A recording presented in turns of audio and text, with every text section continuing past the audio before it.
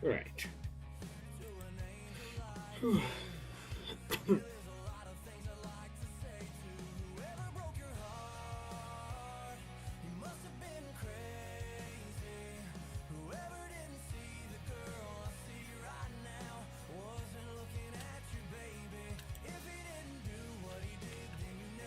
We're going to be playing Apex Legends.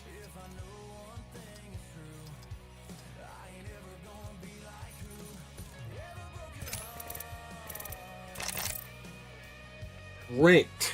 Alright, this is going to be ranked Apex Legends. I haven't played ranked on PC in so fucking long.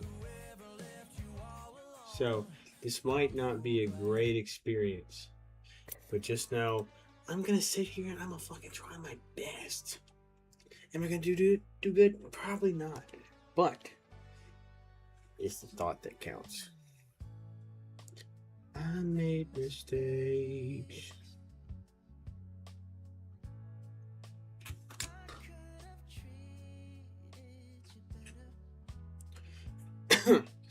All right.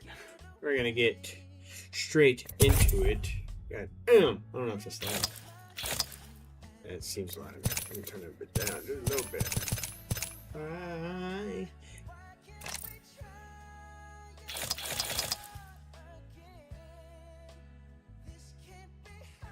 Fucking. This is something you're gonna find out about me real quick. I fucking love Bruno Mars. I love Bruno Mars. Bruno Mars is fucking amazing. Like, currently, top 10, no, top 3. Top fucking 3 artists of all time. Like, tell me one song that's not good by Bruno Mars besides the one they made with Sexy Red. That song was ass. But other than that, it's fucking bangers, bro. He dropped nothing but bangers. You can't change my mind.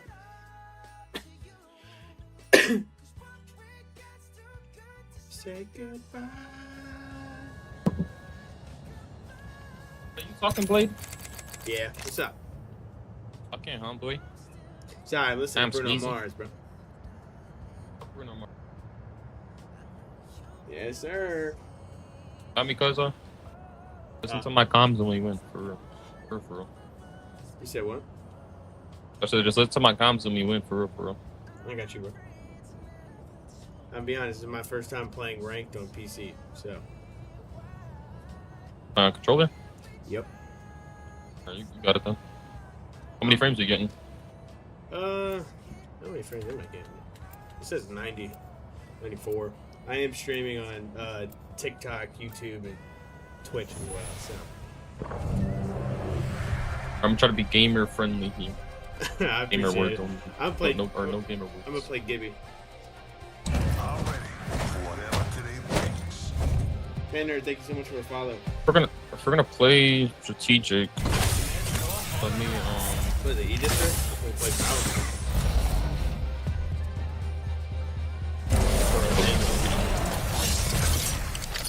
That's probably why we didn't win last game.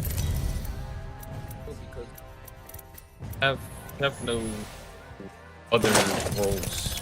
Team comp matters too. Team comp matters in this game. Hey, you can't tell Drop heights right here. Yeah, you can tell me whatever.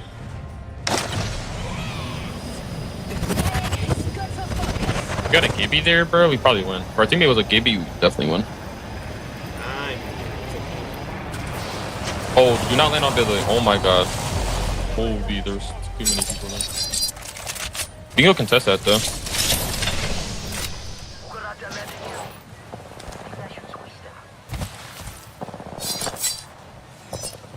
Try, come to this kid, come to this kid. First blood. Some earth made for this. Smash an opponent's shield. He's low as well. Fine. Yeah, I got him. Nice, you got bubble. Fine.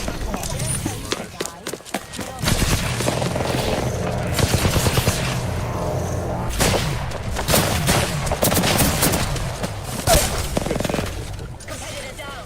Chow chow. Healing. I'm healing. If you can. Ash right Hey. here. Okay. Good. Wait, here. Oh, he's crazy. Sure.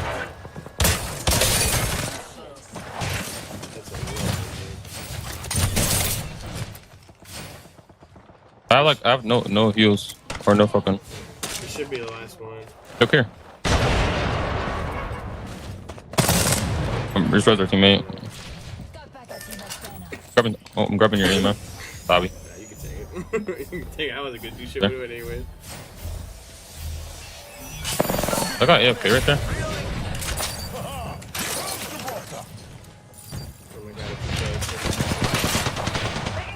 Click here.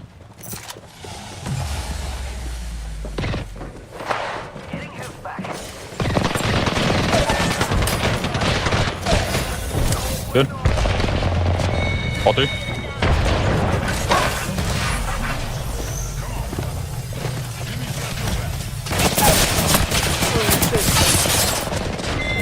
Good. Oh.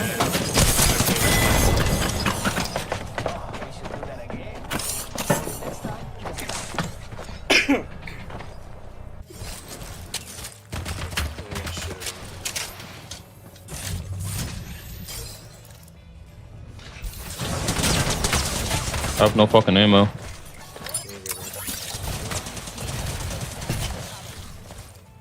Incoming care package. Let's see who gets there first. I've upgraded my phone. Überraschung. You're doing great, man.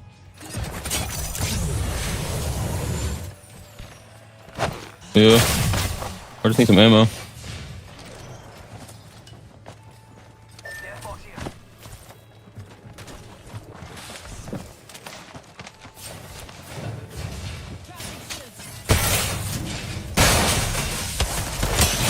Like, oh, bro, Nice it's try, so bro. bad. At least you got positive. That's all that matters. Yeah, GG's, man. brother.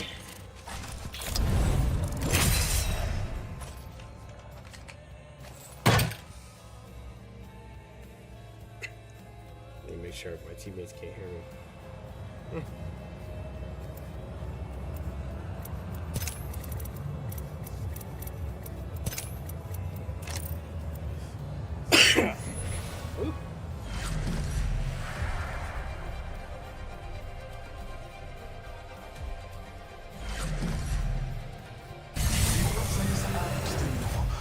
I will use both to guide us.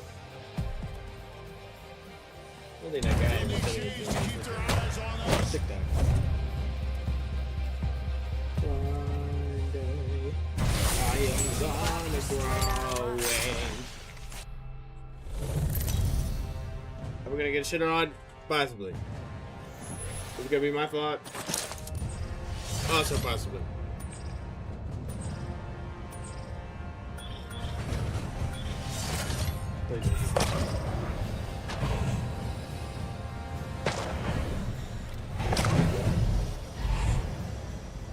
I think I actually got the two little frames on. Text me. Dan. Oh, okay. Chance, we're dropping hot. I think I got some too low of a bit rate see it's glitching out just a tad. Might try to fix that in a little bit. Out of that! Team, you can have it. I'm good, bro. Oh, nobody- Right. Arcs are out. First blood. Countdown. Good work. We're inside the next I never room. usually use the bow with the grenade. Honey?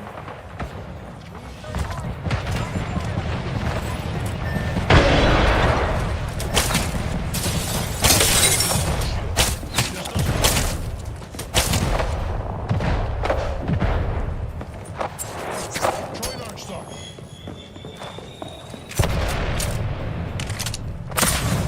Rip. Recharging my shields.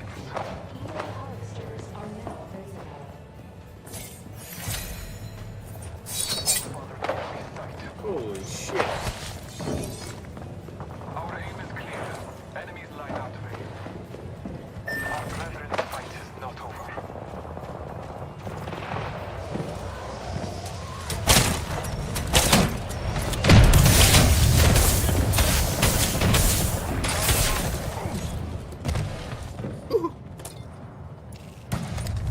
Fun fact, I fucking hate the bow. Recharging shield. Looks like we're in the next ring. This is better. Better in every way.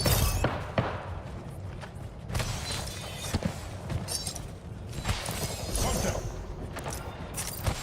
Giving my shields a recharge.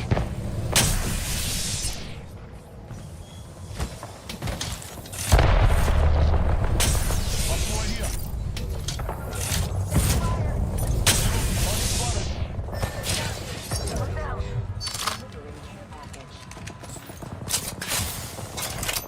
That's overload. Broken enemy shield. I'm out of energy ammo. Trust in the All-Father.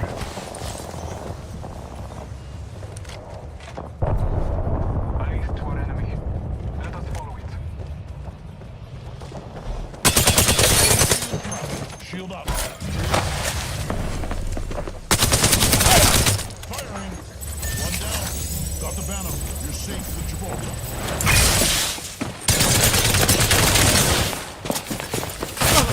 No!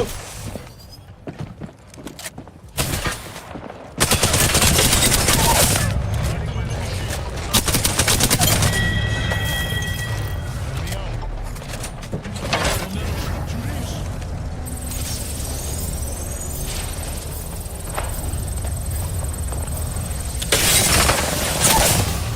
No, it was at .1, brother. It was at .1. What the fuck? Enemy reviving over here. No way. I was mistaken. I didn't give a fuck. I should have just fucking.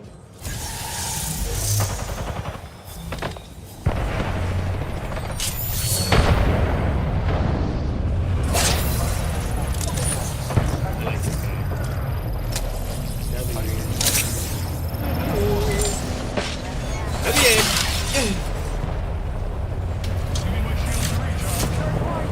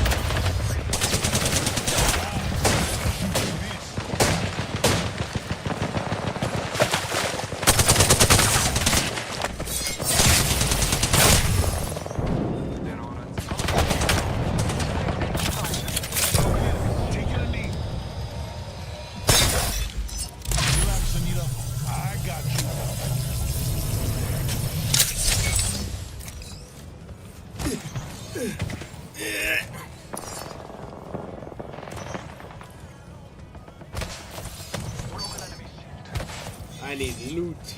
I need loot bad. Real bad. Oh my god. Recharging shields.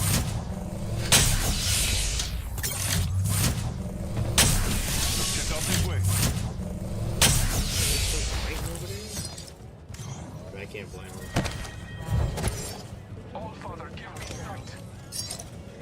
We're outside the ring. Being led. Spike is not here. I have fallen. Please. Yeah, I really hope they don't try to blame me for that.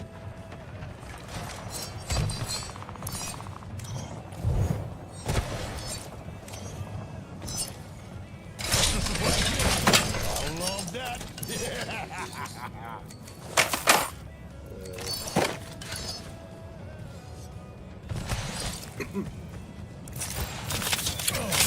Gotta heal. Taking a knee.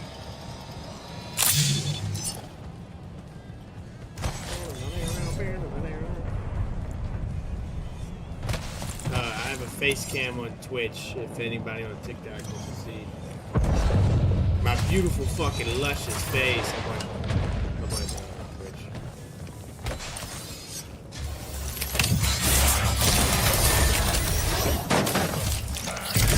Respawn beacon.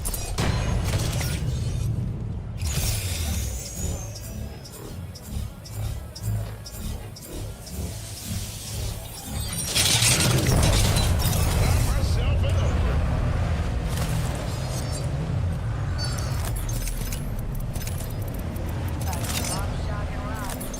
Triple take. Ozone beacon. Shield battery. Heal.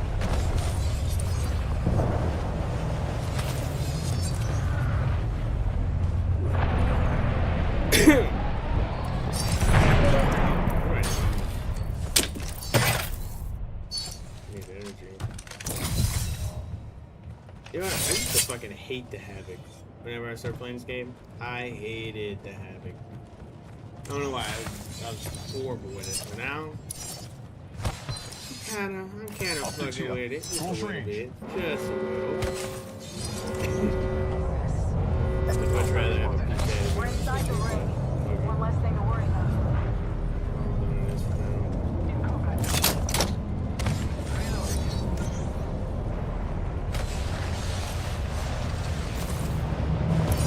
Marking our surroundings. I love these things. Attention. Kill leader has been eliminated. Flying out.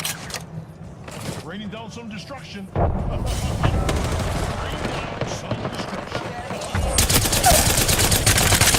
Dude, I don't even deserve that. Had that been like one time.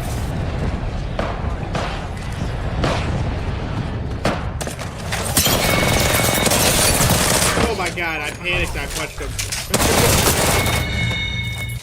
Tango kill. Oh man. Get Ari.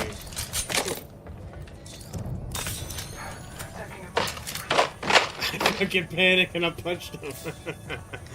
Oh my god. Tango near me.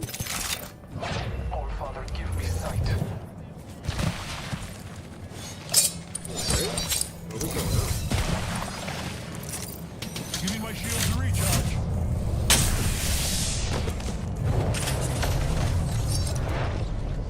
Oh, respawn.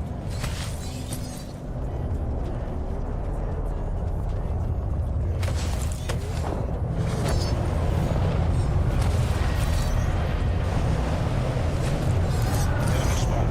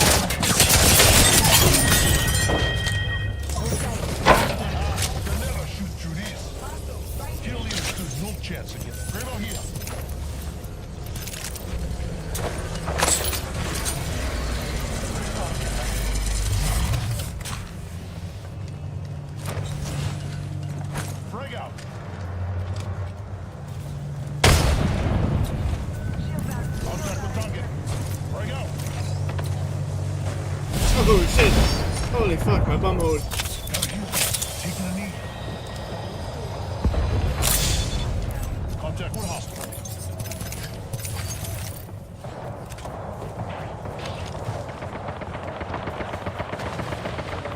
Hostile close.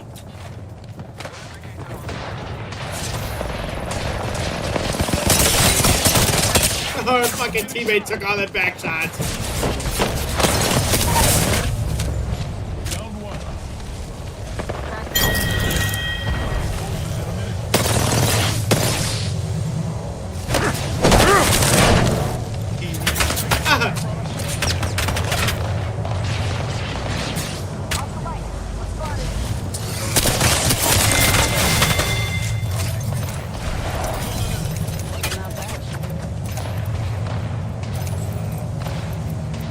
Who you calling sugar?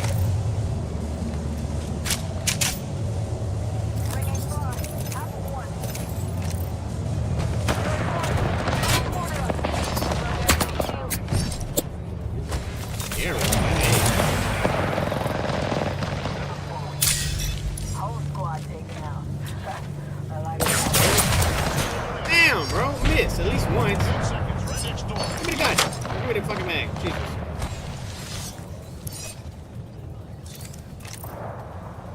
These motherfuckers need to miss at least once, dude. Come on. Work with me here. Firing.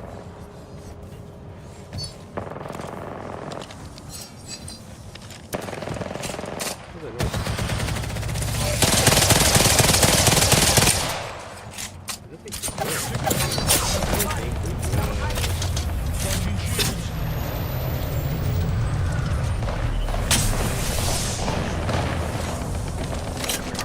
Calling the airstrike.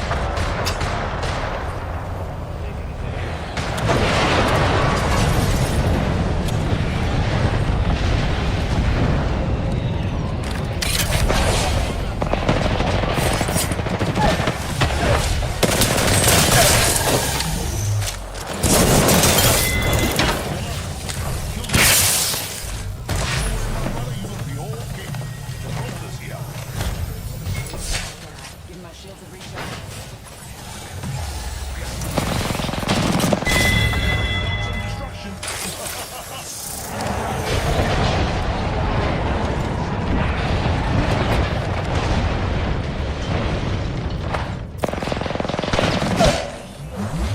Tango down.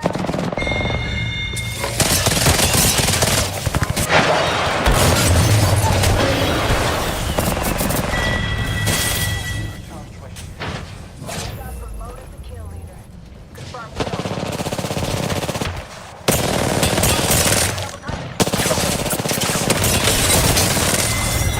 I didn't even get the kill. The fucking Bangalore took it. Oh well, okay. GG. Oh fuck. What is this? Well, GG's, bro. You're the fucking goat. GG's, bro. I don't even know if that's fucking awesome.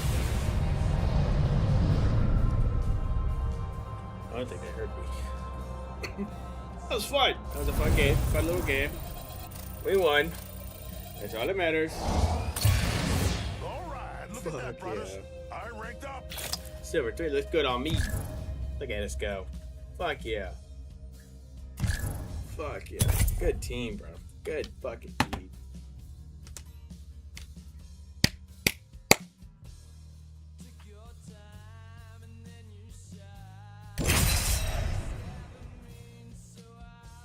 You know, I was having a problem with streaming because I was using Streamlabs, right? And I just found out about like if you multi-stream on different platforms with Streamlabs, has a very high like chance of like crashing, or it's very known for crashing. So this is my first time using OBS, and it's actually going pretty well. So I got Twitch, YouTube, and TikTok all streaming at the same time. The only one I'm kind of having a problem with is TikTok, because it seems like it's very choppy. I feel like it's because I had the what are they called? I feel like I didn't raise the bit rate high enough. Cool. I feel like that's the only problem I'm having with streaming so far.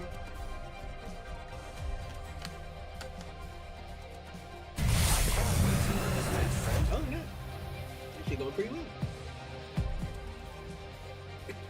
The stream because I think it's known to stream Apex and Minecraft.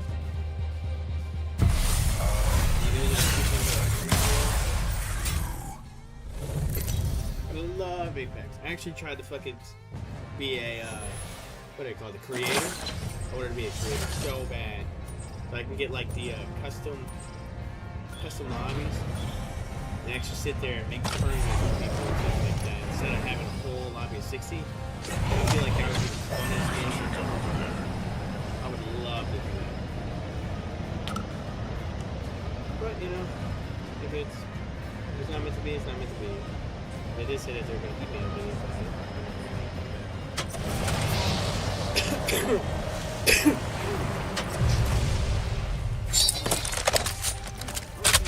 RE45.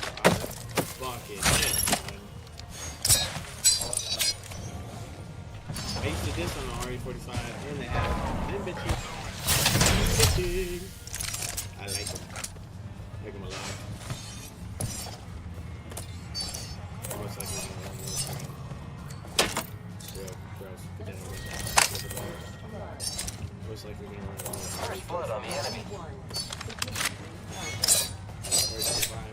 Great. Already inside the ring. I need to work on my aim more on it. That's what I need to do.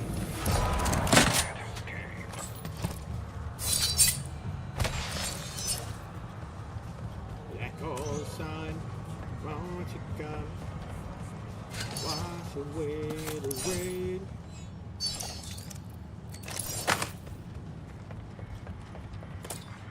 Black hole sign. Keep eyes on the new kill leader.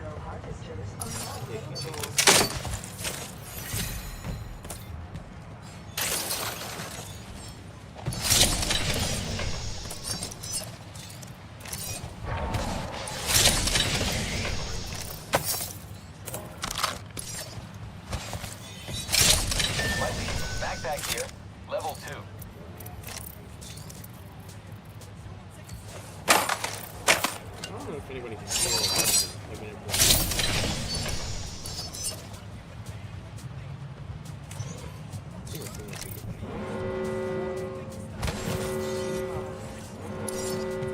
Some good news. We're in the next ring.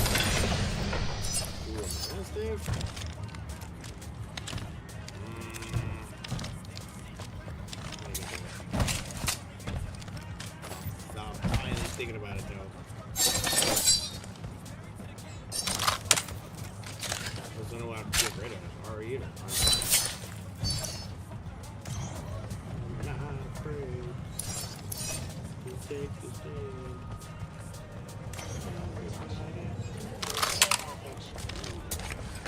Incoming care package.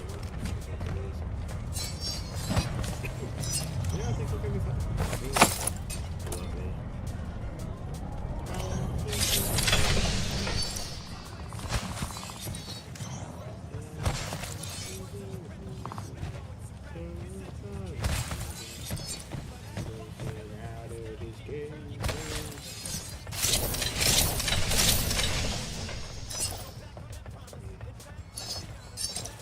Extended heavy mag here. Level 2. I know you need it. I took a big fucking weekend. No escape. Back off, I was first. Back off. Go away.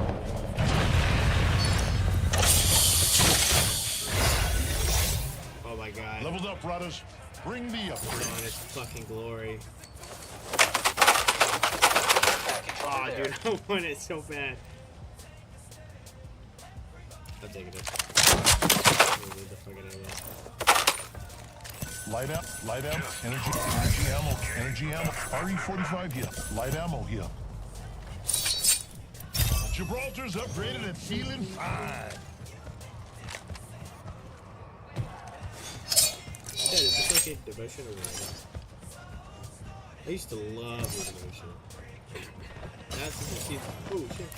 Watch that. Shield up. Oh shit.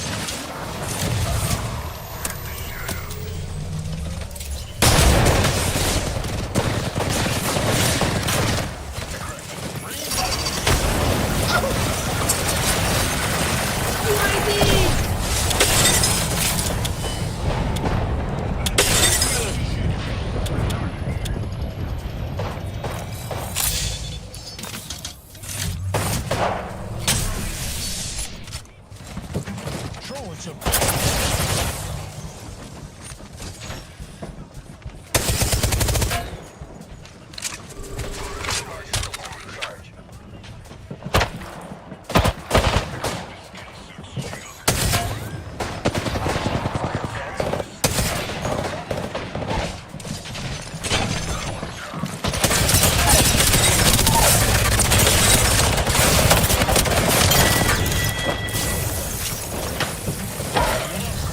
Don't worry, my brother, you're gonna be okay.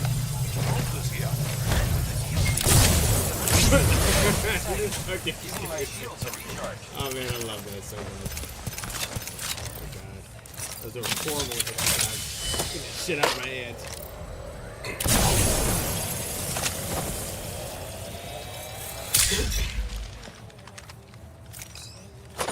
Band.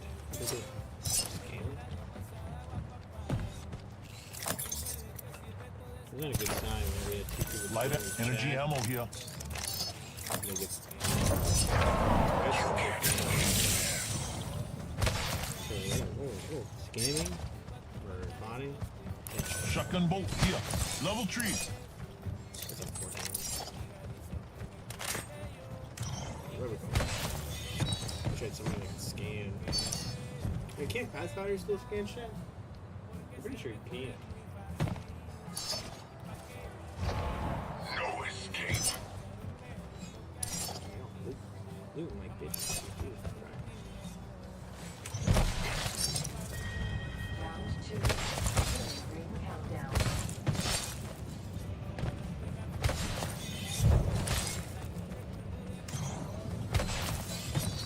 Attention.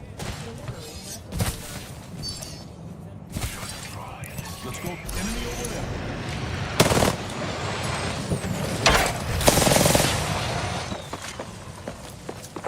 Frag out.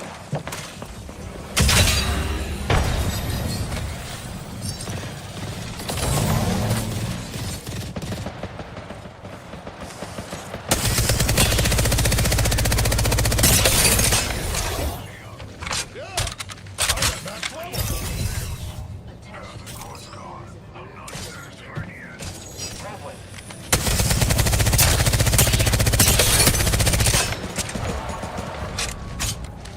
I need to be better.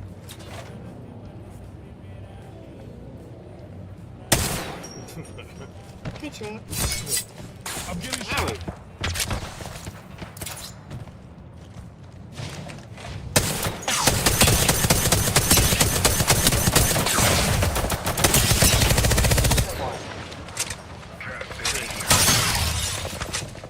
Enemies are shooting at me. Enemy taken down. Recharging speed. I can leap off.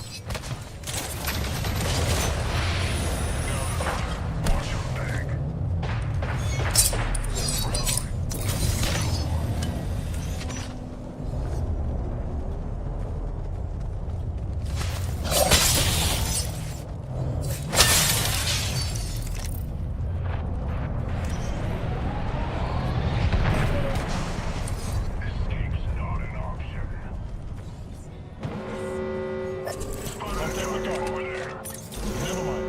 We'll get some good. We're in the next target over there. Looks like we're in the next ring.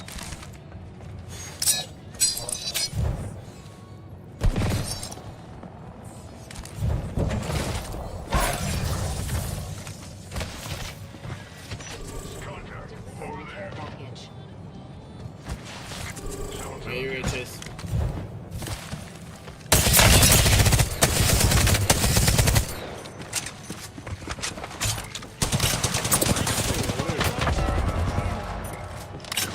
Ring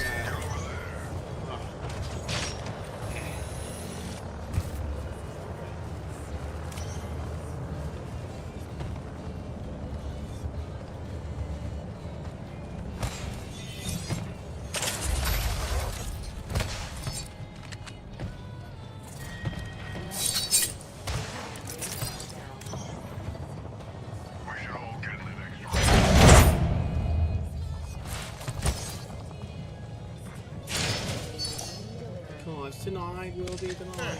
Replicator falling from the skies.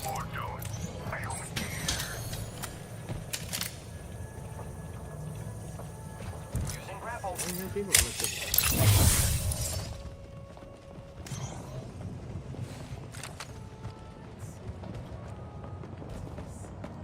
Hostile right.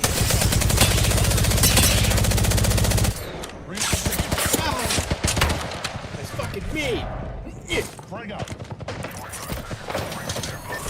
Giving my shields a recharge.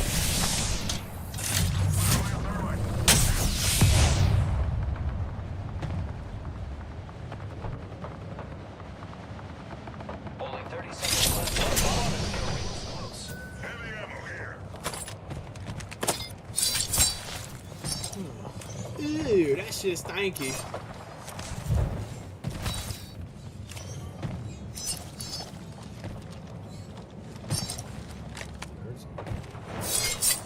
Here's this weird shit. Hearing all kinds of shit.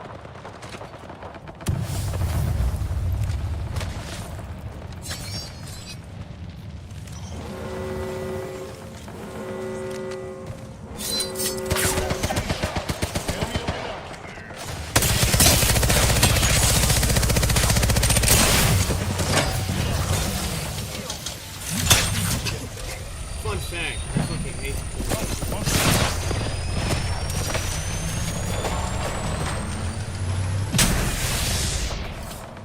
Care package over there.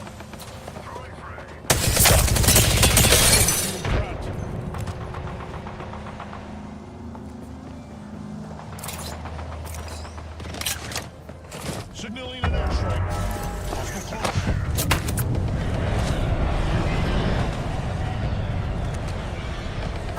Another squad. Heads up.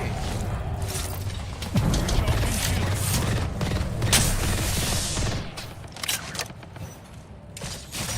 Raining down some destruction.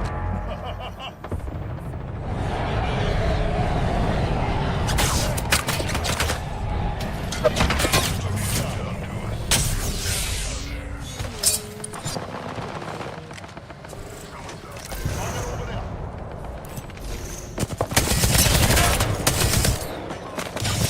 Closes in a minute.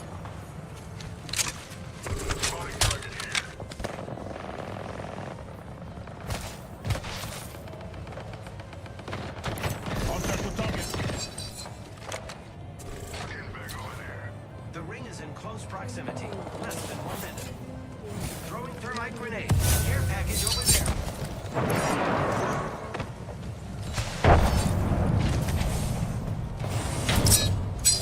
We do a good 30 chat. seconds left on the clock. The ring's close. Hostile spotted. We're chilling and good. My head itches. Alright.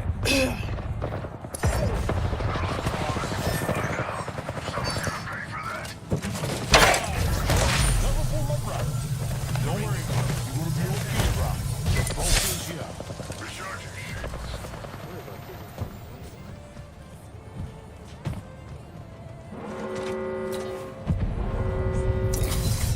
Enemy over there. Wheels moving, brothers. Keep the hustle.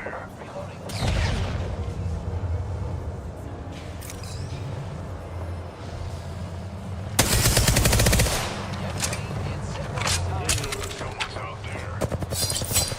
Opening fire on the enemy.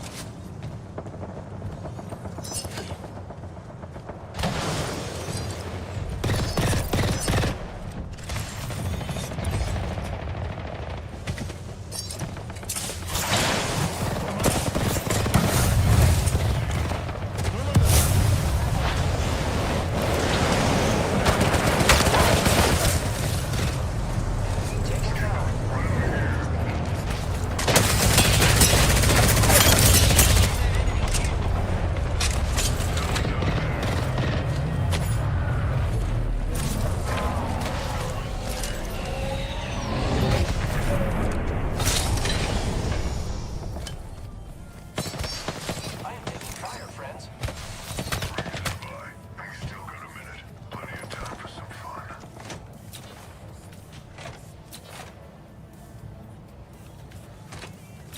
Where are you bitches?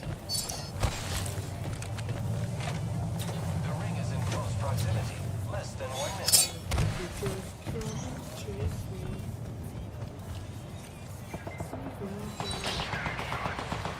My weapon's cooler now because it's enhanced. Recharging shield. We're close. 30 seconds. Enemy out there.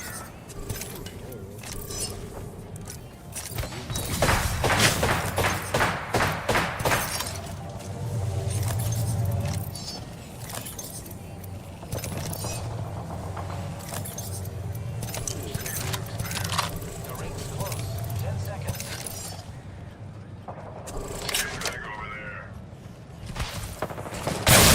Shot. Using a Phoenix kit.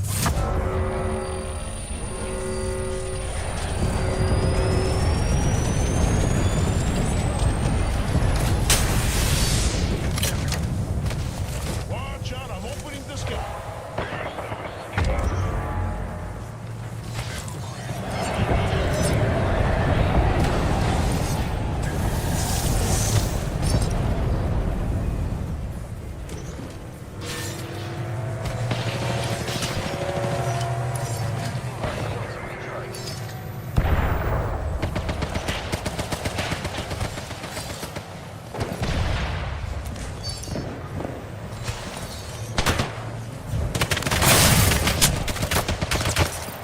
Give me my shields to recharge.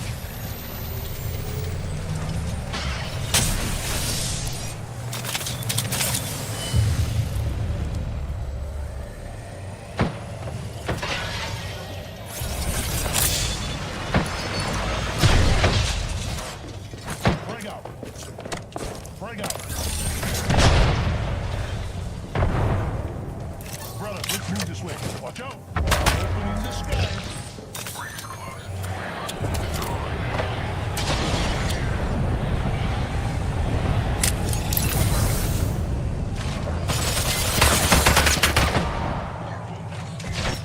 Not far from the ring.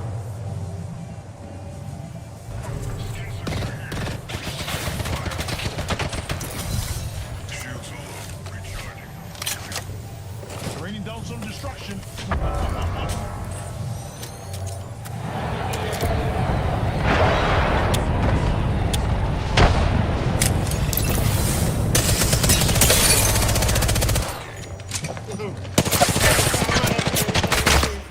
me my shields to recharge.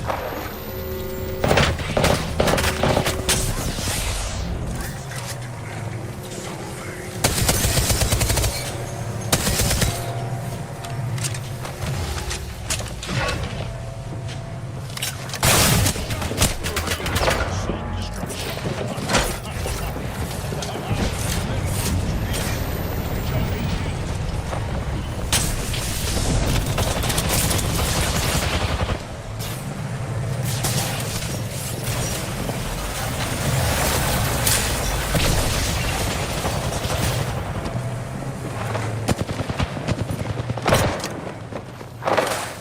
Civilian airstrike.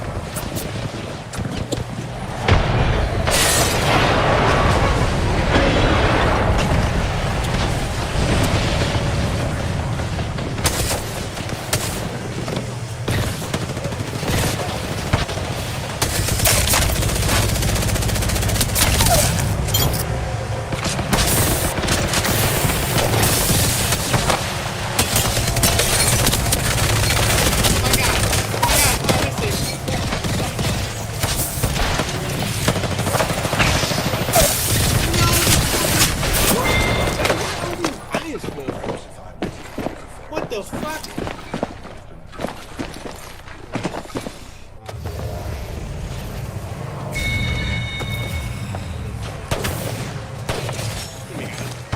You got it. Oh, dude, that was so close.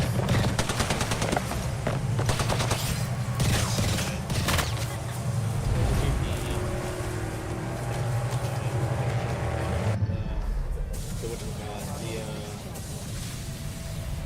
the motion. I think I was better off not using it. It's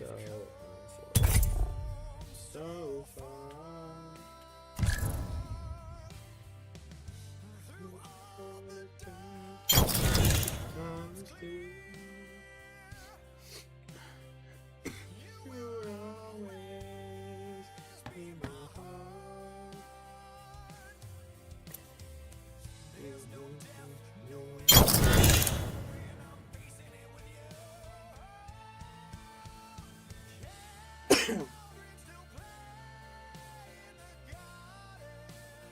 Dun, dun.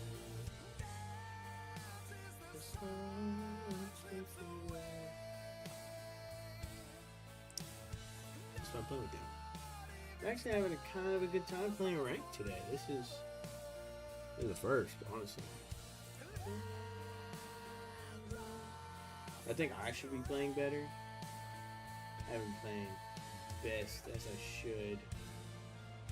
But that is okay. Man, I really wish it would let me add a fucking camera to Discord or not Discord or this. TikTok.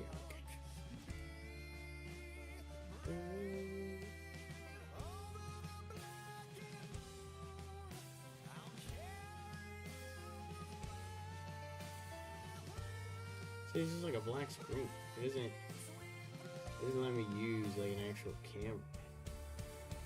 Which one am I using on here? What is my camera? What is the source? Oh, it's for them. Okay. That's the wrong camera. I tried both of them, but it still didn't work. USB. It's so weird. I don't know why I wanted to use it.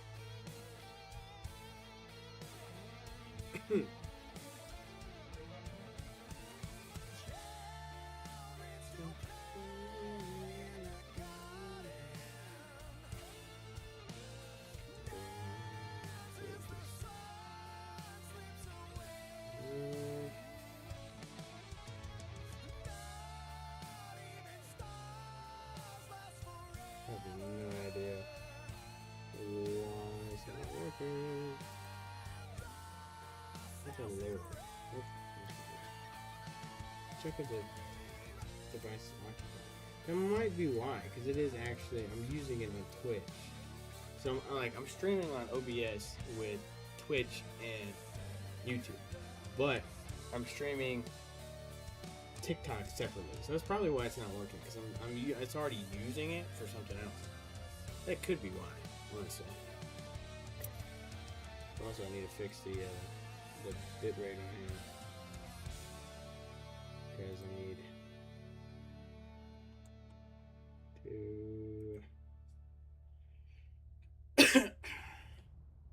See, it's not even really taking that much. I'm actually surprised.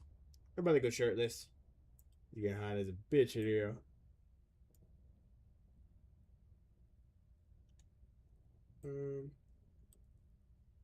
Let's see. Oh, how is the church?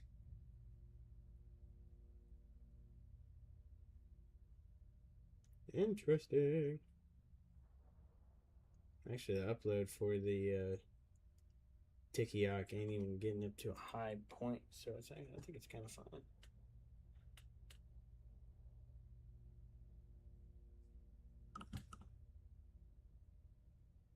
Yeah, I texted my buddy fucking hours ago. I called him. I called him first at 4:05 p.m. He said, "Shitting, call you back in a bit." I said, "You bitch." He looked at it almost 30 minutes ago. And I also texted him at 7:20. I said, "Bro, how fucking long is your shit? What the fuck?" And he just he just texted at 2:56 saying, "Update, brother. I just finished shitting. I was a bit clogged up." I think you're a little bit more than just a little bit clogged up, buddy. I think that shit is severe.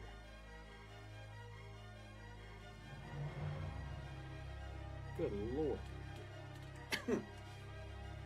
Also, I do have a face cam for other people on TikTok. I am streaming on Twitch. My username is the same. Actually, is it the same? Okay, yeah, this is it. Username is the same. I also have it in my bio. You can come join whenever you want.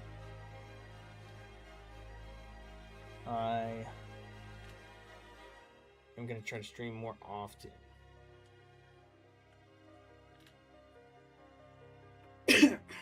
Damn, how long am I gonna be queued for? Jeez, yeah. Let's go back to lobby. Because you're already queued if you leave. Whatever. It's taking too long anyways. I'm just trying to get to a lobby, man. Try to play the game.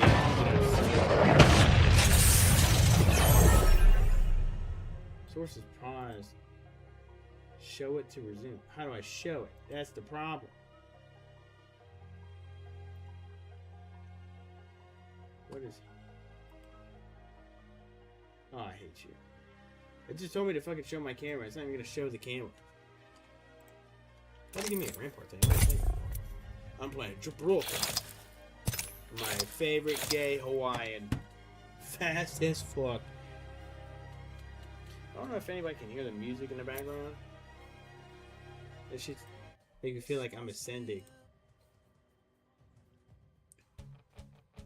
What if I put DJ on? Can I put DJ on and he'll put on some music for me? Hope you're feeling good. DJ X. Gonna get things started with Malcolm Tyler plus some more stuff you've been into. I love Earrings is a really good song, but I like Free.99. That one's a good one. That is such a good song. I love that song. Ooh, I'm never gonna pass on MJ. MJ is the greatest artist to ever live. That is up for debate. I will debate that.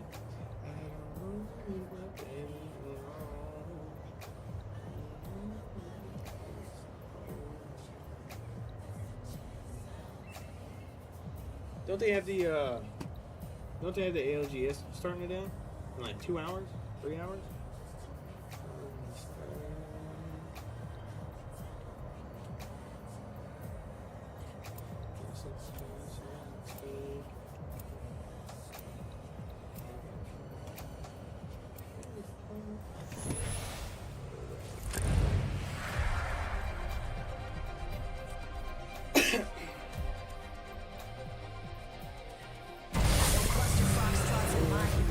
Let's run this. In the chats. I can see TikTok, YouTube, and Twitch. Oh, Trying to knock me down. I got all stood up. One on the other monitor, the other one on the other monitor. I'm ready. I'm ready for conversations. Gotta get through You the blah blah blah after. I'm ready now.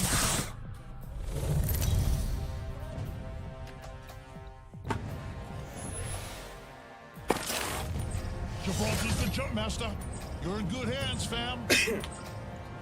Preferably, I don't want to be jumping. Hey, I'm the jump master. Ready up. I really need up the bit rate for. Let's land here. Hold on tight. It's time to drop, shock, and rock. Enemy over there. TikTok for some reason. They keep getting like really choppy. I don't know why it needs.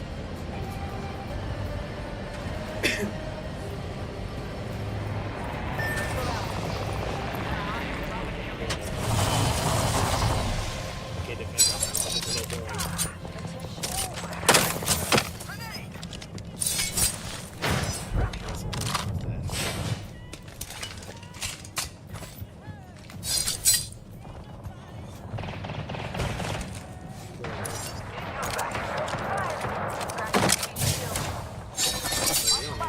Spotted. Big Poppy broke. Held down. We're inside the ring. One less thing to worry about. Healing. Watch my back. Getting shot at. I'm down. I'm coming with that. No bueno. Off the right. They got me. I'm down. Look out! Grenade! I think I'm a lead. Got somebody out there.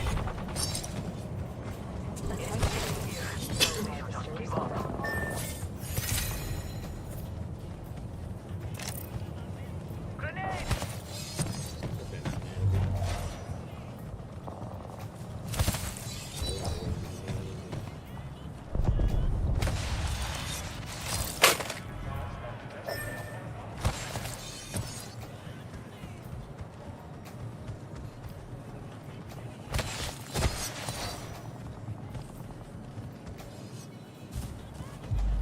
Please, Lord, tell me no one's here.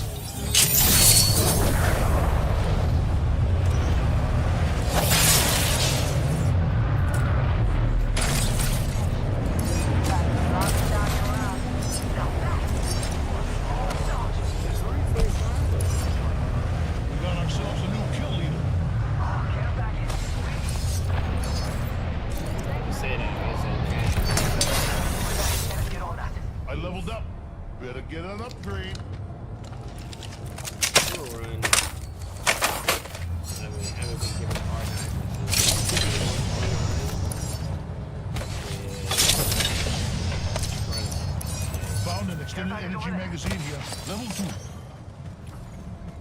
2. Okay, my love.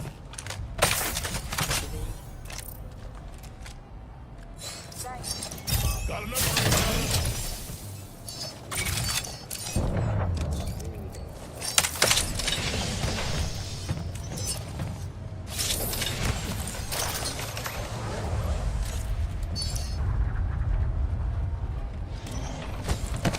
Hemlock here. Elite. After they ammo can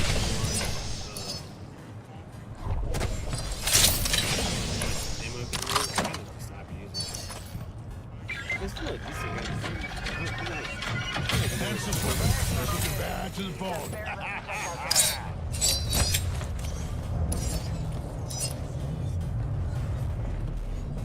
Target spotted. Shot. I'm getting shot. It's better. Giving my shields a recharge.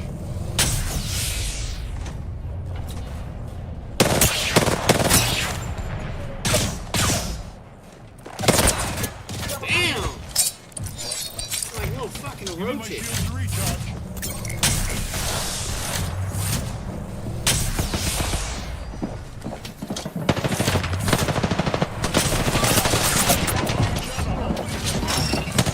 Oh! I fucking placed the bubble down, you son of a bitch.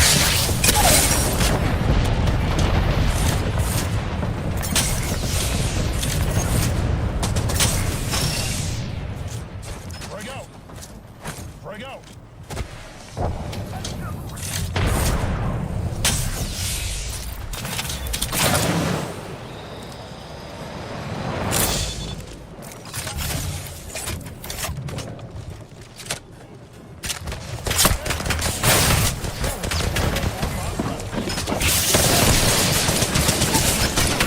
Where's my teammate?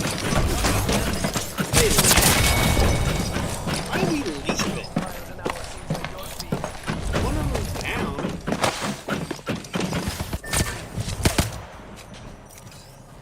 Oh, good God, bro. I think I should just get out of here. Or at least try to.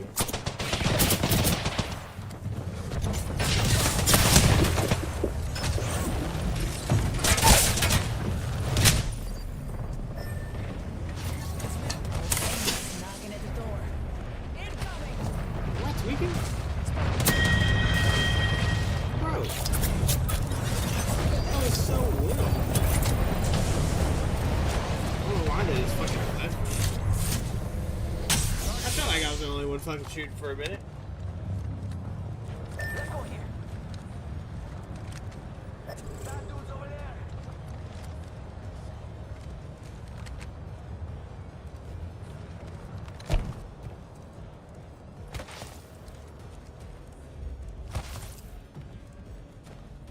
My loneliness is killing me.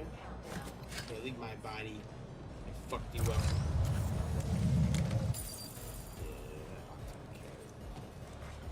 I need energy ammo.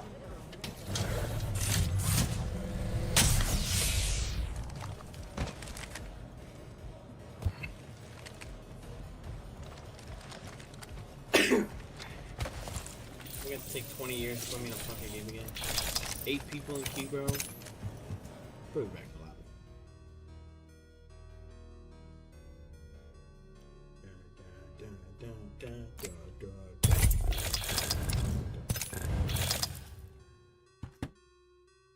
Get it, girl. Get it, girl. Shake it to the floor. Show me how you roll. Drop it low, drop it low.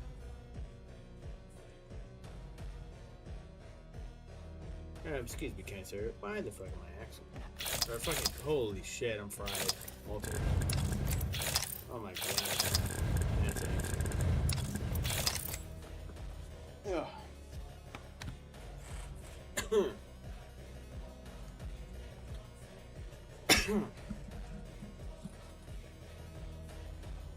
Any viewers listening, can y'all hear the music?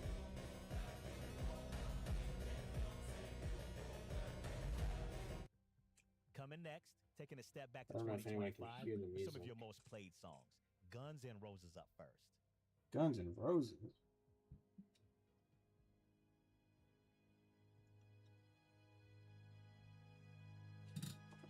And now I don't know why she wouldn't say goodbye, but it seems that I'd seen it in her eyes, though it might not be wise. I'd still have to try with all the love I have inside. I can't deny, I just can't let it die. 'Cause her heart's just like mine, and she holds a pain inside. So if you ask me why she wouldn't say goodbye, I know somewhere inside there is a light still shining bright. And if I could get in a fucking game, it'd be great. Can't deny.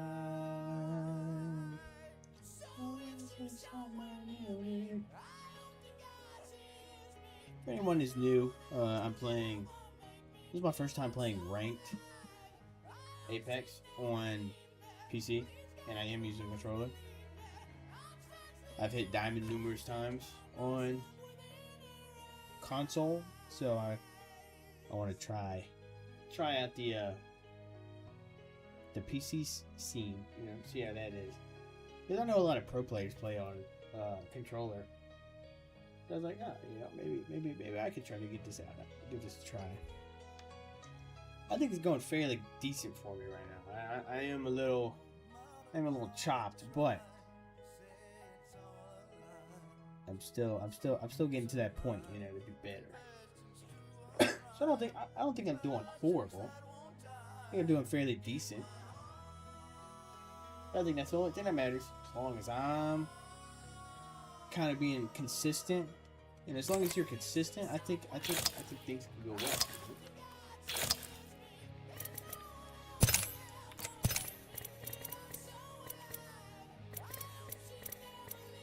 You know, I saw a thing on TikTok.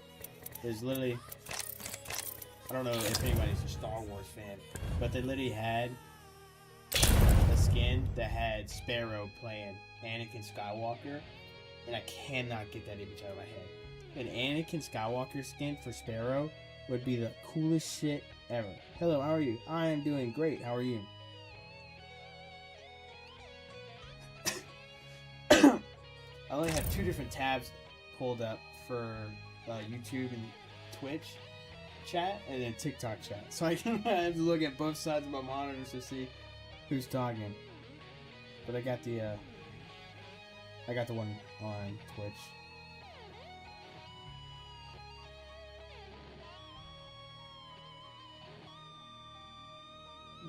I'm fine, thanks. Oh yeah, of course. Hope everyone's having a great fucking 3 o'clock in the morning. Or whatever it is for everybody. I don't know what time it is for everybody.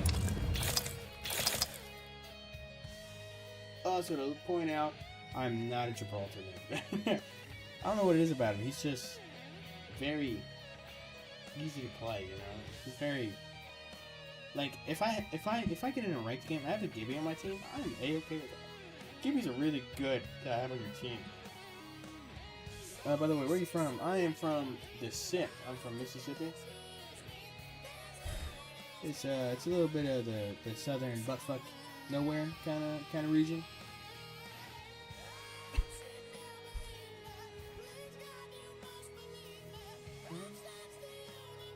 I think you're talking. Can you hear the music?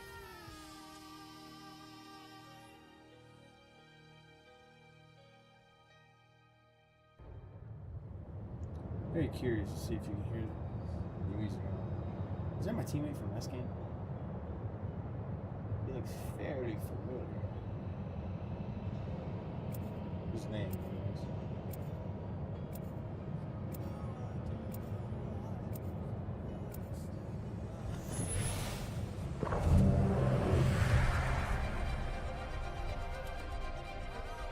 Are you from the U.S.? Yes, I'm from the U.S. Sorry, shit.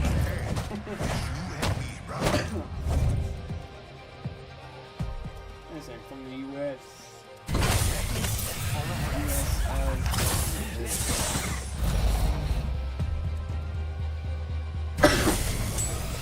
Spent gunpowder. Smells like victory. That is the same fucking guy. I knew it. I fucking called it. That's the dude that plays Angela. The first game. What's the news, son? I'm from the UK. Oh, do you stream over there? No, but I'm kind of getting back into it. I used to stream like almost a year ago. What's down here? I played fairly a lot. I played Apex, Minecraft. I played Outlast Hold on series. tight. TikTok. It's time to drop, shock, and rock. It's really just a compilation of each game from the Outlast series.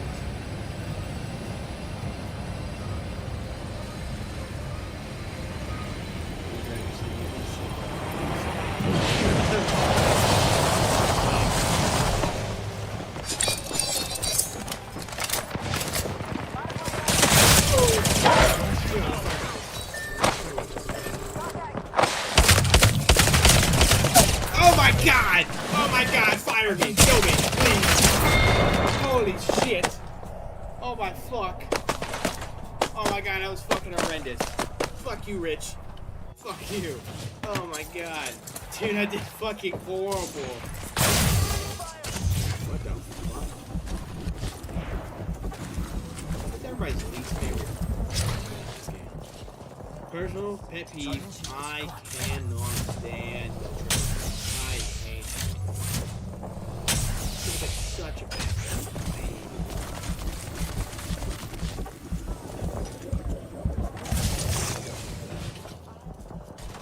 game. Dio. Was that also on my teammates?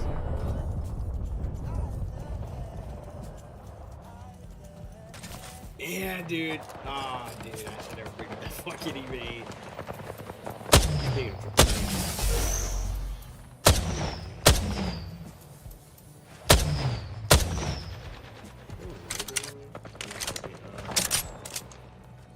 What do they call it?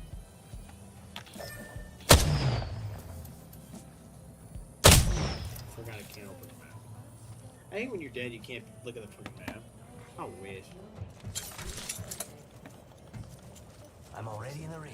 Score.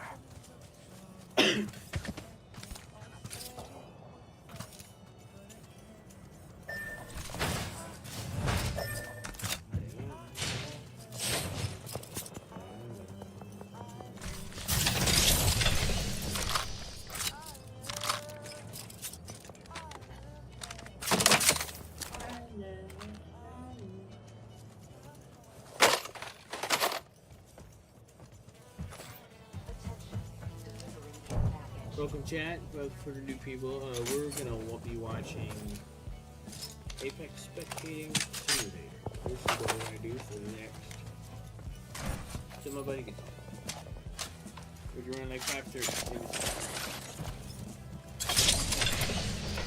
Says like in like 2 hours, maybe. Only because playing this game for myself kind of sucks. I wish I had someone to talk to, but it's not that bad. Yo, replicator there. Still got some goodies inside. Also, nobody answered my question. Are you the fucking music or not? I'm really curious.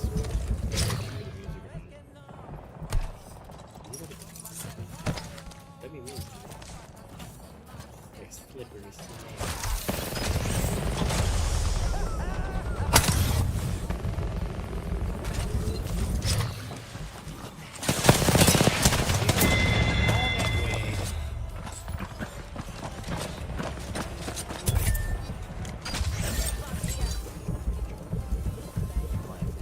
You got 15 damage. Hell yeah. Hell yeah. Oh, dude.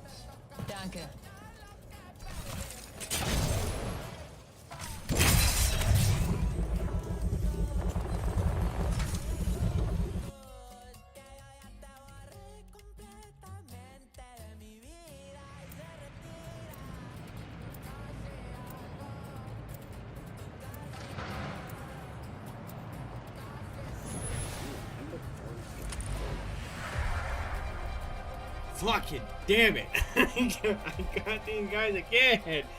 Fuck. Fight ain't over until we win it. I'm pretty sure this is the third game with these two. Yeah, Doc, wanna know what I got them last game. I know that for a fact. I don't know if I got them for. I'm pretty sure I got them. I also know about stuff. Like winning. Alright. I'm about to lock in, because.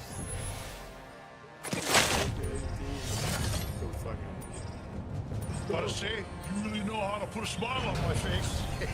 Oh my god, Mark. Oh, gotta say, you really know how to put a smile on my face.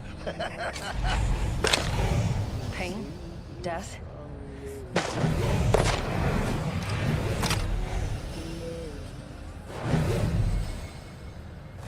Can you feel this? Scratch that. Over there looks fun.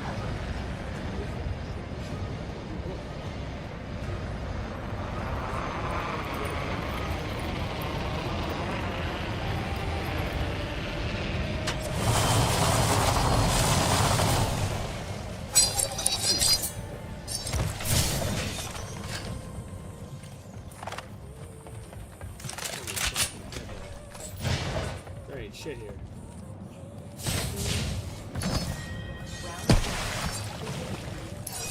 It's go time. Let me find an RE45 left and right, man. First blood. Need Gotta RE? be someone. I got you. Glad it's not one of us. Oh, fuck. Come on.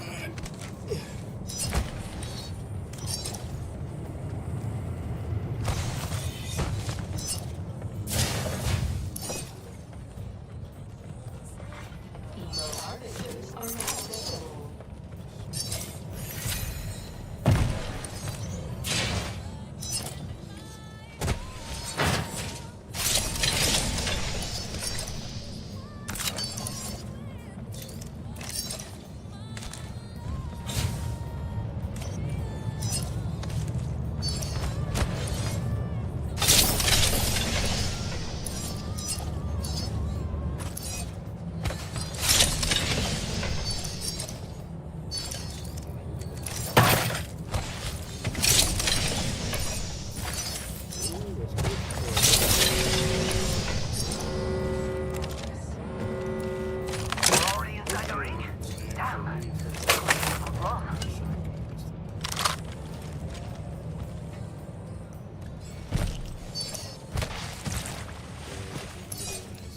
Ooh, that's got a kick. Do that.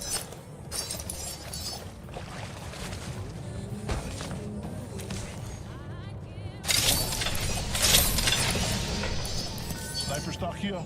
Level 3. Got an amp here. Power booster. Yo, we should def check out that care package. Extended heavy mag here. New kill Level leader. 2.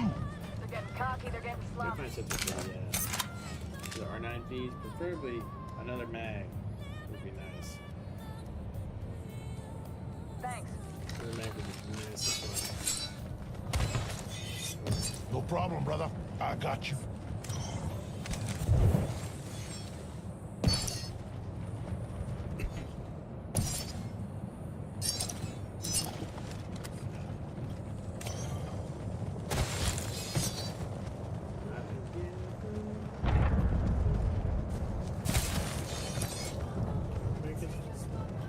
Oh, Justin Timberlake. Hit the ejector. Rápido, rápido.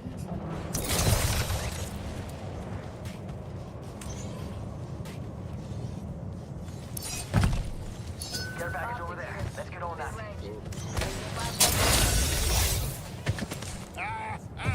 Leveled up. Upgrade time. All right. Got an upgrade. Got an amp here. Power booster. Optics, mid-range. It's me like a wine. Level 2. R99 here. Laser sight here. Level 3. Gibraltar's upgraded and feeling fine.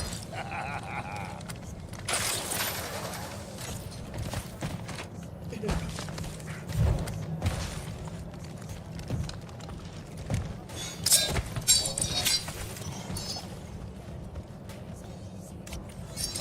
on TikTok, I do have a favorite cam. Twitch.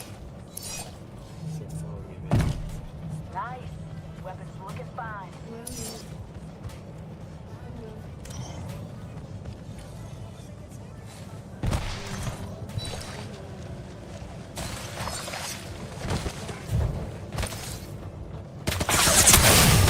Hostile right here. Holy fuck! You are not nice. Give me my Very shield greedy.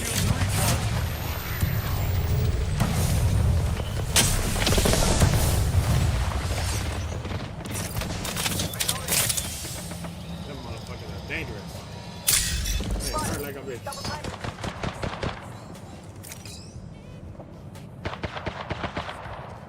Contact. On my marker.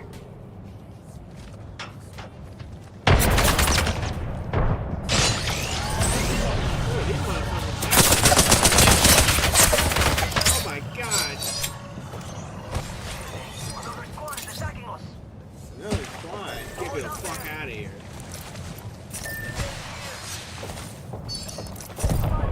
Double time it. Amigos, Heads up. Check out that wheel.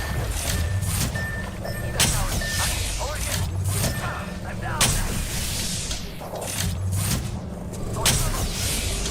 Hands up. We're not alone. Bad guys, we go. Aki over here. Got me.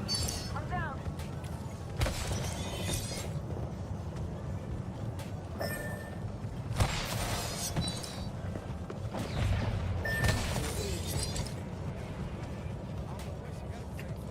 I feel like a little bitch trying to run. Good news for me. Half the squads are gone. They beat my fucking ass. Half the squad is gone. Holy fuck.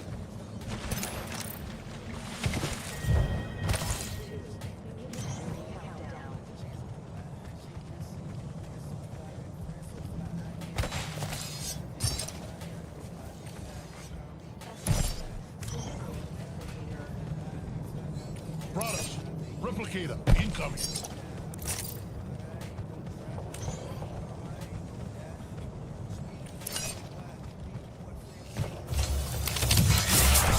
Got a banner in hand.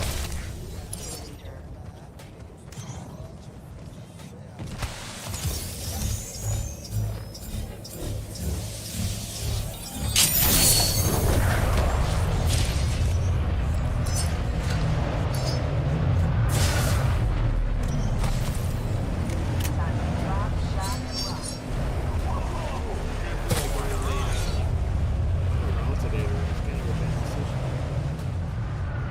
Shake a leg.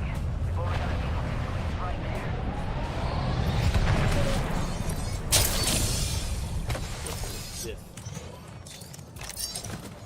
Rápido. 45 seconds. But we could just walk it.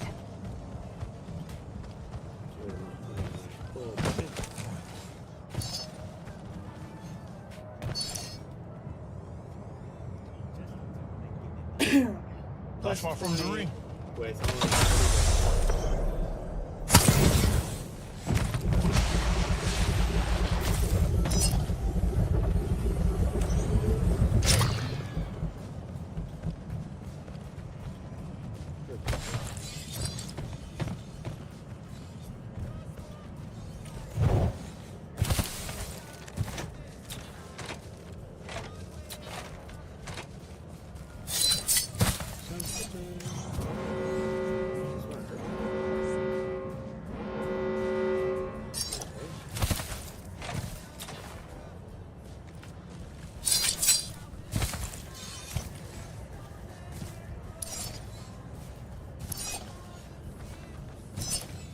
Oh my god, just get the fuck out of there. Rápido.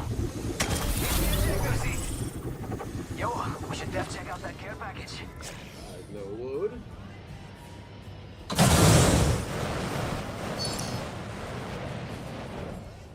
Two different directions.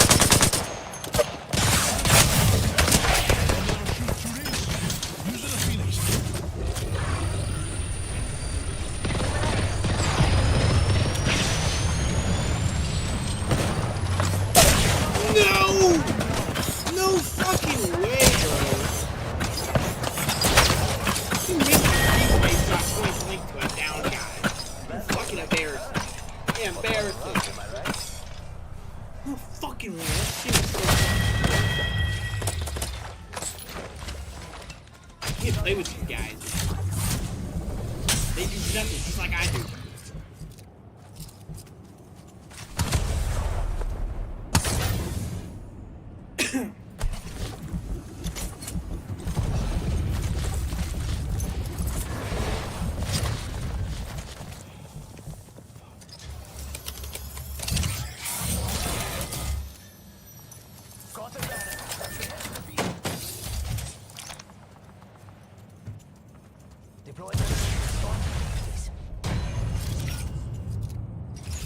Lock in, Blade. Don't lock out. Lock in.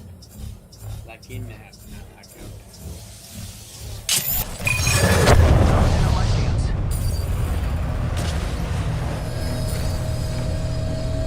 Care package over there. Let's get on that. Let me at him. I'm back in action. Let's do this, bros. We're in the next ring. Care package incoming.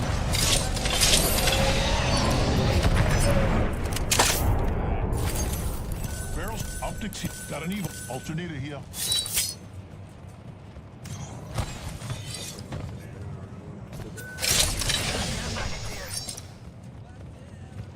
Go with the Kraven.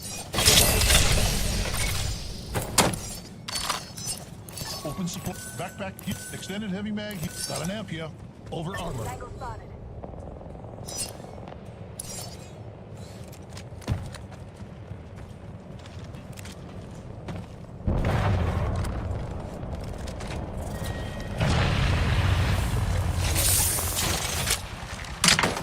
Inside the ring. Got the positional advantage.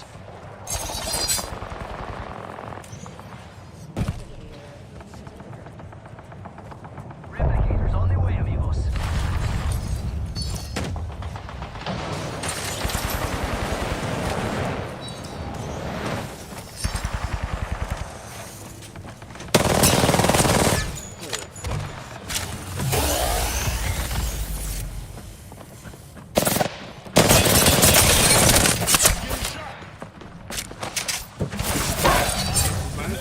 Do this.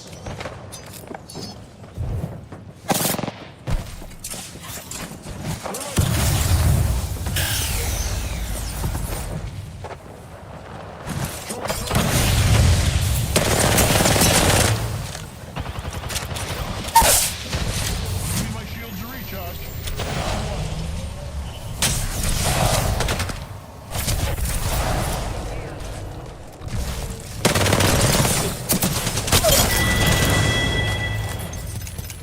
Enemy up.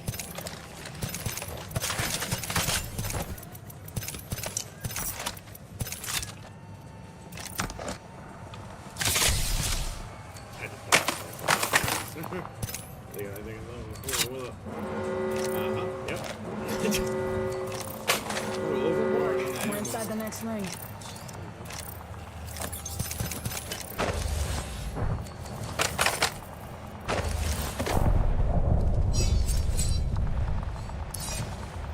Enemy spotted.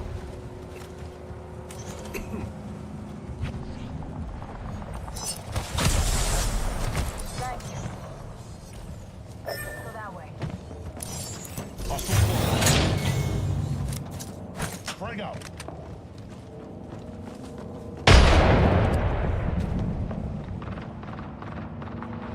Target Come on, spotted. bitch. Don't slow down. Ambush! Ambush! Another squad!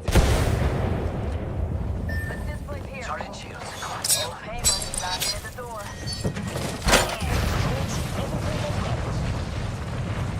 What are you waiting for? Stay sure.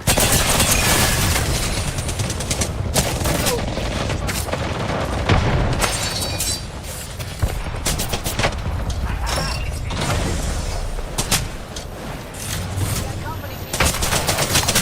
How you back up here? Brothers. Jesus fuck, man. Leave me alone.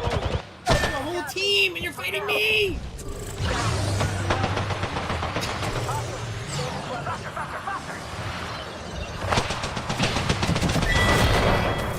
Stop putting me in a fucking game with these spies, man. What the fuck? I'm not mad. I'm not mad. I'm I'm just hanging out, having a good time. Peace, love, prosperity. Peace, love, and fucking prosperity. God damn it. Fuck! I'm gonna wait a minute. Because I got in the game with them motherfuckers 3 times. If I do the 4th, I'm walking off. Did you ask me to? Call me down, Bruno Bars. Just to be by your side. If your heart's on the line, you can take mine. It's crazy, but it's true. There's nothing I won't do. I'd risk it all for you. I would swim across the sea just to show you. Sacrifice my life just I think I'm prepared now. I could go on and on to prove that you belong here in my arms.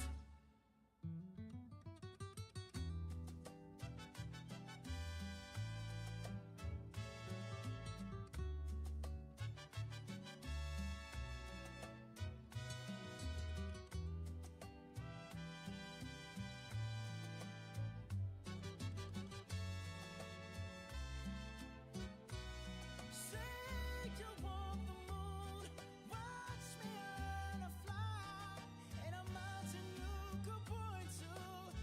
I wouldn't condone, it's crazy, but it's true. There's nothing I won't do. I'd risk it all for you.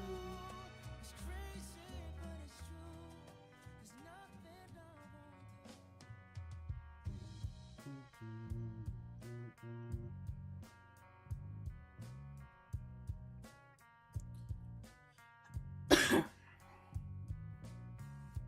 I'm trying to see. It must be my dream.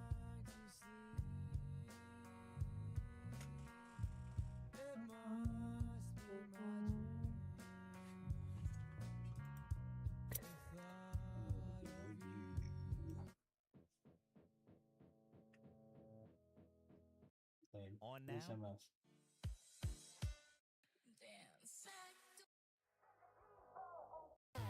Okay, Teen Titans. Coming out. I don't even know Spanish.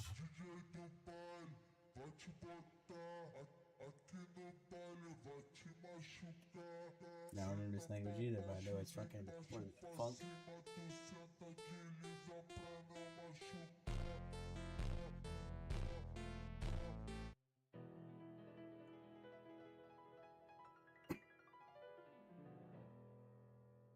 At first I was afraid. This is fucking Glee. Kept thinking I could never live without you by my side. But then I spent so many nights thinking how you did me wrong. And I grew strong. Yeah, I learned how to get along and stay up back from outer space. I just walked in to find you here with that I wish this game could be in a fucking lobby already. Where's this bitch?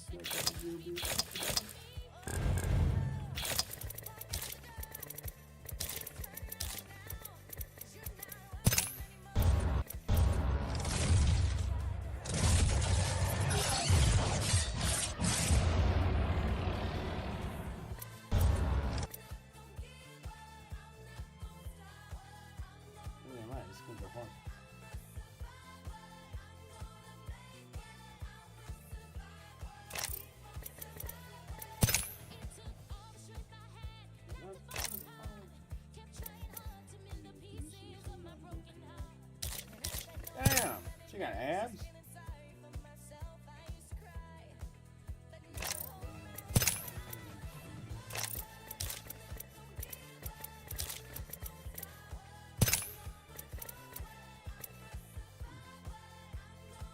Interesting. Yeah, they do like out of everybody's skin, I feel like they do bang over the dirtiest. Cause like, what the fuck is this? What is this? Hey, then, do you want to talk about something else? Okay. Look at this.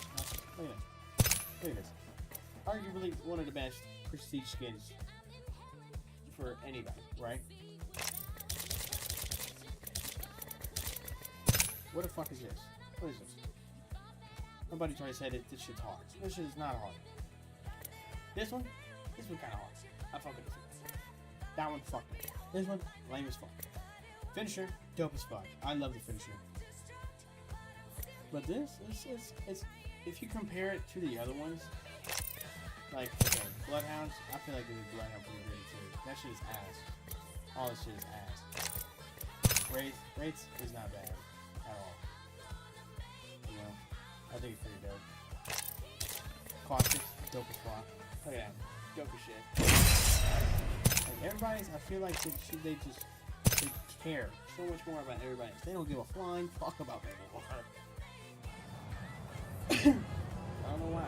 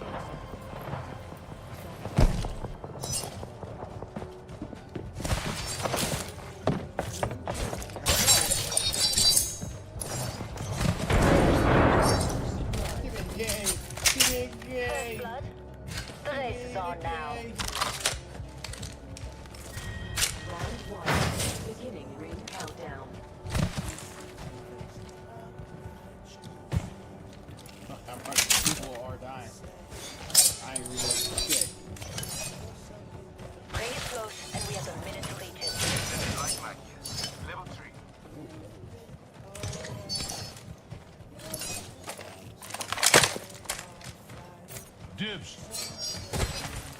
Look at Rogue arrival ship lifting there. 45 seconds and the ring closes, my friends.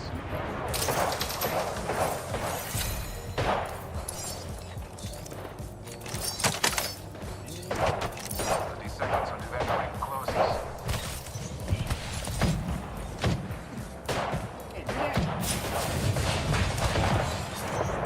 Enemy in view there.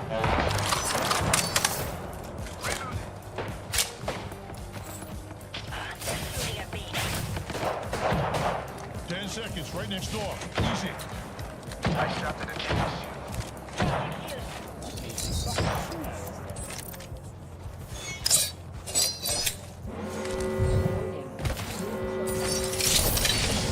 Ring's moving, brothers.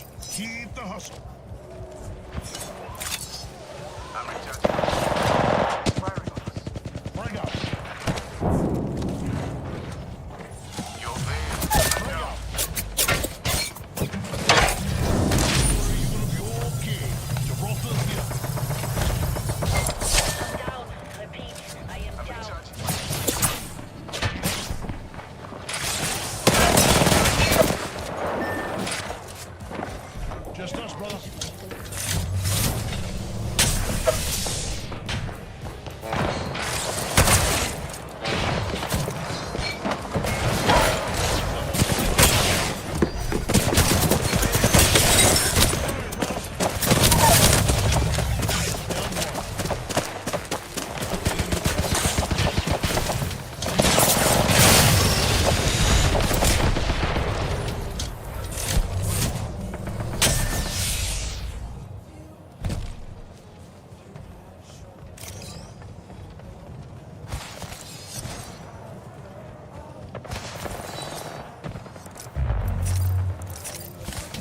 my shields to recharge.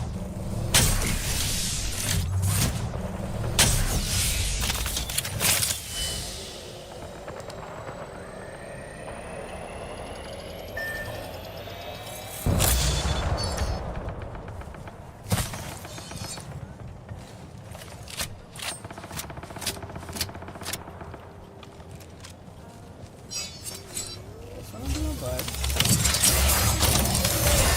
Get safe with Gibraltar. Fucking bricks.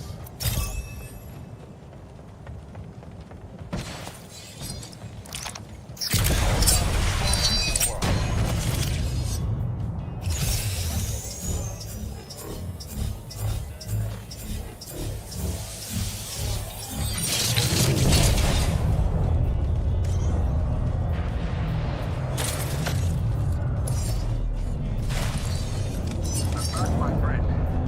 Thank you.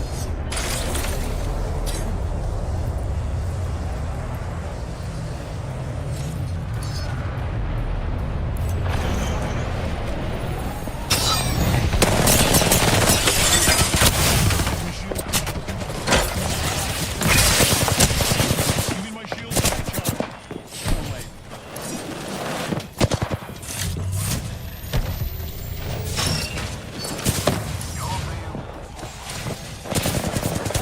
No way you're targeting me! Our teammates can't defend, you can't do nothing.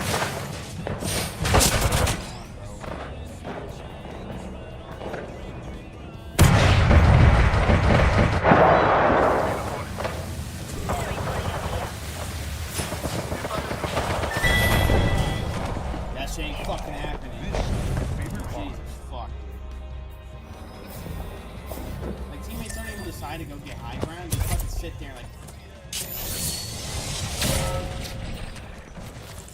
Peace, love, and prosperity. Peace, love, and fucking prosperity.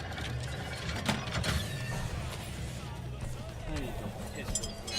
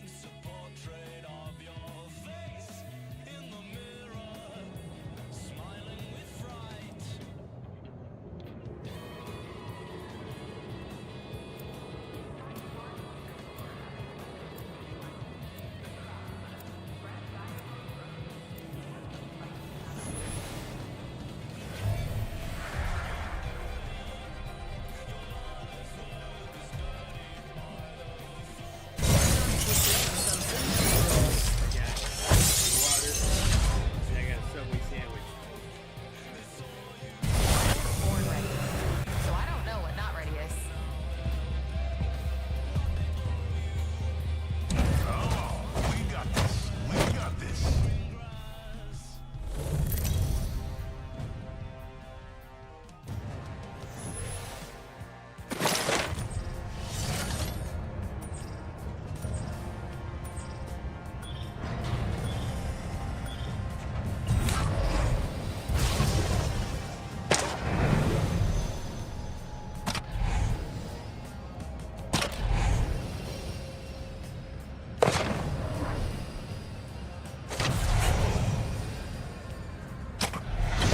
Even this time we tear it apart.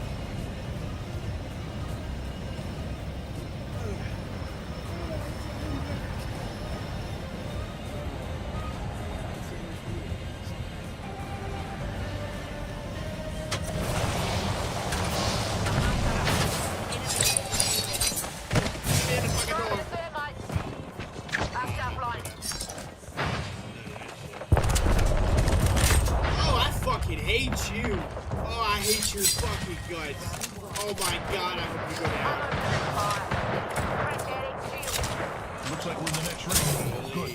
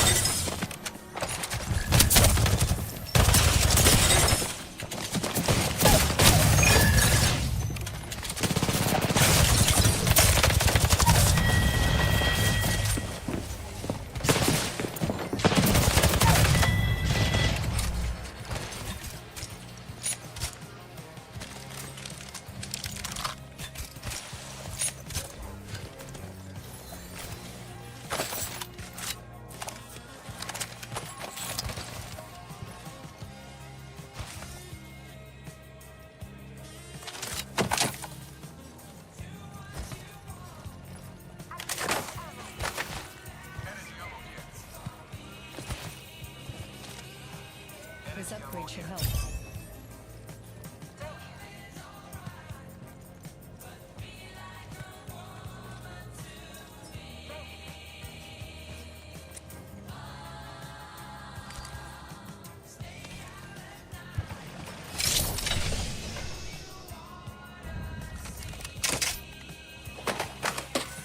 Energy ammo here.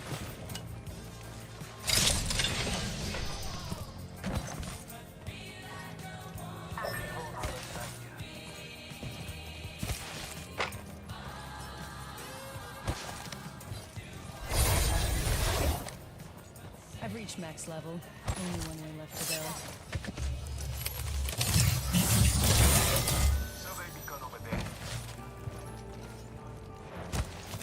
Ready, sniper scope. Phoenix kit here.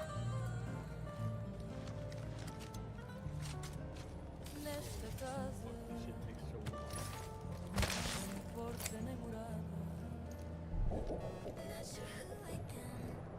Coming in.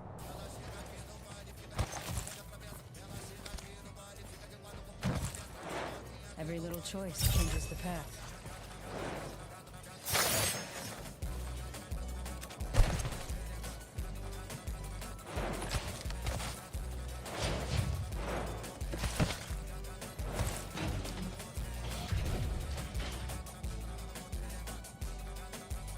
Let's go over there.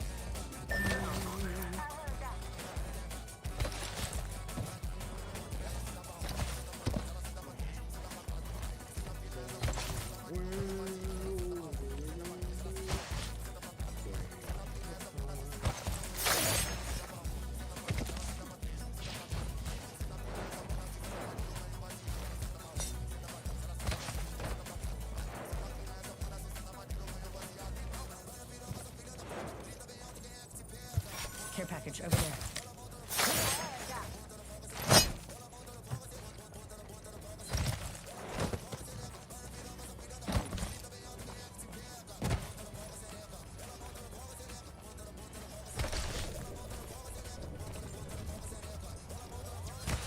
Survey beacon over there.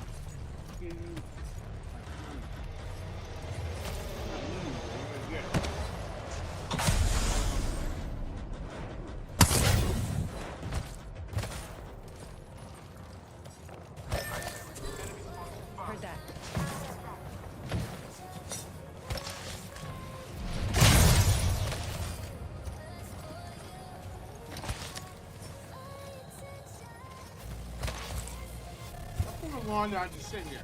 Jesus Christ.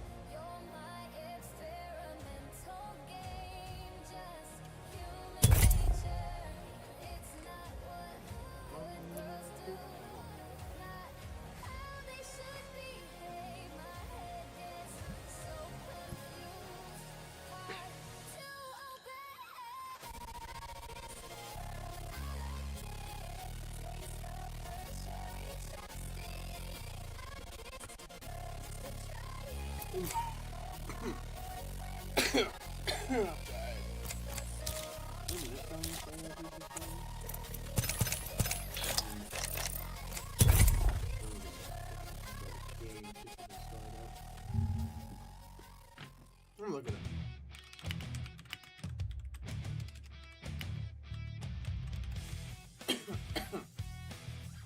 oh, the 7.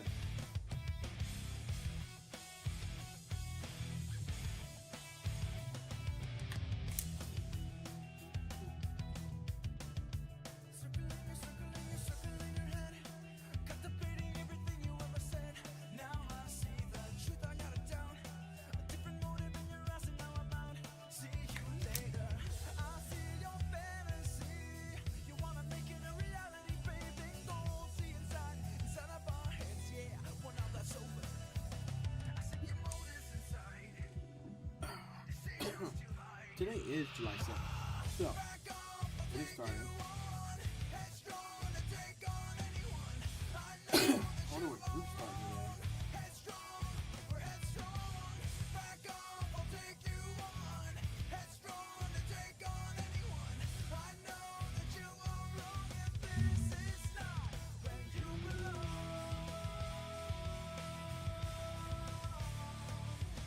Oh, fuck it. Fuck it. I was almost right. Blue Baby is a good. Ooh, this is gonna be good.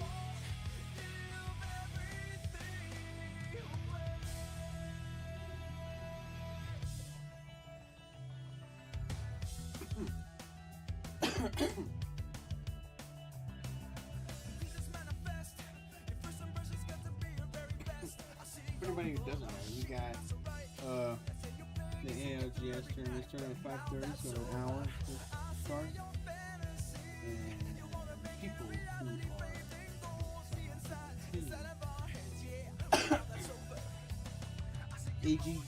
AG Global, we got Force Fun Esports, Gaming Gladiators, JD Gaming, PXX, We Love DCG, Thai, Trinity, Zeddy Esports, Zeddy Division, Dory, Flat, JMG Sports, Kiwi Saint Havoc, Shopify Rebellion, Falcons, we got Team Heretics, Unlimited, Virtus Pro, and Wolves. Ooh, man.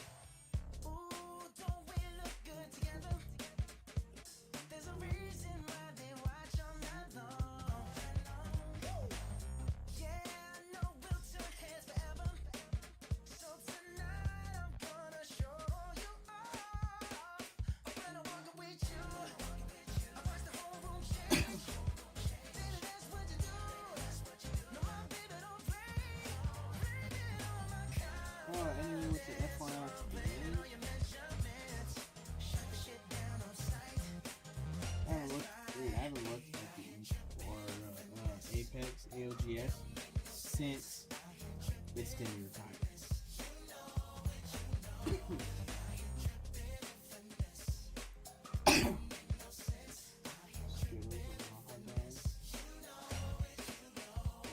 Dude, I remember whenever,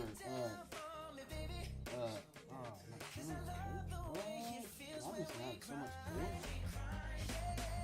I remember whenever Ram was playing with Timmy and all that, dude, I really liked it. He was really good.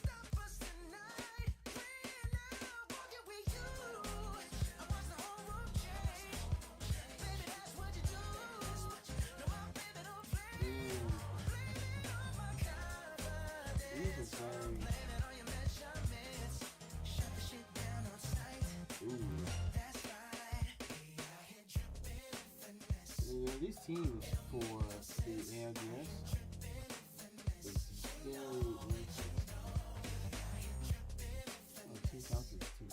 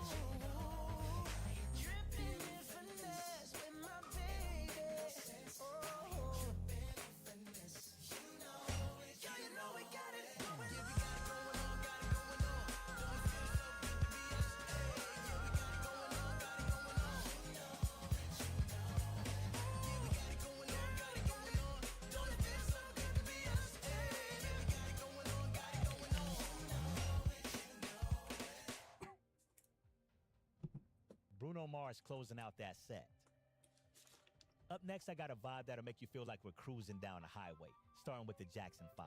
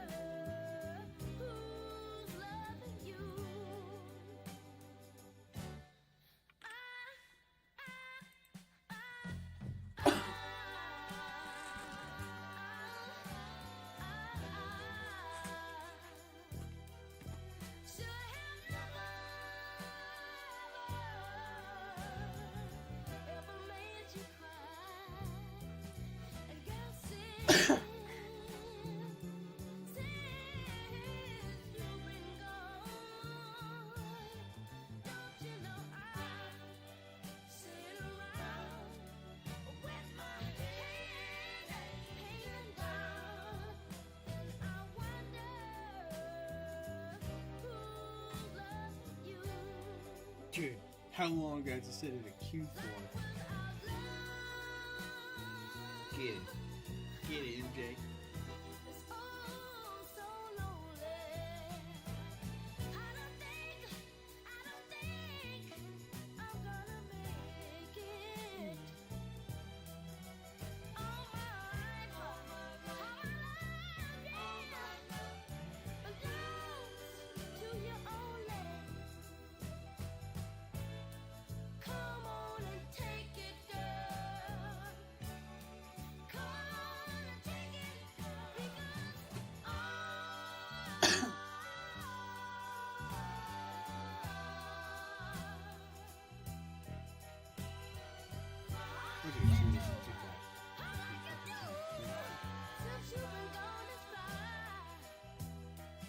solid. Never show the stream. Alright, so. Group A. Is where we're gonna focus on right now. These are some really good teams. Really good teams. Yeah. Very good teams.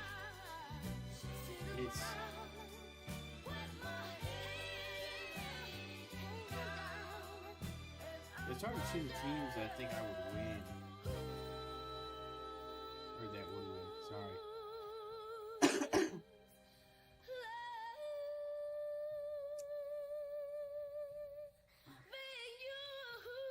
Alright, my top three. Top three. Okay. Oof.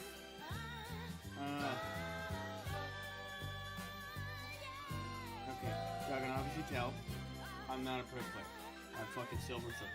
Now, have I been playing the game for a minute? Yes, I have. But I stopped caring about the whole pro deal a while back. But anyway, if I had to choose 3 teams to win, Alliance for sure. Always liked watching Alliance. Very interesting, aggressive team to watch.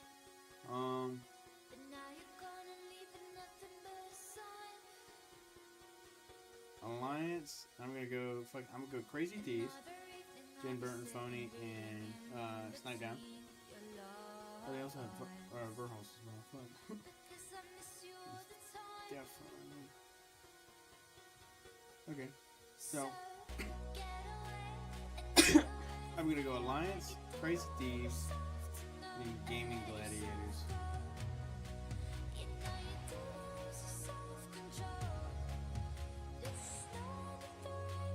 I can see all 3 of those teams, maybe. Okay. Don't worry. I'm gonna win. I'm gonna fucking write this down. I'm writing this down. I'm gonna say Alliance, Crazy Thieves, and Gaming Gladiators. Those are the 3 that I have. Right?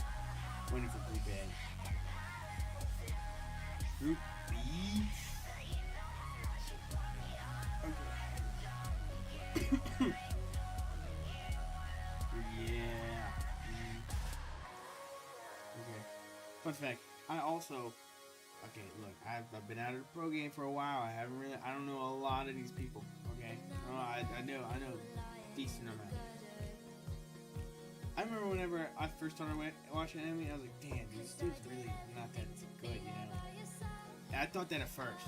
When my first impression of anime.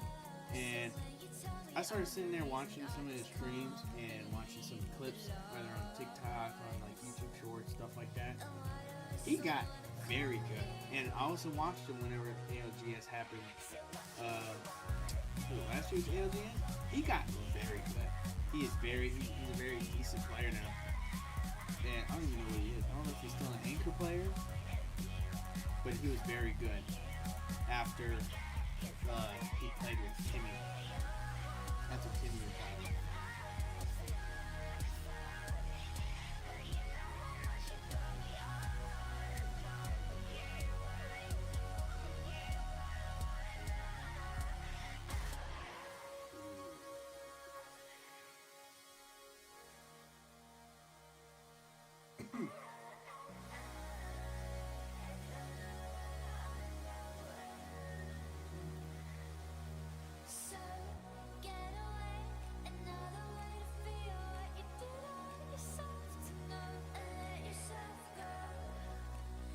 Okay. My group B people.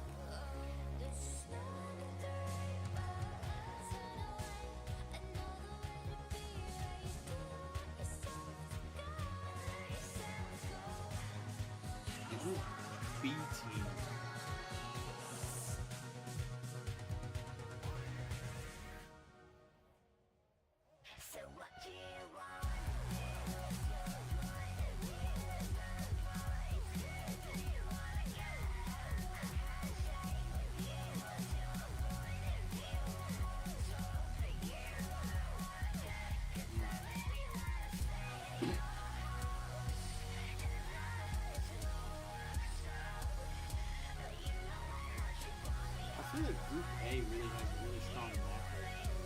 This, I'm gonna have to go with.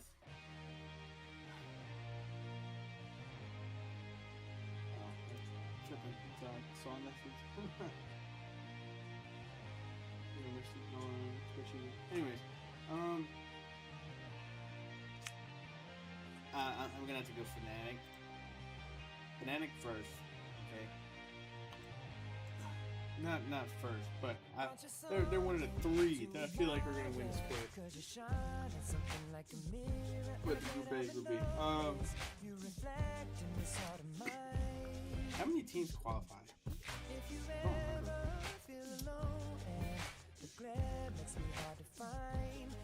Fnatic? Okay, so I got Fnatic. Fnatic. Okay. So, Fanatics, Alliance, Crazy Thieves, Gaming Gladiators.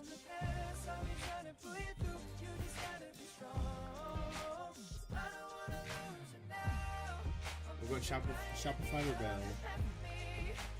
Shopify Rebellion. I feel like they're going to be really good. Shopify Rebellion. Yeah. Shopify Rebellion is a really good powerhouse with Koiful. I don't know much about Dawn. I know Zap. I know. I always forget how to say his name. But the XY new guy. I know him. I know Koiful a lot. He's fucking insane. I feel like ROC Esports is an underdog team. I feel like they're a good team.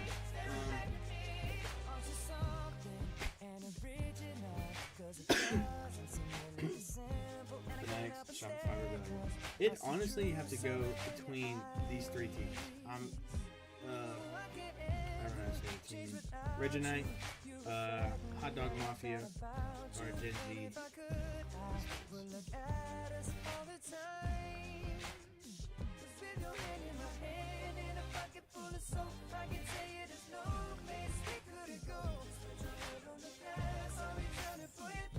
I don't know who to go for.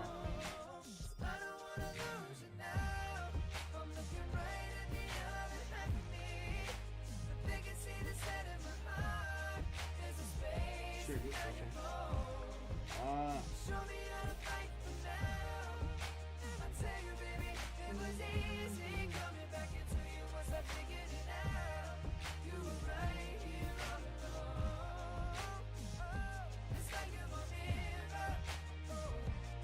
I'm not gonna choose Hot Dog Mafia. Okay.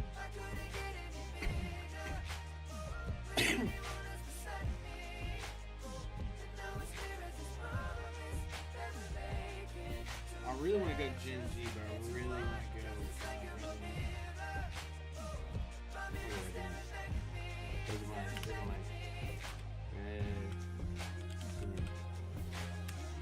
Those are my top 10, or top 6. These are my top 6. The Alliance, Crazy Thieves, Gaming Gladiator, Fnatic, Shopify Rebellion, and Regiment are my top 3. Am I still not at fucking game? Holy Christ, dude. Jesus.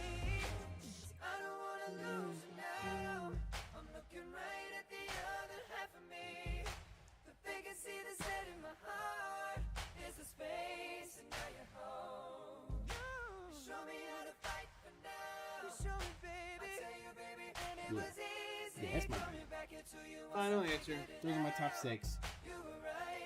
The Group C? I don't know who's on these teams. Oh man. Oh, Group C is crazy. Group B is pretty good too. Who's on these teams?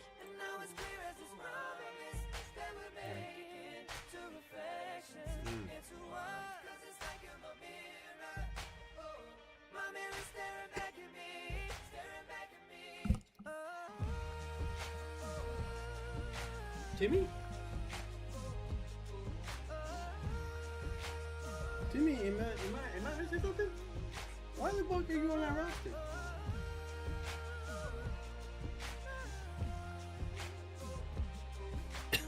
What? Hang on, fucking pause.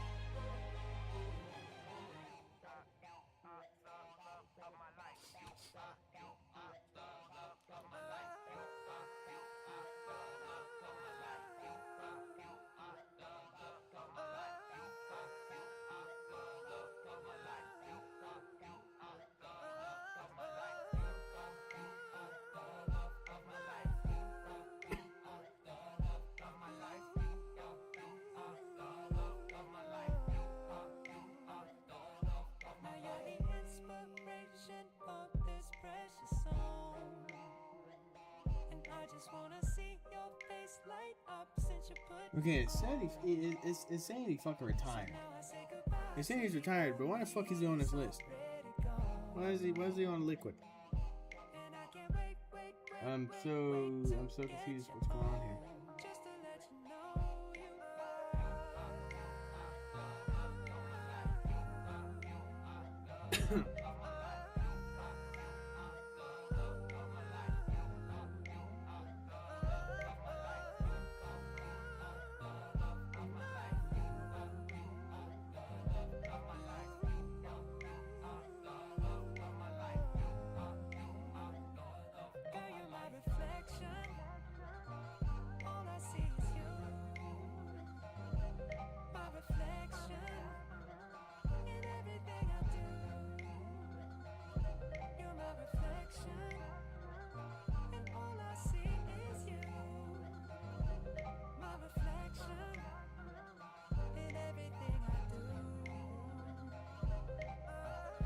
Dude, I'm trying to figure out what the fuck's going on here.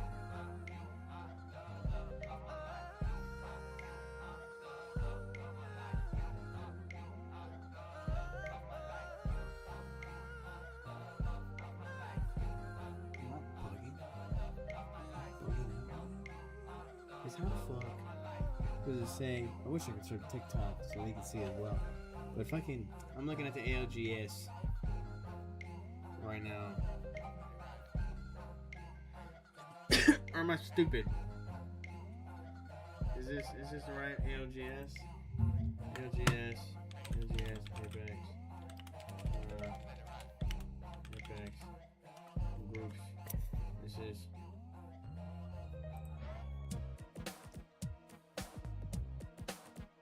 Coming soon.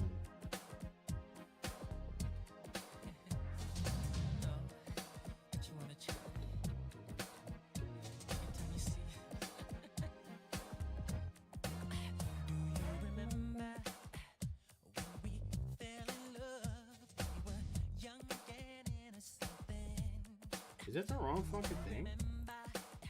Group B. Tacos is not part of Group B. Am I tripping? This is Group 5. This is year 5.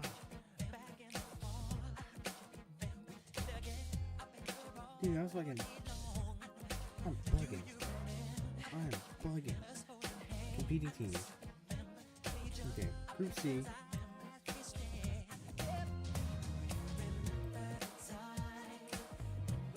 Am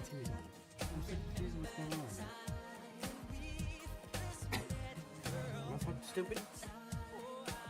You're fine. You're fine.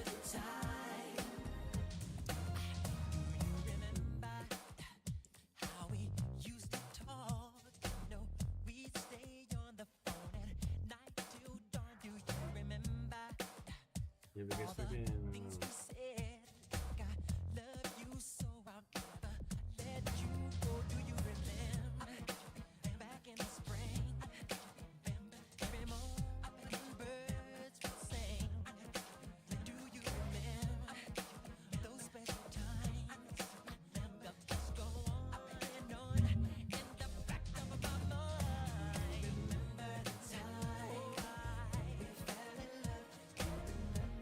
Okay, so I'm gonna have to make a whole new fucking list.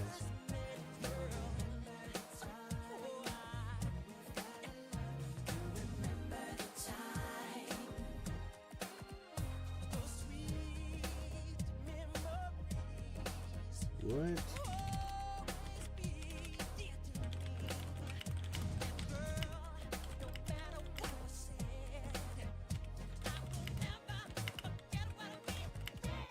This is point 1, right?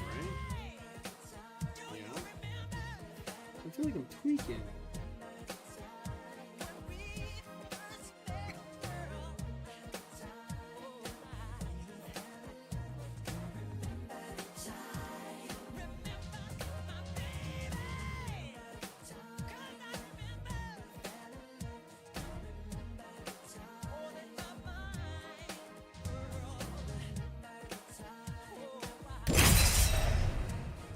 Dude, you just put me in a fucking game? Holy.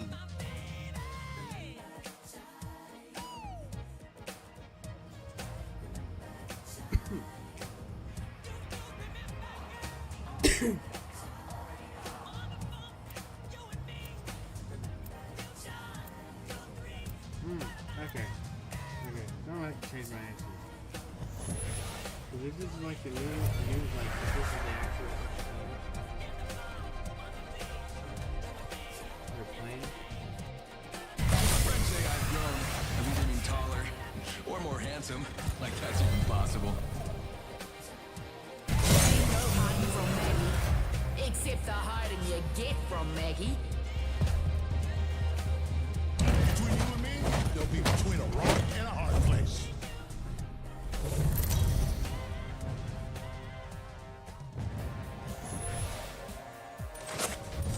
Here we go. I'm the jump master. These are really good.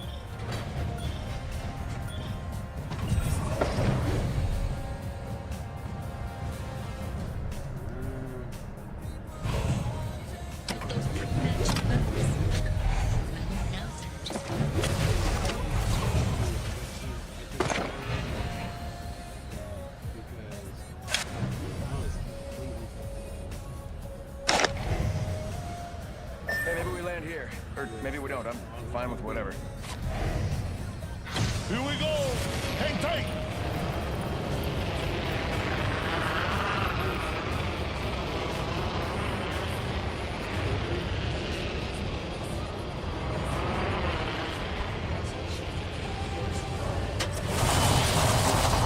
Let's do this thing.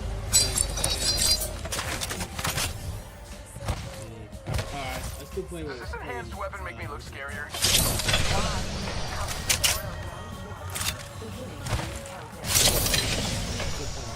Some of us aren't inside the ring.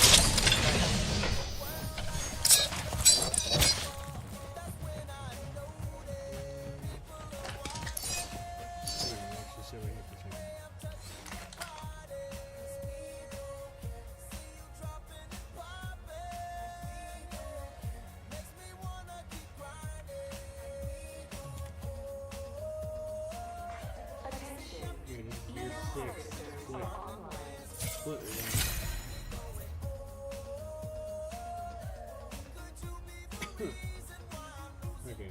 I'm gonna have to get a new list of who I think's gonna win for the How about this backpack here? Level 2. for the My tournament, ultimate's ready. because my whole fucking list is completely wrong. And the fucked up thing is, I didn't even fucking notice. That's the worst part about it. Didn't even fucking notice.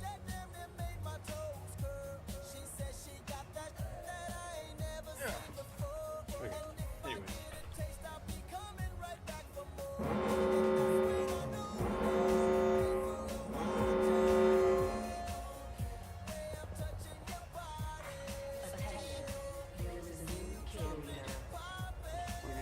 New kill leader. Soon to be me. Man, we're cooked. Oh, okay. Optics here. Close range.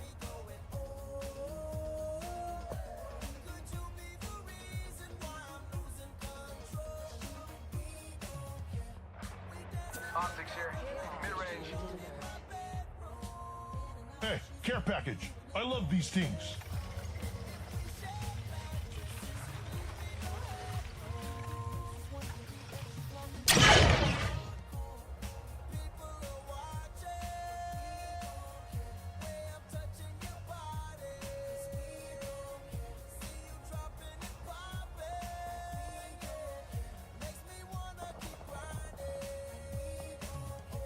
Bad guys making noise that way.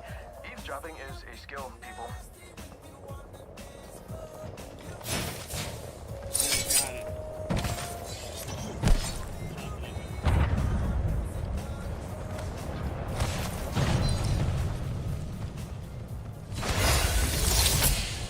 Leveled up. Gonna get an upgrade.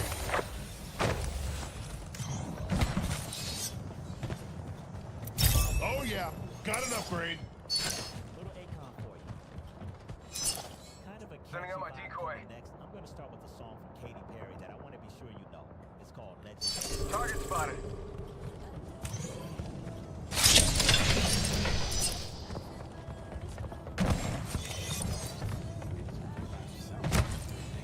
Hostile right here, right in front of me. Alright, let me sit up. Hang on. Alright. Who's prepared to see me get shitted on?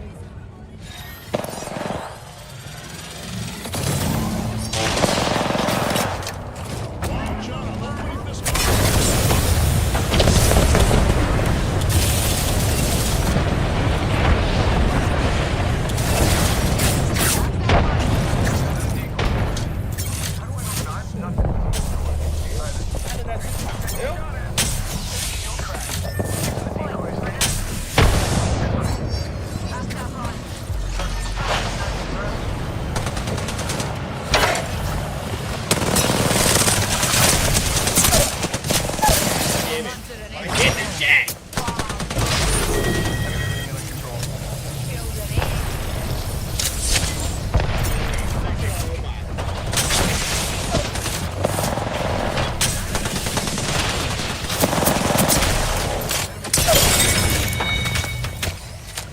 First thing I did was fucking 11. Shield is cracked. Reloaded. Enemy spotted. Down.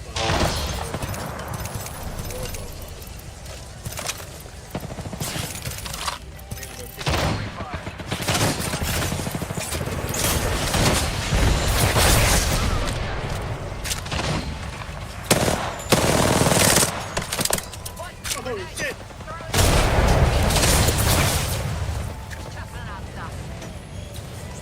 Toughen up, stuff. Wait, how do I open I'm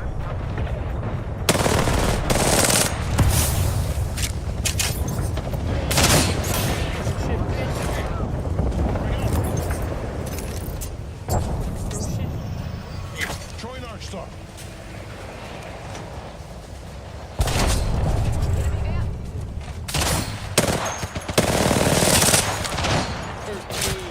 Fuck yeah!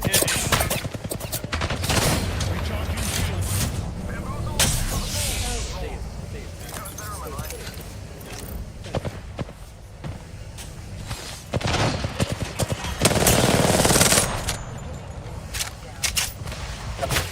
Some good news. We're in the next round. Charging shields.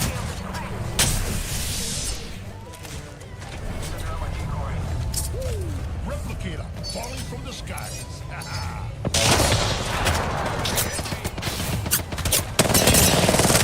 Reloading. Archstar out.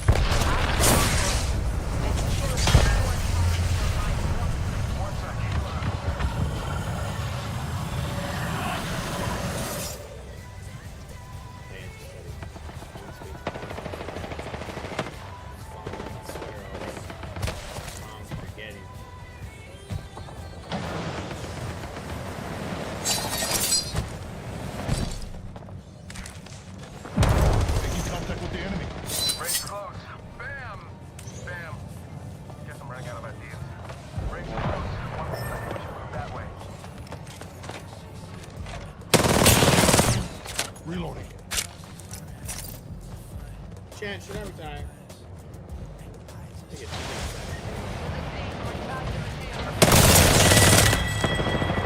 Enemy out.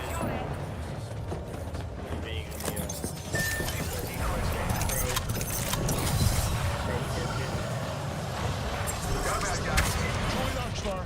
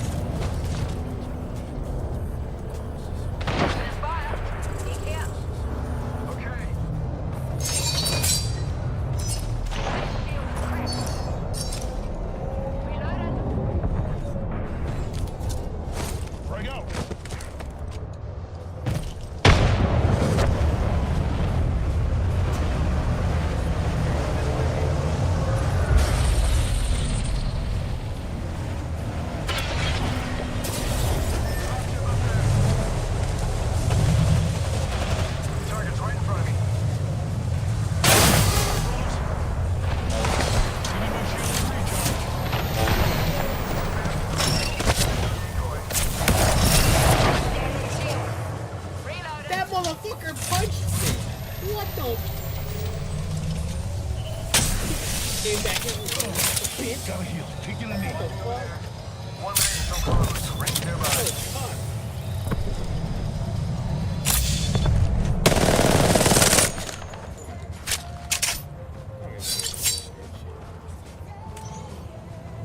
Let's go here. Ring ain't bound. Hold fire till she closes.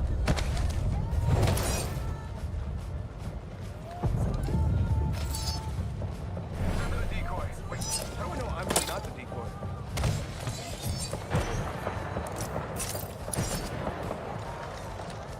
Got a lot of bloody egg over there. Heard that.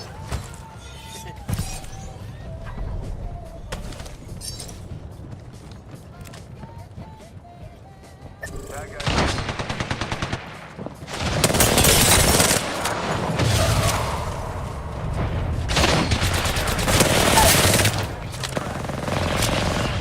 Give him my shield to recharge. Taking contact with enemy. Taking damage over here. We get up.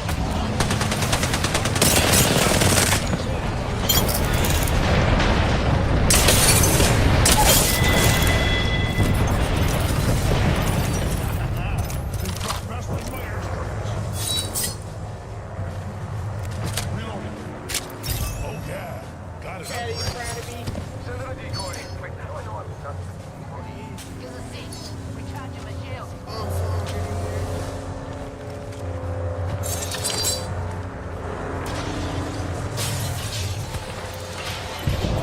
I need light ammo.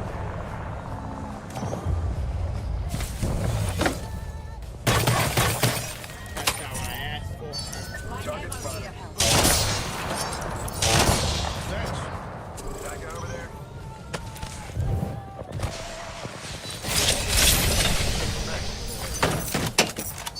Replicator here. Falling down. All about Extended standard stock here. Setting up a decoy. Go that way. Got an amp here. Power boost. Pop-up boost. Laser sight here. Level 2. Sniper stuff. Optics here. Close range. Frag out.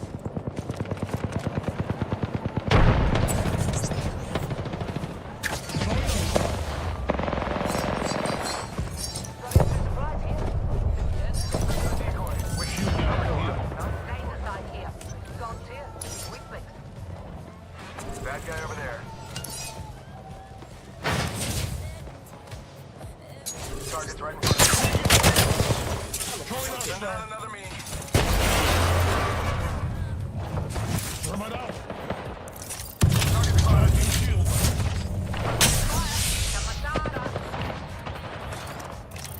Shots fired, and they're hitting me. Signaling an airstrike. Better get the moving, punks.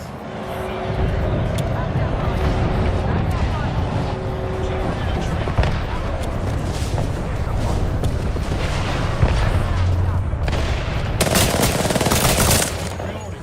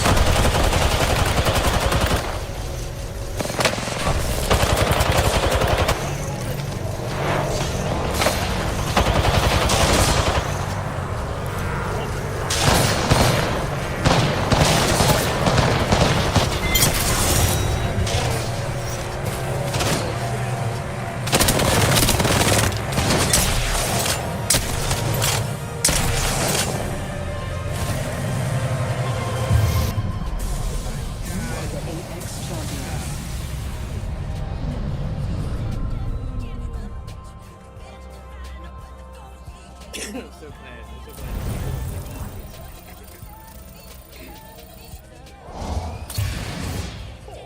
Silver Apu. I'm worried for a second. I was worried. We gotta watch it. We got somebody that wanted to. That's Michael Jackson doing it well. Hello? Next, I'm going to put on some of your top songs in 2024. First up, Avenged Sevenfold.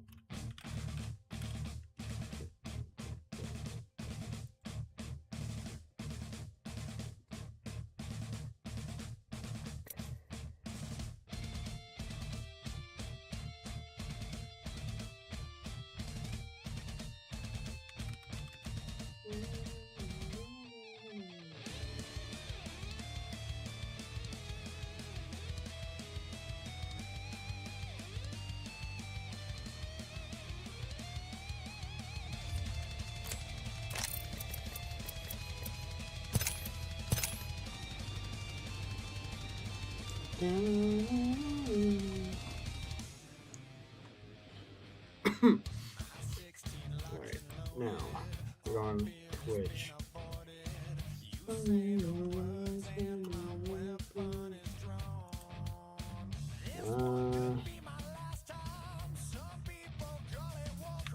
I fucking spaced out for a second. I forgot what I was doing. Searching for something new? Oh. Subaru is rated higher than every other What? automotive brand by For Consumer Apex Reports. bag? And Subaru. What, 15 minutes for Apex bag? Oh, say less! Automotive brand. Get 1.9% APR financing Easy. for 72 months. I can on new easily do Subaru that. Outback. Let's shop and then rendezvous at the food court at 2 p.m. Okay, it's not a heist. Just say meet up. Okay. Young homeowners can't do anything without a plan. Hey, what's our plan of attack? It's a flea market. We're not attacking anything. Rides first, then concessions after. How about we just eat when we're hungry? What if one of us is hungry, but the others aren't as hungry? I'm not hungry right now.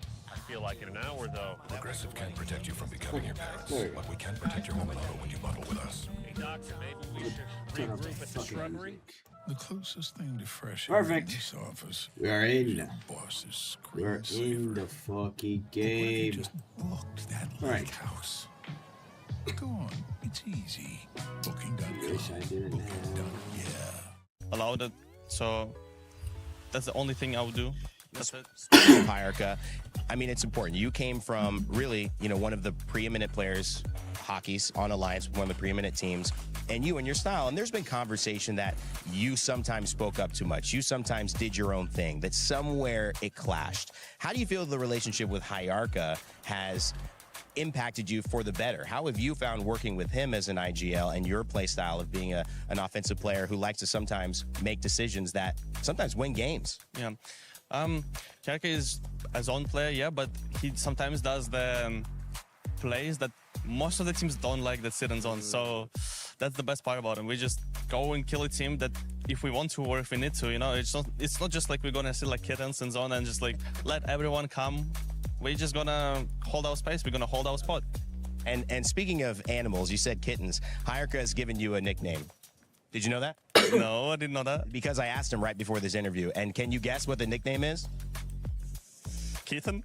No, you were kind of close. It's Baby Goat. He calls you the Baby Goat because he thinks, you're young, but you're the greatest of all time. How do you feel about that? You're the goat. I'm feeling great about it because I know another Baby Goat from another cybersport, and it's crazy that we're from the same city. I love it, man. Well, congratulations on being here. I know we're going to see a lot of play from you, a lot of talking in-game as well, but thanks for taking time with us here. Thank you. All right, Effect from Aurora, Baby Goat.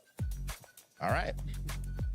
What's up, guys? I found Team Vision on my little adventure into the media room. And guys, you just finished up your hero shots. We're gearing up for the week, and Zach Mazer is here, but we don't want to talk to Zach Mazer. You guys know enough about him.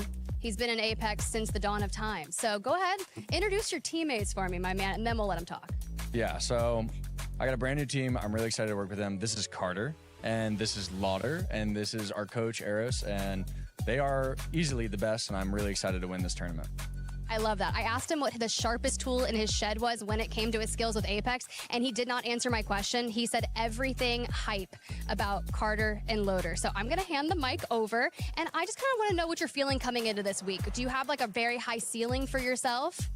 Oh yeah, I think that's one of the best things about our team is that our floor is just genuinely so high, and I feel like we can I feel like we will surprise a lot of people. Okay, I like that. Surprise a lot of people. Can you kind of echo that sentiment? I would say we're ready to surprise a lot of people for sure. Me and Carter, we had like a tough time the last LAN, and I feel like we got a lot to prove ourselves, not only to ourselves, but also to the people that support us. So I think this LAN is going to be pretty good for us. I like it. And Zach was telling me in particular that when you guys were like looking for teams and going through tryouts, that you initially told him no, that you didn't want to play with him. Kind of walk me through some of those tryouts. So I believe we had multiple trials lined up, and we didn't have a definitive answer yet. So we kind of wanted to wait until a little bit later just to figure out exactly who we wanted to play with. And at a certain point in time, we realized that Zach was our absolute best option and that we could go really far with him. Like that. What did you feel when they said no? Because you are a vet, you know, you've performed historically, like your repertoire speaks for itself. So how did that feel hearing no? Well, it was a different timeline, so we got a little bit confused. So the no actually came right before champs. It wasn't during these trials. Okay. The trials, they were working with a couple different people, and it was very obvious, like you said, that I was going to be their best option. I was very lucky to get the opportunity to play with them. But yeah, the no came right before champs, and you know that was acceptable. Well, it is what it is. It is what it is. Okay, so we got the high ceiling, a lot of expectations coming in. We have a lot of clear favorites when you think about year 6 split 1 playoffs. Do you consider yourself one of the favorites to win this LAN? No, I think I've always considered like me, Lauder, I feel like we've always been dark horses. Honestly, I don't think we're ever favorites, but I feel like that's a good thing though. Do you think you have less pressure on yourself being that dark horse? Yes and no. I feel like we just I feel like we just have a lot to prove. I think me and Lauder, but I think Zach will compliment us a lot. So. All right, and what do you have to say about that? I mean, I think we're favorites because of how good we are online. But I mean, online is a whole different story. It's a whole different environment. You know, there's a lot less pressure. You're in your bedroom. Everything's different. If we're talking about online, I would say we're absolutely favorites. I think all of us would say that we underperformed this Pro League, and I think we finished 3rd, right? A lot of small things like that. We had an amazing regional finals. We had the most points overall, finished 2nd.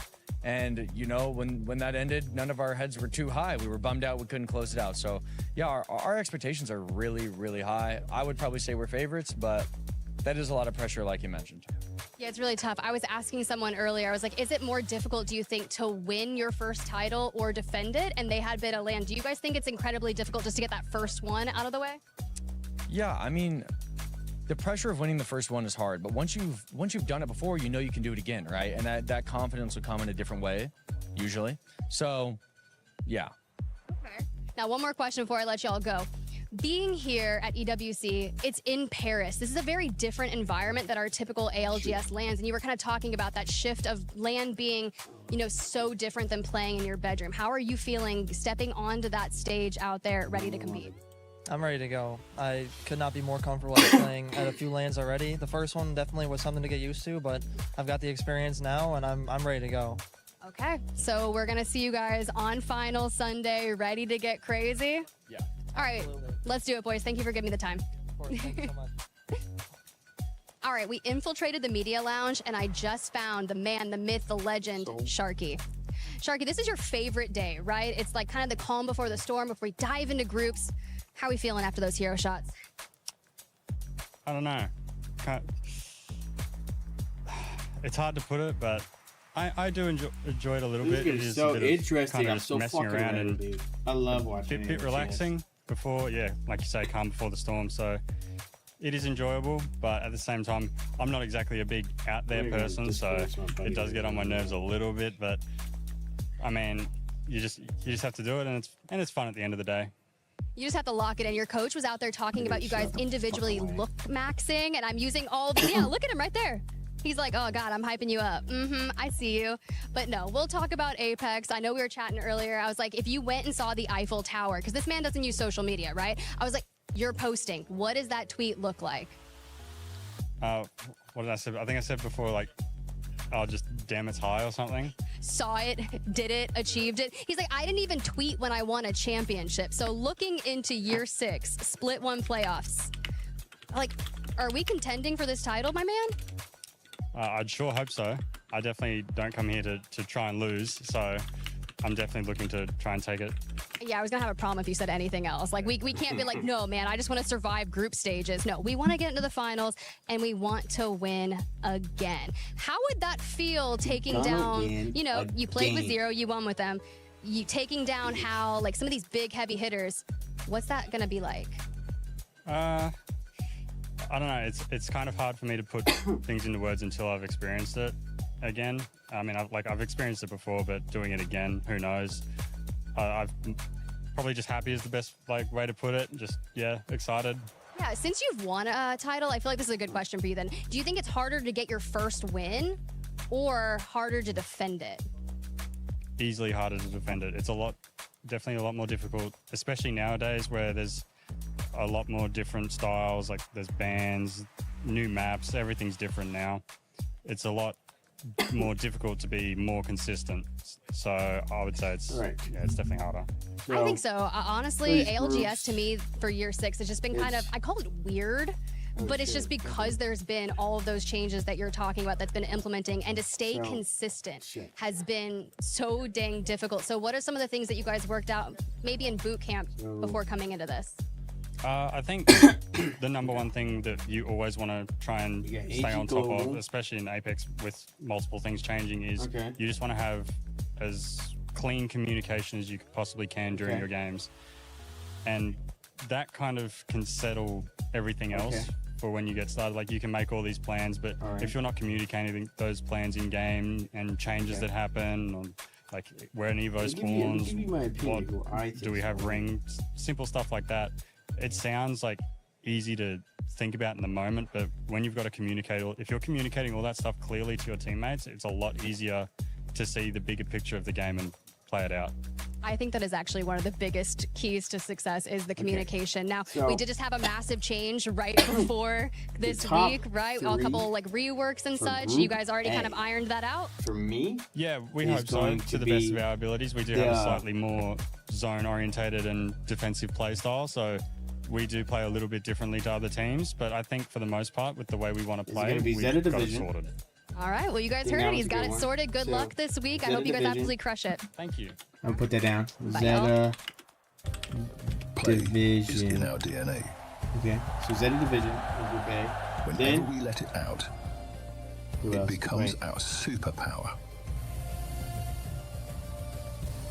Now imagine an entire city being built to supercharge it. Kadir City, powered by Play. New City, Paris. I knew where to go in Riyadh. EWC 26, New City, Kiria City Grid. I gotta go find it.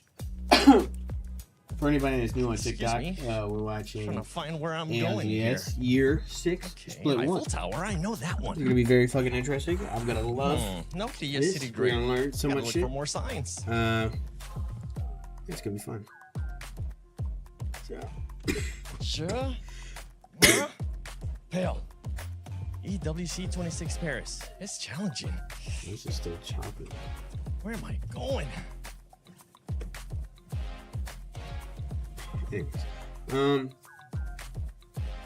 So Zeta Division is my I first have on this finally list. made it. Welcome to the LGS at EWC 26, live from Paris. I'm still gonna have at to the go Kiria City with Grid. My Gaming name Gladiators. is the We're 7WG, gonna and put I'm the going to be Gaming your studio Gladiators host. on that And list. now I think- can't I wait think to they're gonna find be the a good rest of team the here. amazing And talent. then Let's go and get I'm day gonna one have to started. go with AG Global. AG Global. And then Gaming.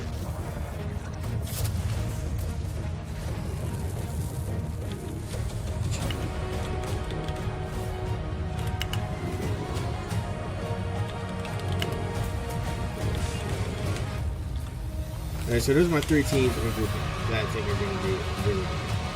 Group B.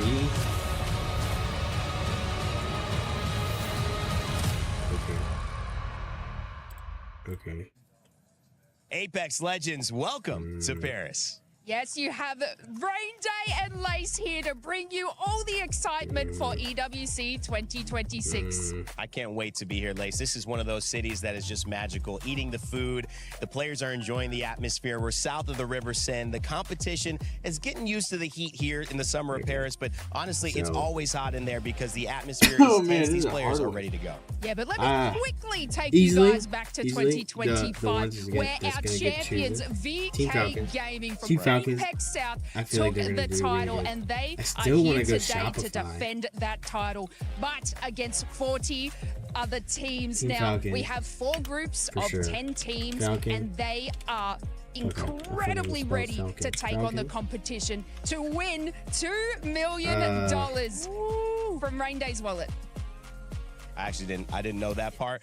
We'll talk to production about that one as well, or League Ops. I need an answer to that. However, you guys do have an answer as to who is going to be competing. The team she talked about from Aurora with the likes of Effect, looking to try to make his own destiny as a leader on this team with Hyrka and Oirain, going against a former teammate in Hockeys who's picked up Aku on Alliance, who's already, by the way, won this tournament. Can he and Alliance win it again? But of course, they'll be having to go up against all of our teams from Zeta Division to, of course, the infamous Falcons, who want to be here, who are always here. Waltzy, Gildersons, and Imperial Hal, they've qualified for every major ALGS LAN in history. This is no exception, and like no exception, they plan to win. And speaking of never missing a tournament, Gen G have just arrived to EWC. I mean, Asia's just got off the plane about an hour ago to compete here today. So they are ready to go in with Apex Legends and do everything that they possibly can to take it all home. But of course, we have a quick little explainer video for you guys so you can see how everything works. Time for Apex Legends to once again mark its presence at the Esports World Cup. But before we land in Paris, let's take a closer look at the exact format of the ALGS 2026 Split 1 playoffs. Shopify and Unlimited. I'm gonna go Shopify. 40 of the best ALGS Pro League teams from the Americas, EMEA, APAC North, and APAC South regions shall take to the stage and throughout 5 intense days battle for a share of a $2 million prize pool. The competition is divided into 3 stages: group stage, survival stage, and match point finals. First comes the group stage, where our teams are split into 4 even groups. The groups battle each other in a round-robin format, at the end of which 14 top teams advance straight to the finals. Squads placed 15th to 34th progress to stage 2, and bottom 6 squads will unfortunately have to say goodbye to the tournament. Stage 2, the survival stage, is a real trial by fire, where 20 teams once again have to battle it out across 10 matches. But this time, only 6 squads progress to the final stage, and 14 are eliminated. That brings us to the match point finals, where the best 20 teams, 14 from group stage and 6 from survival stage, clash for the ultimate glory of becoming the Split 1 playoffs champions. Here, there's no match cap. The games continue until one team reaches 50 points and then secures a victory in a subsequent match, crowning them the champions.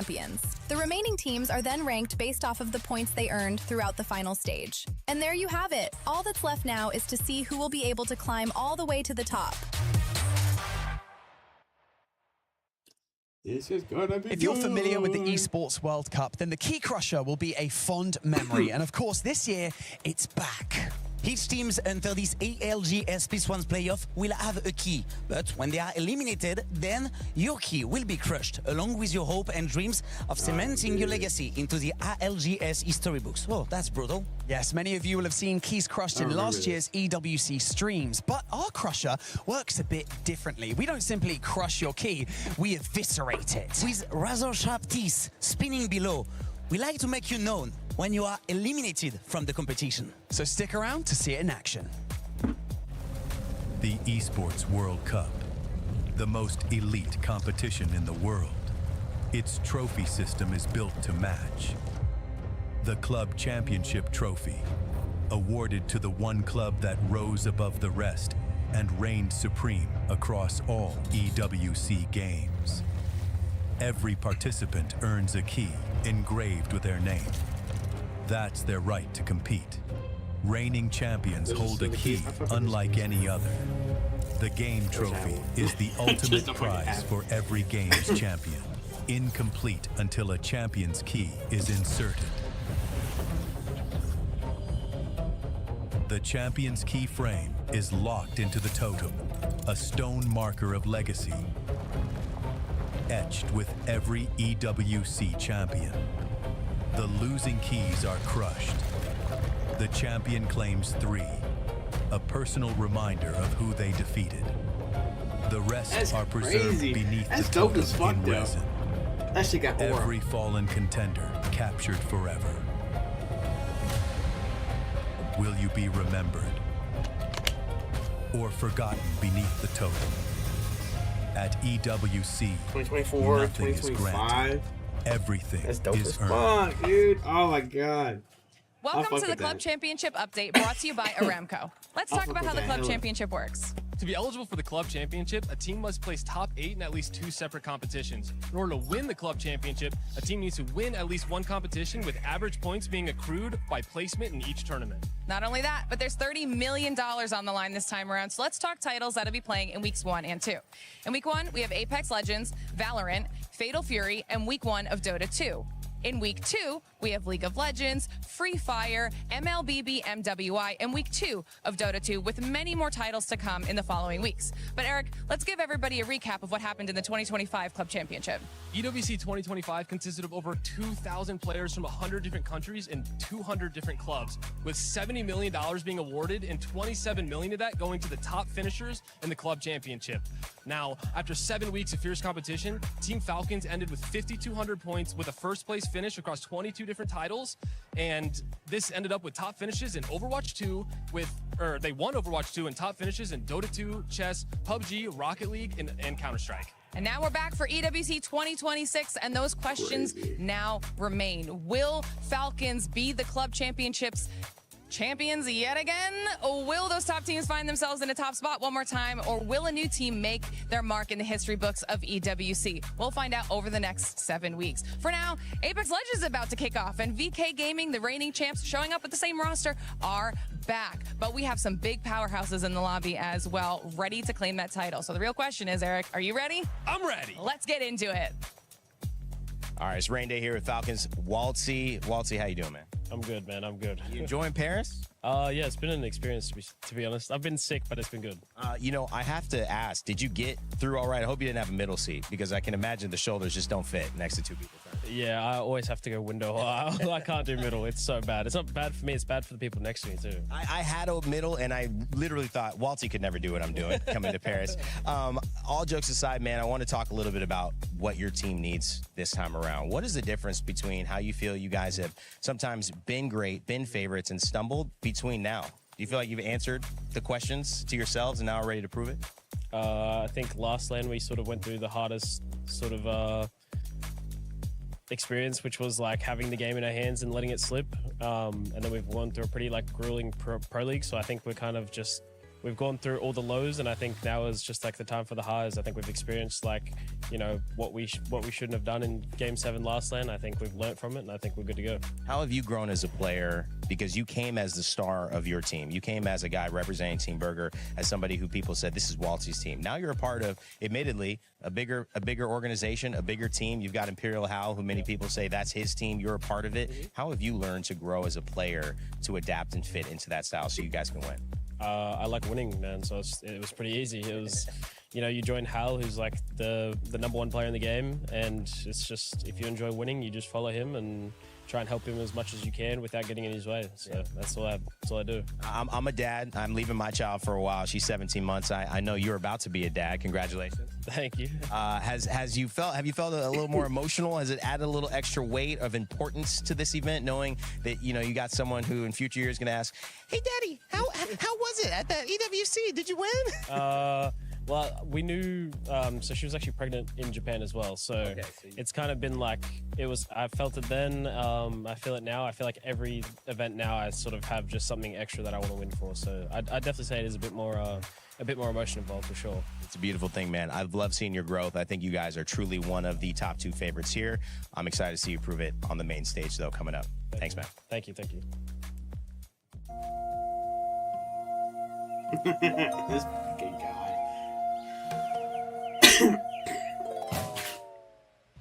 What are you doing?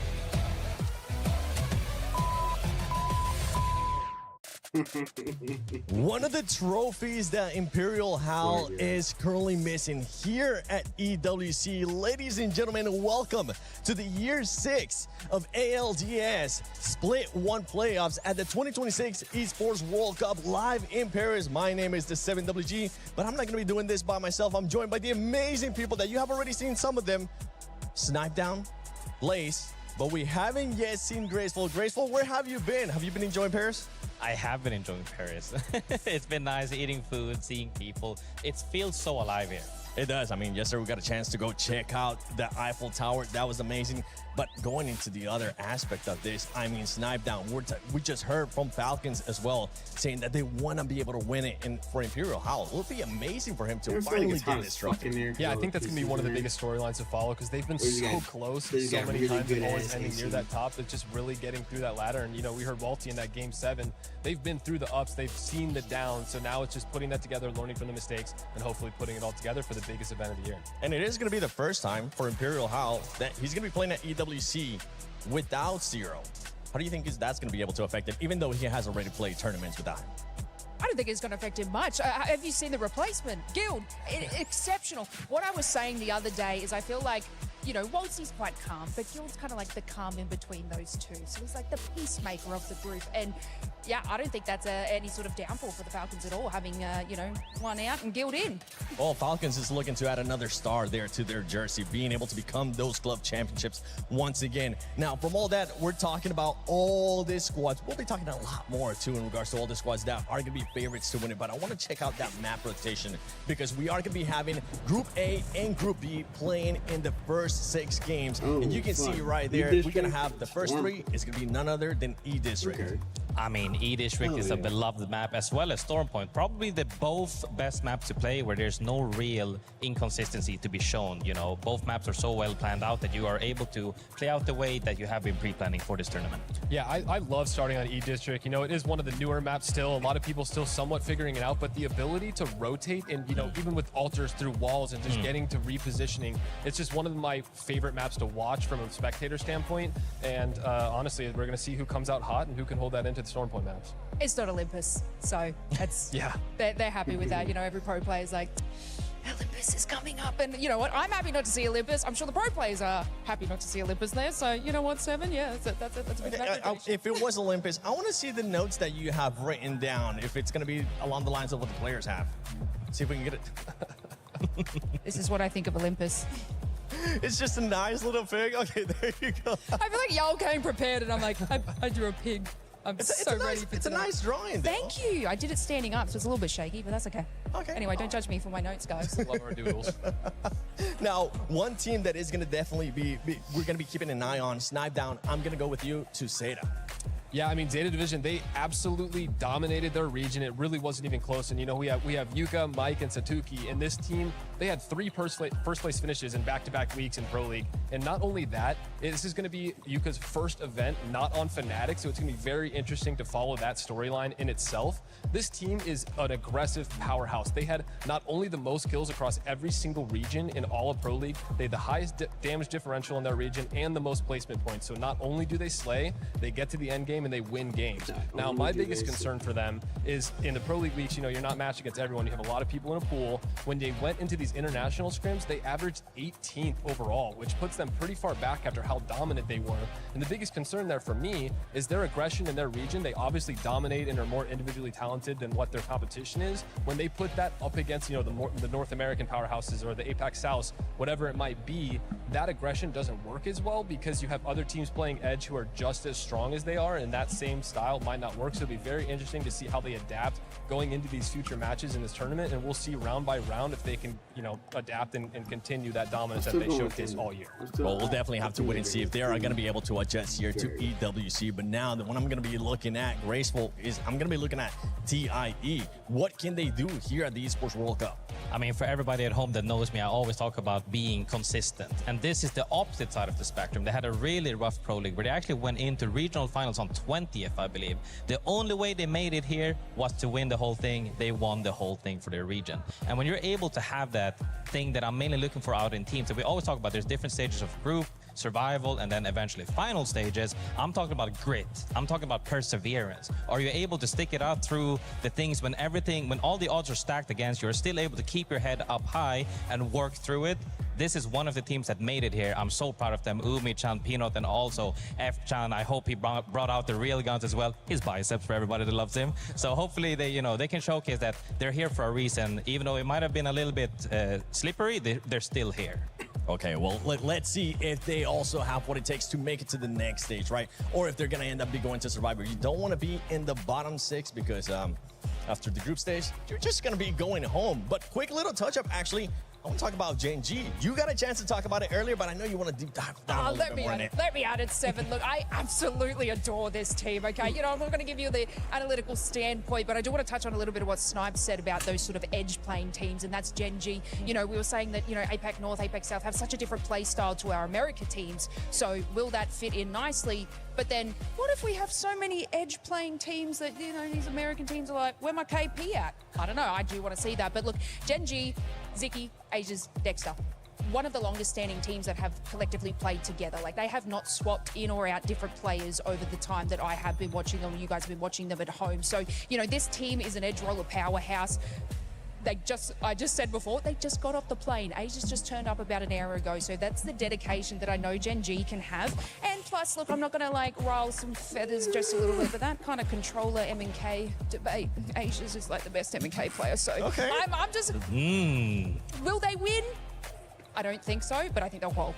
Don't worry, we'll have a lot more time to talk about all of this. Those has been your PS5 stories of the day. And for everybody currently watching at home, make sure you guys go to the EWC website, go to the EWC app, give us some of your predictions, and on social media, let us know some hot takes. Send us some memes because we might end up showing some of your stuff here on this broadcast. I saw when she was mentioning something, Grace, I saw you wanting to reply to what she was saying. Is there anything you wanted to say?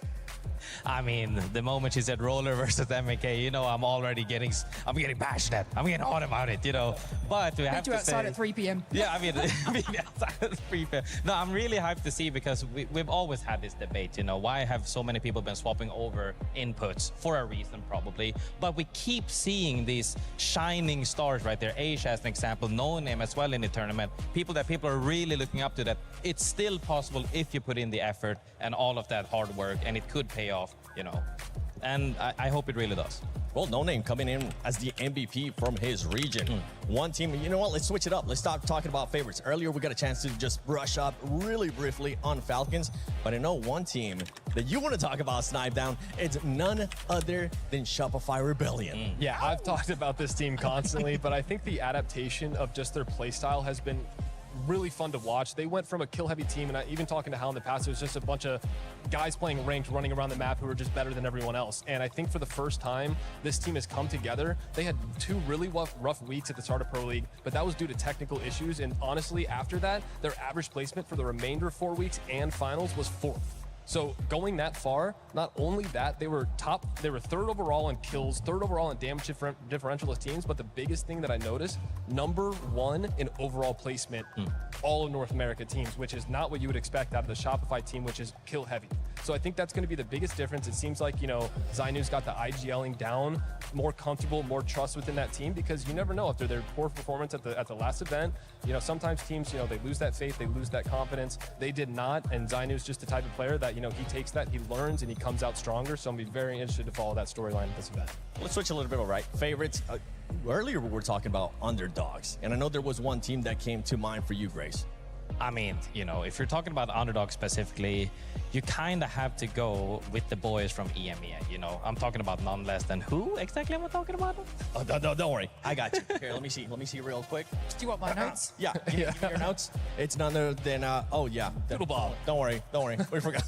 we left our notes back there. We're just going to have to draw some more pigs all over around. But you know what? We'll come back to that one because one team that definitely we want to touch up, and you kind of touch up on already, is No Name with Wolves. This is another team that can be favorites. Where I was actually getting the chance to ask No Name, are you going to be able to adjust your gameplay here for EWC? He said, yeah, we definitely got what it takes. I see us being able to be one of those teams that gets that match.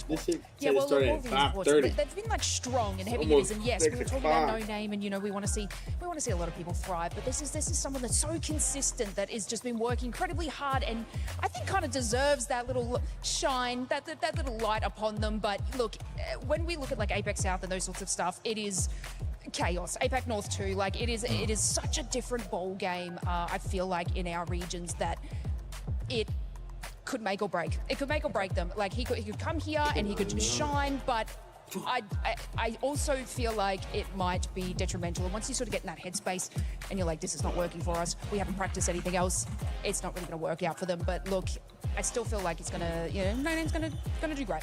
Okay, well, from Group A and Group B, because this is the first 6 matches that we're going to be getting out of those 2 groups, you know what, very quickly, let me know of somebody that you think is going to be the MVP out of those 2 groups today. Snipe, I'm going to go with you first. Honestly, I mean, let's just go with Asia. Let's Asia? go with Asia. Yeah. All right. Yeah, I hope the Ben's jet lagged, yeah. Yeah, let's do it. He deserves it. Even better. Grace? I'd probably go with, I think Prestis probably, yeah. Okay. Yeah, probably Prestis, yeah. Okay, Lace? I'm an Asia's fan. I'm sorry, like I'm a little fangirl. Like that, he's just incredible to watch. I don't mean to copy your homework, No, but I love it. You know, I love feel like I'm super excited. Okay, I'm not an expert, but I'm gonna go with No Name. But you know what? I think we are ready for the starting ceremony. So let's send it over to none other than Barney. Yes, let's get it. Let's get this shit rolling.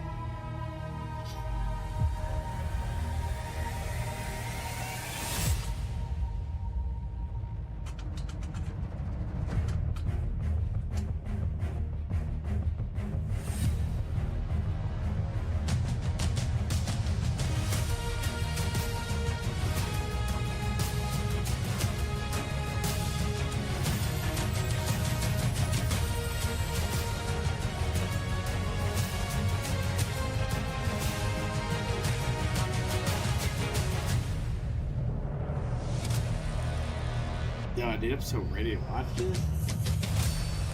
I'll be a little tired. I don't think I'm gonna be here for this game. Or Group C and D.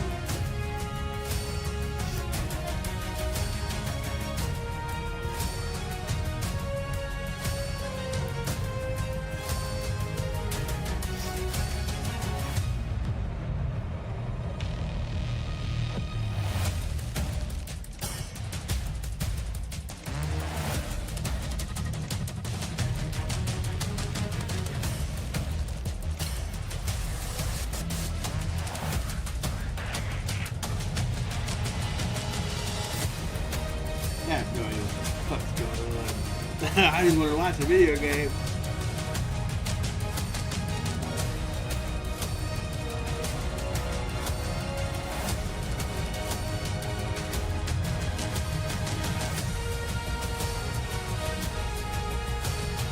God damn, dude. What the fuck?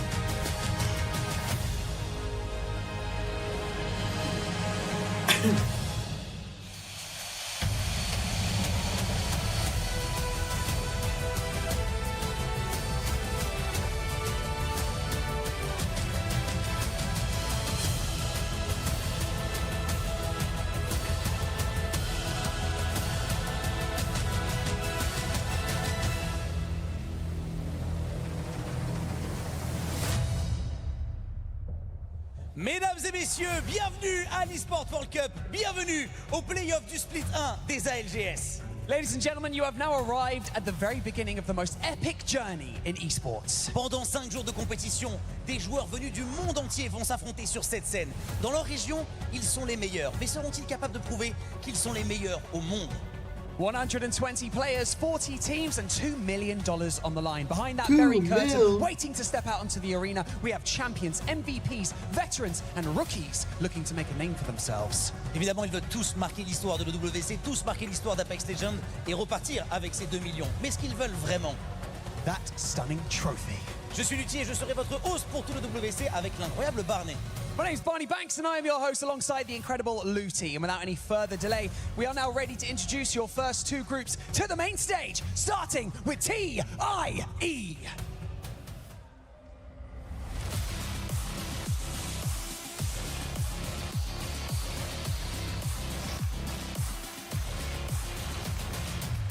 Flat!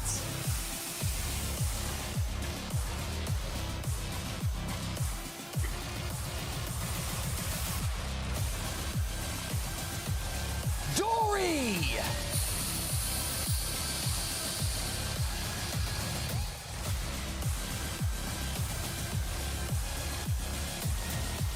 Kirisame Avog!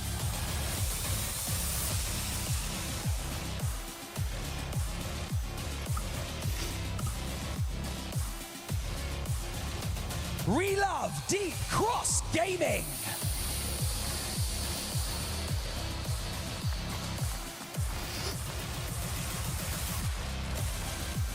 PXX! This fucking guy. Hell yeah.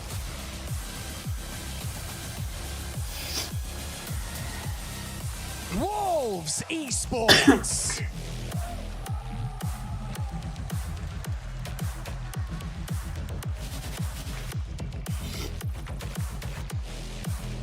Team Heretics!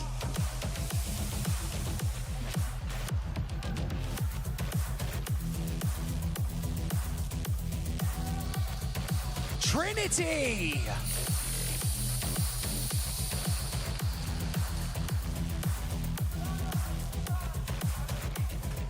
Genji Esports!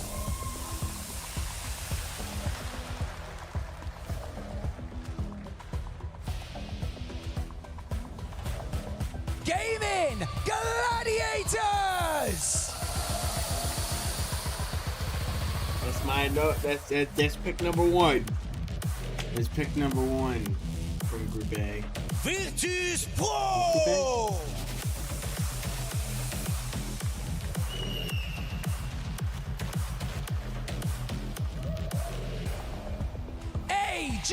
AGAL!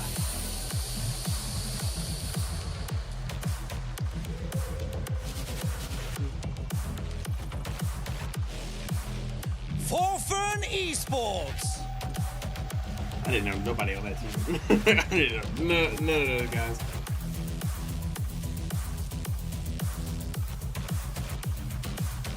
Unlimit! That was my 3rd pick.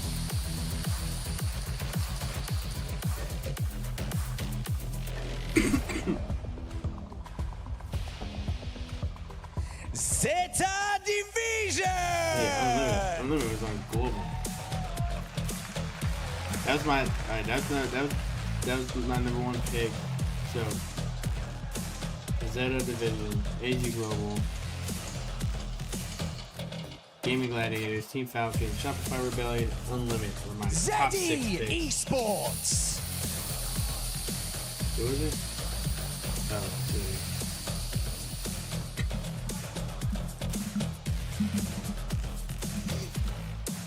Shopify Rebellion! Alright, let's get it.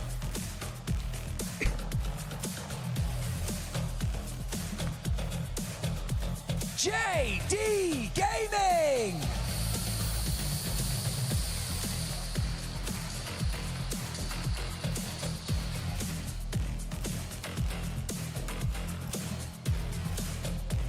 And finally, Team Falcons!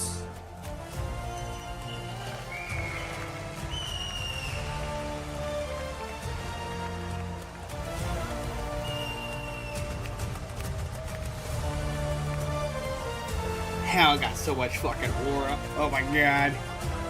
Oh, what This is was where that? heroes What, are you created, slapping where ass? moments are forged, and where the Slapping next ass around me, what the generation fuck? are inspired. And so, ladies and gentlemen, coming to you live from the Gdynia City Grid in the Port de Versailles, in the heart of Paris, welcome to the ALGS Split 1 Playoffs. Paris, nous y sommes. Voici le tout premier événement majeur d'Apex Legends en This France. is Bienvenue so à l'EWC. fucking Bienvenue aura. au playoff des ALGS.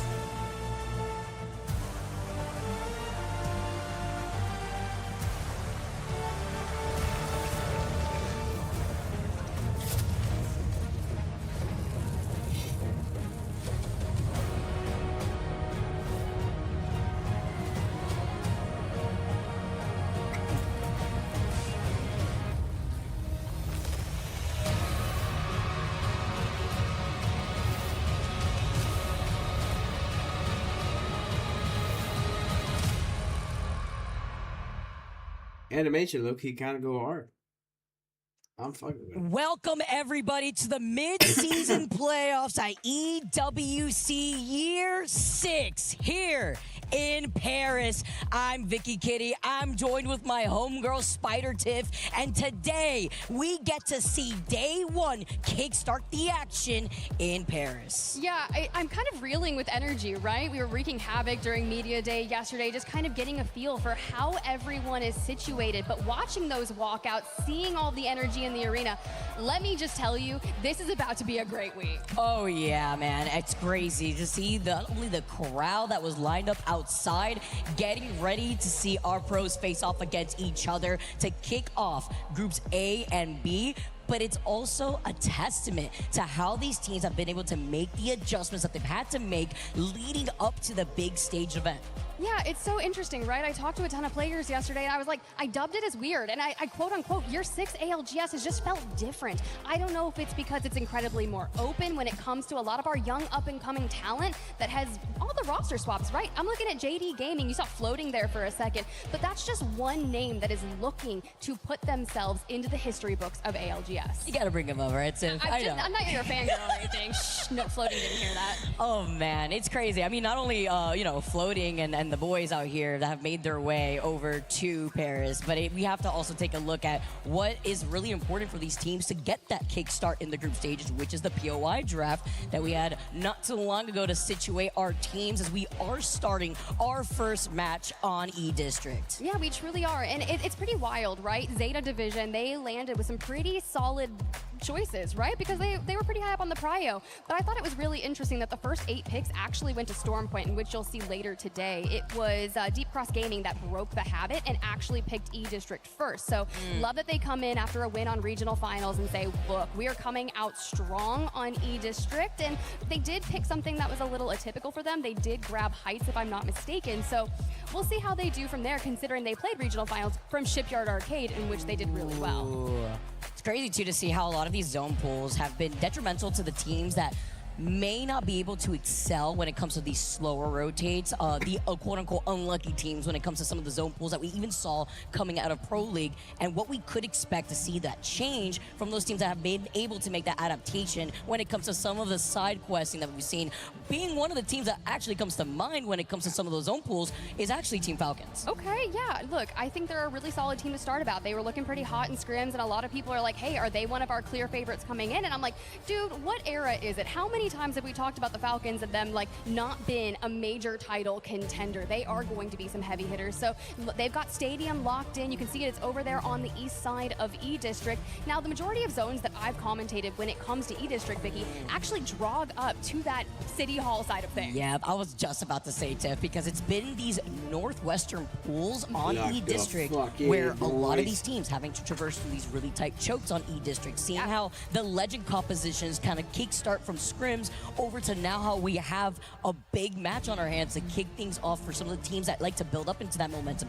Lots of Alter, lots of Crypto. It's E-District. You could expect some maybe kidnapping shenanigans with the Alter TP, but also grieving opportunities here when it comes to the free insurance policy of the reset that the Alter allows you to have. Yeah, we'll just have to see what people are going to break out when it comes to that initial game one. There's a lot of nerves that are going to be floating around this arena. It's like you just got to get your good game out early in a series like this in the group stages, especially when we have that survivor stage on the line after our round robin groups. You don't want to find yourself in the bottom 6 teams early on. But it's just the start, right? You just kind of see what happens. And Team Falcon starting from Stadium, great. If we do pull up towards that Northwestern side, you're going to be rotating through teams like Gaming Gladiators, JD Gaming. We talked about them. This is Naughty's first LAN in which he's IGLing.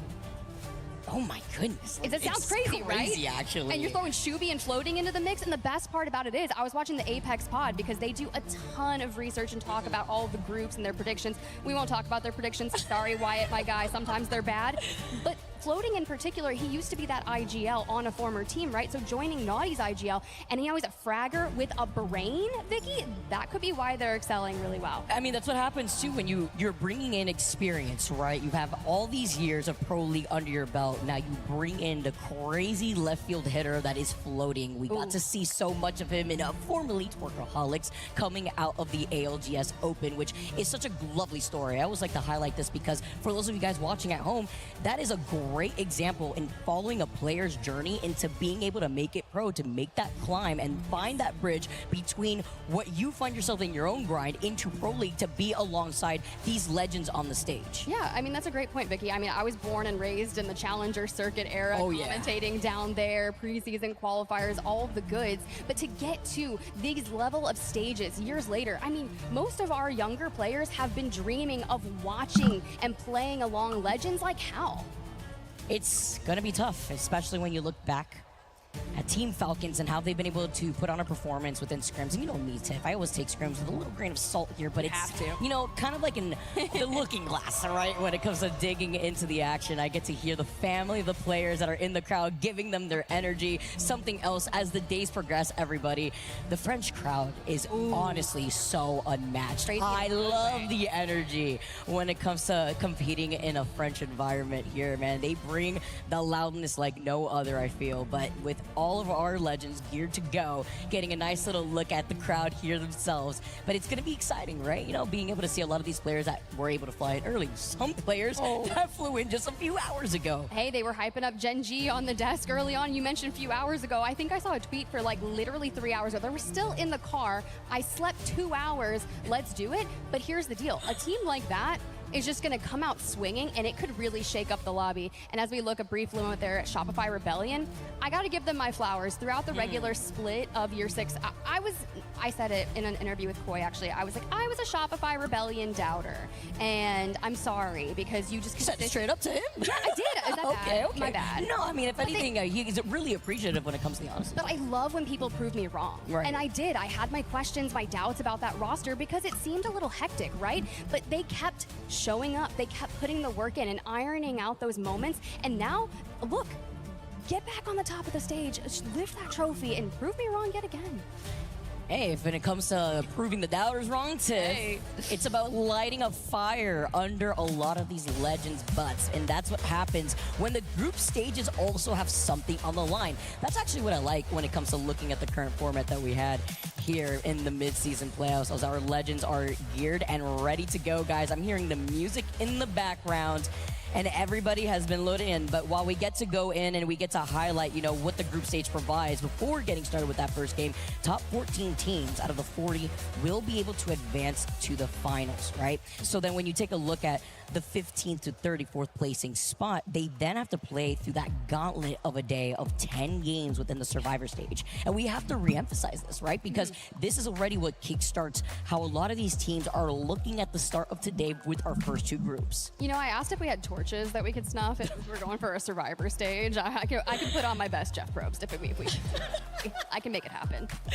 Bring in the torch yourself. Hold on. I might. Pyromania? Is there room for a torch in the caster booth? No, I'm just kidding. I digress. We're just having a little bit of fun here on day 1 as we get ready to drop into Group A versus B. Now, we talked a lot about the Falcons. We briefly mentioned Shopify Rebellion, but there's just so many other teams that we really love to highlight. And when we spoke about Gaming Gladiators, that's when the crowd started lighting up. They have a ton of family out here, and you think back to, do you remember the team Ascend that took second place to TSM back in the day? You know, Lufka was on that roster, right? And now Lufka here on Gaming Gladiators, ready to lock it in. They've been kind of up there in the upper echelon, but haven't necessarily closed it out, right? But this could be a title contending team this week.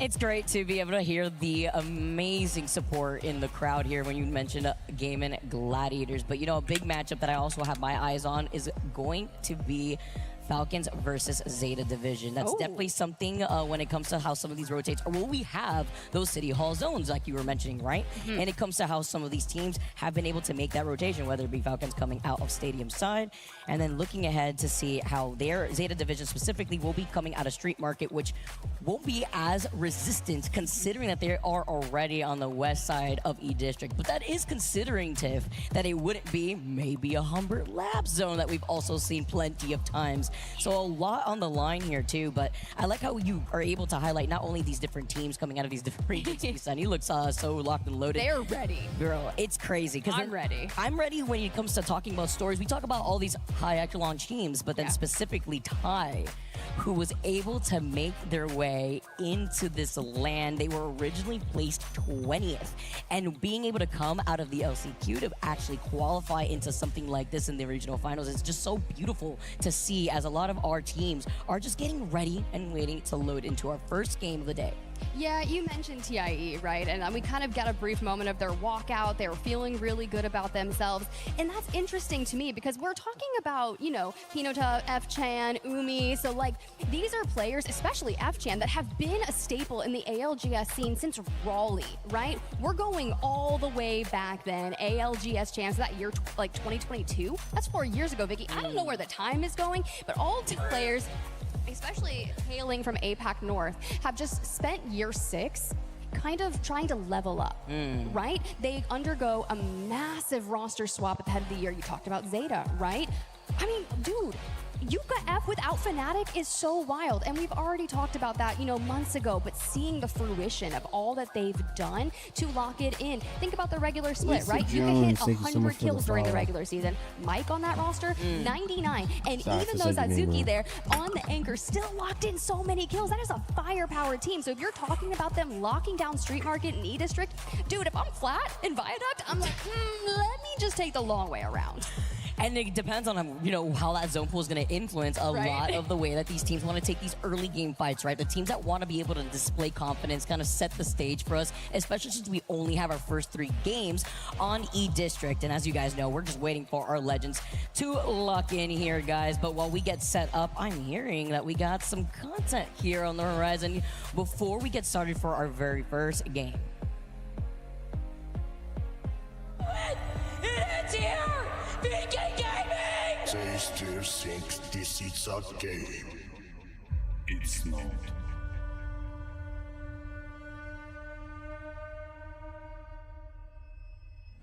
All that matters is being the last one alive.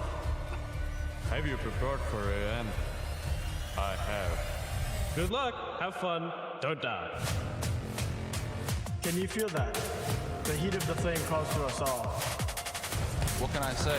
I'm a bit competitive. It runs in my blood.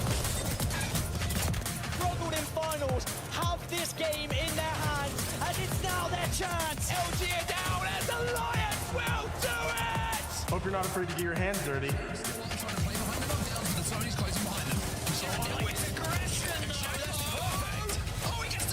Yes, we are so good, and I am especially really good.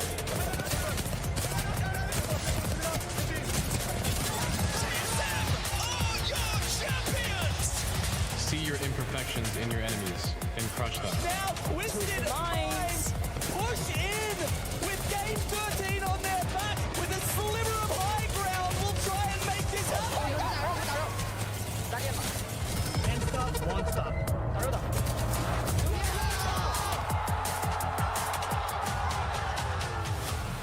This is what I was built for.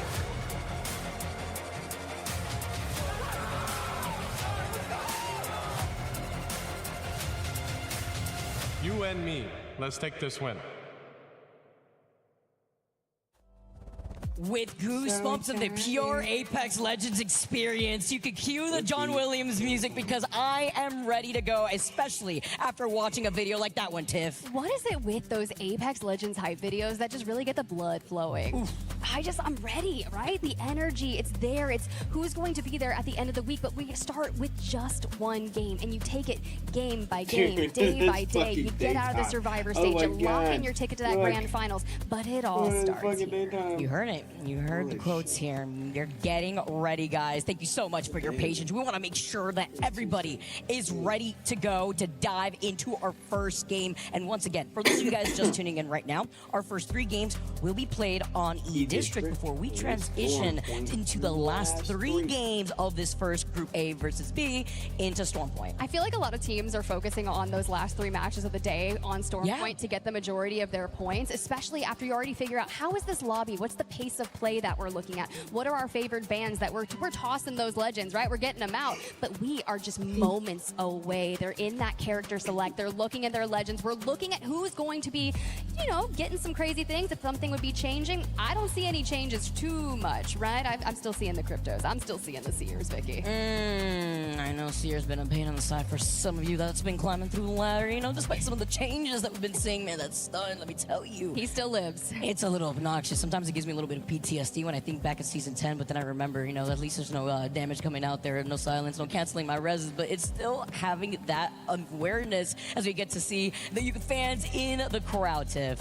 That is always a great sight to see. If Yuka F has one fan, I am one of them. If he has a million, they're out there, which he does have a million. He's a staple to the ALGS. And to kick things off here in game number 1 of Groups A versus B, let's get into it. Let's get started, everybody. I'm seeing our legends are coming out of the dropship. It's going to be E-District as we get set up here at the ALGS Esports World Cup. It's our playoffs, and a lot of our legends I'm already seeing here, Tiff.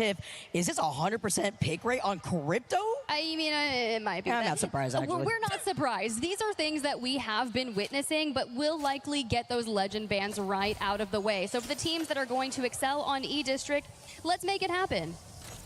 Already taking a look at Falcons. We highlighted their POI coming out of Stadium, having the split hold here too. You have the Evo Harvester over to their north side, as well as a survey beacon and that light arsenal. Saw a sniper arsenal too. And remember, what is this? It may not have been that northwestern zone, but it was the other half that we have seen plenty of times in the Pro League as we are taking a trip down Humbert Labs, and it's a perfect chef's kiss start to the way we consider this first game because Team Falcons won't be traveling too far away from Stadium.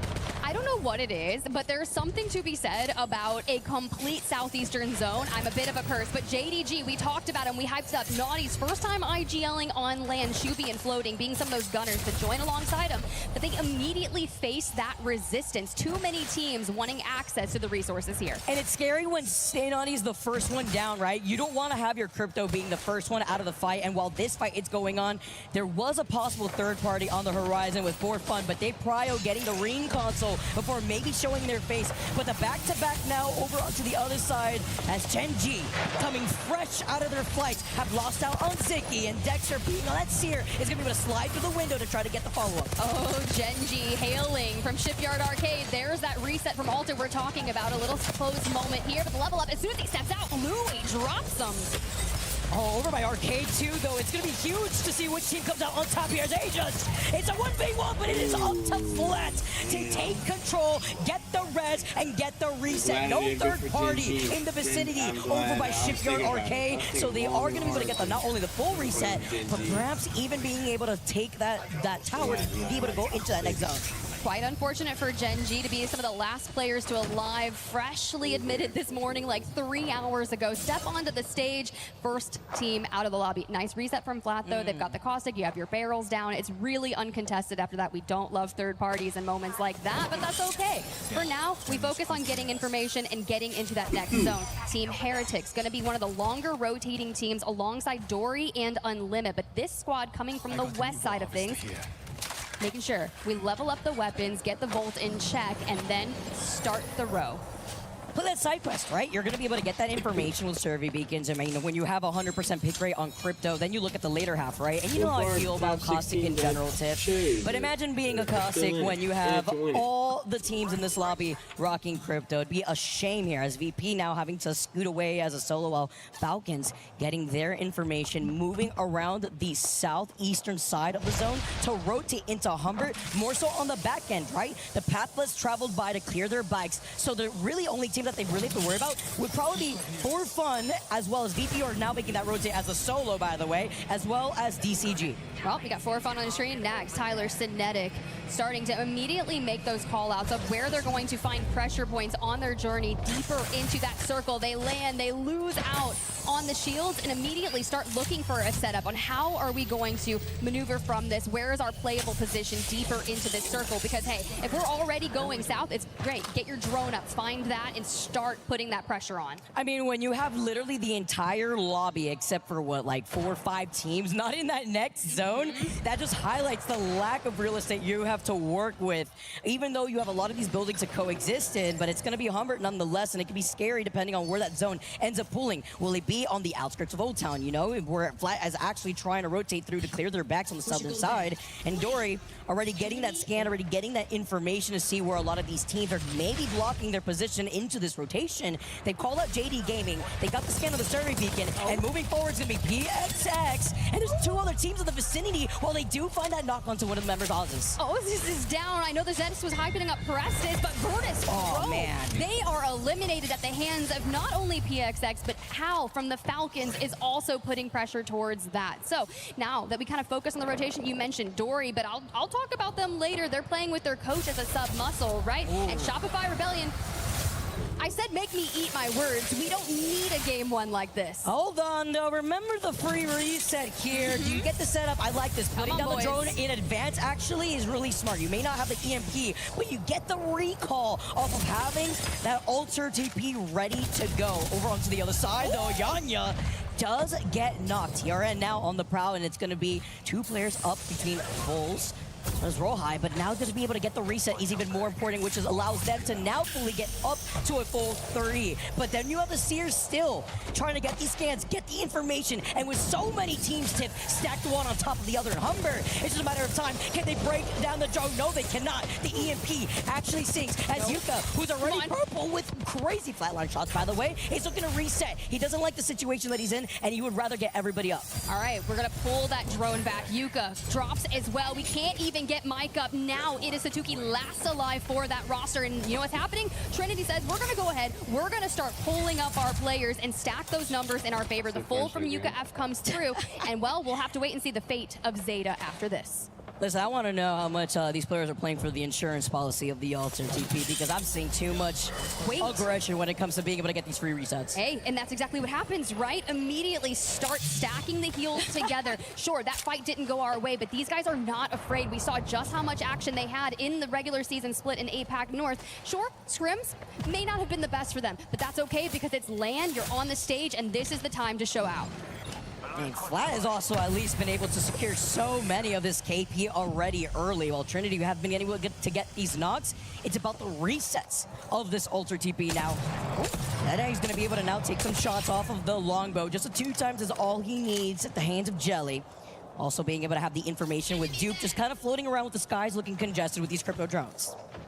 That's going to track, right? Especially when you've got 20 cryptos in a lobby at 100% pick rate. You're going to have some drones in the sky. Just keep your eyes on the fights ahead of you and hope that your cryptos doing the work here. You can see the care package and everything coming on down, and the replicators and such. So Roy over there, Deep Cross Gaming, mind you, they won their regional finals in APAC South with a back-to-back win for 3 total wins in that series, and they locked it in.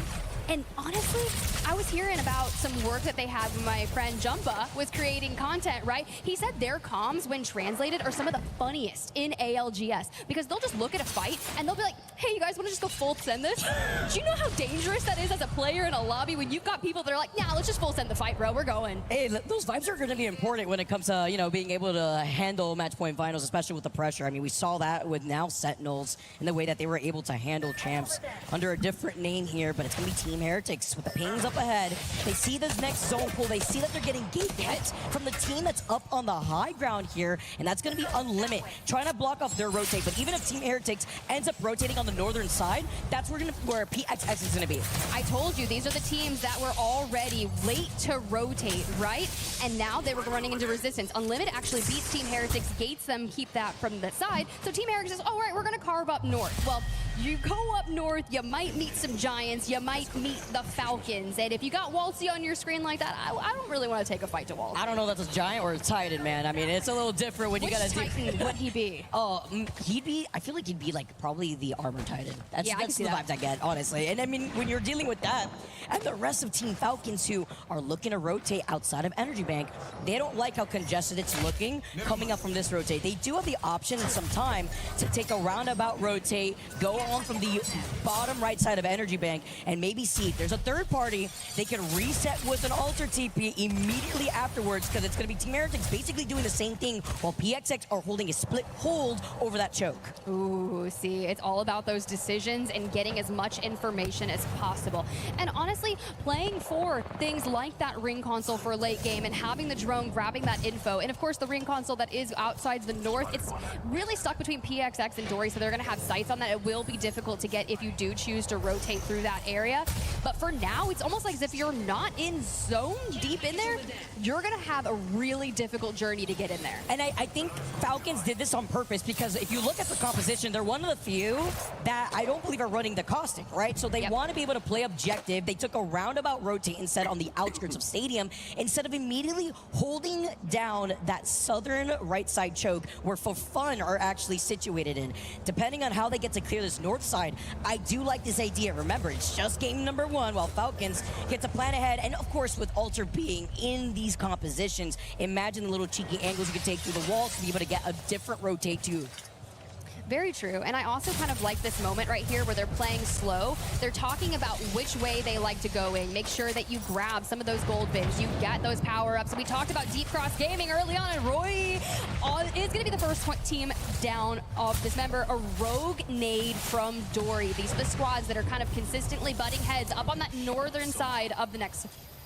And with Dory trying to at least look ahead here while DCG do get that res, it's going to be Zedai who are on the outskirts. Dory do manage to get the res themselves too, with the exhibit being right on top of their heads. But man, if you take a look at this mini-map, there's so many drones flying around. You would think that all these EMPs are going to be different forms of fireworks, while Falcons are rounding behind Dory. So that fight that we just saw currently as Dory are going to be able to heal up safely. They're going to be able to try to pull off getting those ultimates online too. With Falcons, they see that the fight's over. They don't want to try to overextend. They see that next zone pool are going to take that roundabout rotate, perhaps behind JD Gaming, or if the timing serves, behind Zedai and Dory to clear that northern side. But it's a lot of a riskier chance unless they go through JD Gaming. Yeah, and with 18 seconds before everything starts to collapse and draw them in, you might get stuck having to carve through that choke point into the middle, straight towards where we saw Deep Cross Gaming fall. PXX has now entered the mix alongside Zeddy, and Dory has been there, right? So knowing that there's potential for that third party, I can imagine that Katsuking there is going to look for some early openings. But honestly, at this point, if you're Zeta across the way, taking another fight towards the western side, we saw what Yuka could do. They hit the reset on the altar, and now the fire, the flames, the seer coming out, and Yuka pulls Satuki to join Mike, the last stand, and he can't pull it off. Oh man, there's literally fights happening on each angle while Unlimit 2 get involved in the crossfire. Flat looking ahead to try to capitalize because it's Team Heretics. But remember that pile-up that we were talking about with Dory up on the north side? Guess what? Falcons took the jump tower, they landed right on top of them, and Zedai and Team Falcons are now facing off against each other, but it's only up to Guild to clutch out here, as he's going to be able to get that followed-up knock here, going to be able to try to get the reset as well, finishing off some of these knock teammates because of the Alter TP that is allowing them to get recalled. Oh, Alter, my beloved. When you get to make plays like that and have that get-out-of-jail-free card, there goes the Crypto EMP, and For Fun, we're just in a bit of a situation, right? We've got a solid spot if we can hold this and clear out our backs for the long game, for maximizing a potential win out of it, but not if JD Gaming has anything to say about it. And they were one of our first teams that had teammates falling. Naughty was down and out, but they've made a full reset. They did, and now Floating's going to be able to clean up on aisle 3 as a limit, by the way. Do get eliminated in your feeds. That's going to be at the hands of Team Heretics, who have now completely cleared the west side of the zone, but it's quite a big journey for them as we take a look at JDG. Now looking ahead with Naughty being back in the fray, as you mentioned, Tiff, is going to get the information off the crypto drone. They do see that one member of Wolves Esports are going to be able to TP, and they want to prevent them from getting that reset. I mean, imagine how an EMP could go with the amount of caustics in this lobby, and then you have that lone Watson too from Gaming Gladiators. I actually love that they lock in Watson early on and just kind of stick to what they know, stick to what they enjoy for E-District, because you'll be able to play that character longer. You don't have to switch off too much, but here are the Falcons yet again on the move from the outside looking in, which is such a great strategy for group stages, right? It's all about racking up as many points as humanly possible early on, but they only have 3 kills to kick things off, which I say only, but honestly, the most in the lobby is 4, and that's PXX and Flat. Yeah, exactly, right? And Flat, if you look at their position being on that southern side of the zone, it's going to allow them to pressure and pepper out a lot of that damage onto the neighboring teams that are playing more so by the edge. AG Global are situated in that next zone, but then if you take a look at where that zone's playing next, as you see the side-by-side from a limit, Peace clutching out with the R9. He's got the purple bag, and it's all he needs with the final shot. Oh my goodness, off the longbow to come out on top. Falcons now hailing from above and being on top of the rooftop, putting in the pressure, forcing this team to play by the fence on a beautiful kidnap, by the way, that we were talking about earlier when it comes to the altar. Yeah, that was a dirty replay right there, Vicky. I'm not gonna lie. Those are things that I will never get enough of, but the EMP comes in straight on Guild's head, and now a Skynade to hopefully put that resistance up. Trade's coming alongside, but it's Team Heretics, and just a nade chaos backfires as Team Falcons fall. Playing on potato, catch one of these as Falcons find themselves in the spawn room gates here. Back to the lobby they go, and this is the pile-up that we were mentioning. Team Heretics maybe in some trouble here. Well, also it's going to be Havoc also right behind them with PXX, Zedeye Esports. It's a huge pile-up here. And guess what team is uncontested in this next zone? Gaming Gladiators. I mean, crazy, as we were talking about them running that Watson earlier too. Look, I'm telling you, I don't know what it is about Gaming Gladiators in this era, but something happens when those boys step onto the stage, right? And hey, if we're gonna have some success this early on, that momentum will carry you through the week. Zainu, 5 HP, drop in the barrels, and hey, we're just gonna hide in here. No one look over. It's all good. It's all good. Mind your business, Zainu says. If you see me, no, you don't. Look away. Lone little Caustic, it's like hiding behind that one little tree, a slim tree, hoping nobody sees you. But you know what? You're keeping the dream alive here for our teams left in this lobby. That next zone is going to be a bloodbath for the teams that have yet to pile up inside of those 3 individual buildings. That's right directly in the middle when you go over to the east side of Humbert Labs.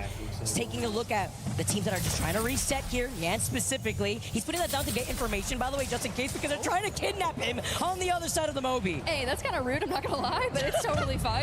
We got AG Global, Yanya, Jaguares, Niazul here on the screen, and an L-Star in hands. Looking pretty good. Now, we do have a solidified spot in Circle, but they are not alone. This is the populated side of things, and with the majority of the 5 squads still outside the Circle, you're getting that information from the high ground from Team Heretics to be able to see what is going on over here. Where can I play from? They've always been from the outside looking in, and do we jump on Havoc?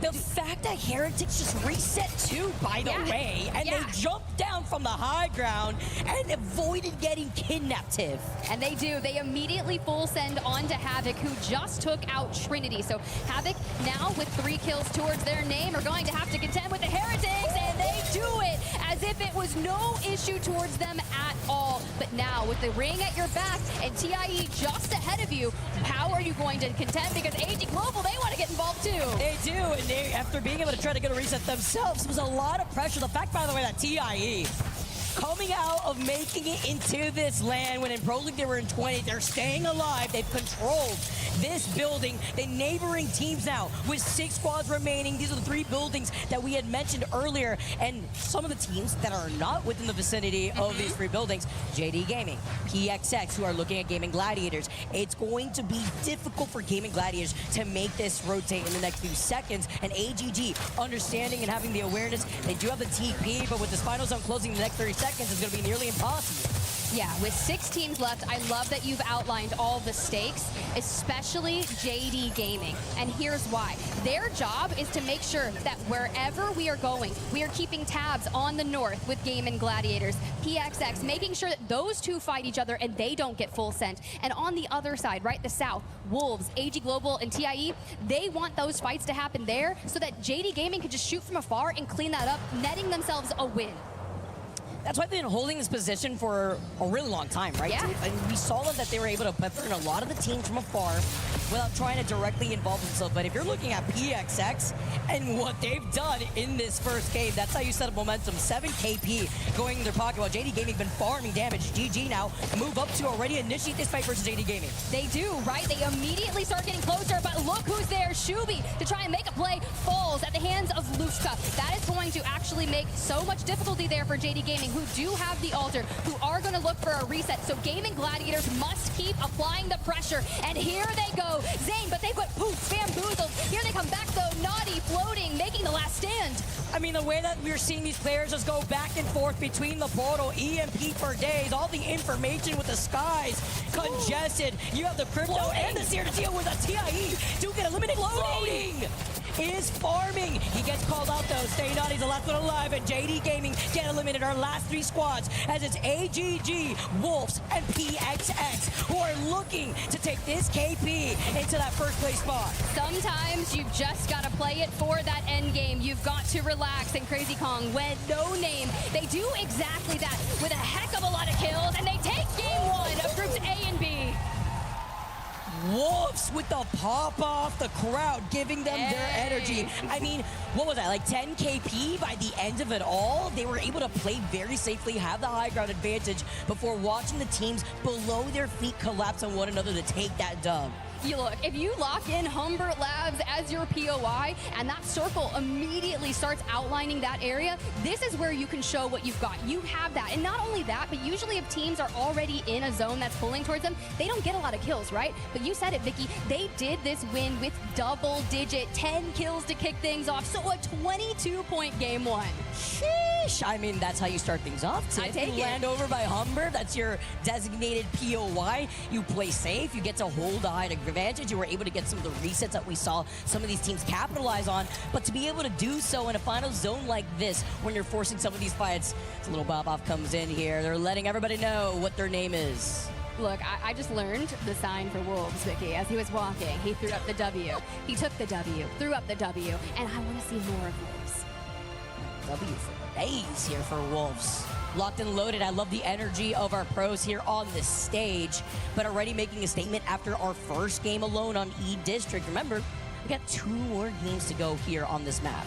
And it's one of my favorites, right? It is obviously one of the newer in the map pool as we kind of peruse through some of these highlights here, starting off with Wolves on that high ground, making sure that these nades are doing the brunt force of the work. You can see how many connect right there on a TIE. You use the altar, you portal on in, you got the gold alt in hand, and you just let it work, right? But I do love this moment here from JD Gaming, but more importantly, the time in which Gaming Gladiators did take to kind of throw themselves down in there. Now, I noticed that Gaming Gladiators falls before JD does.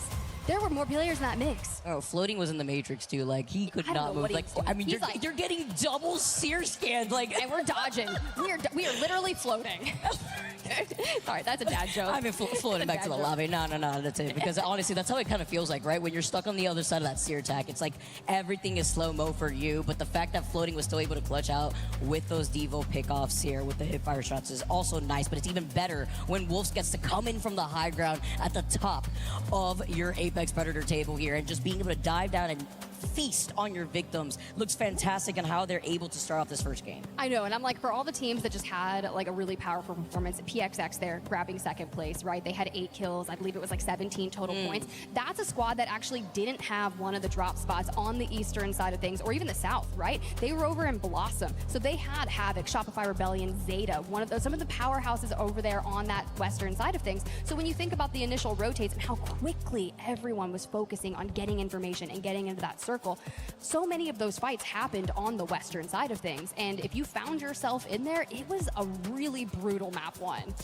It's tough too, and it's even more impressive to see how No Name was able to put down 6 KP just by himself on the altar. It comes in clutch when you are able to take your own TP back, get your teammates back up to full health. We saw it time and time again already starting off our first game, and mind you, it's not even going to be altar that gets banned. It's the 100% pick rate on Crypto, but no surprise there too, because then you have the double seared on top of the stuns that you also have the slowdown from the EMPs. We get to see that highlight once again from floating before he just gets double attack scan, and then you see the drone flying above his head before they eventually were taken out. But this is the high ground position that we were talking about from Wolves, being one of the teams to take this building very early, considering that this is their POI. So they had that advantage with No Name cleaning up even more heads. We just talked about the fact that he was able to take not only match number 1 with the whole team with 10 total KP, but him alone with 6. Yeah, he did it really efficiently too. 2,000 damage, well, 2,078 if you want to get crazy, but minimal damage taken. Only took about 700, even Crazy Kong, 100 damage total taken throughout the duration,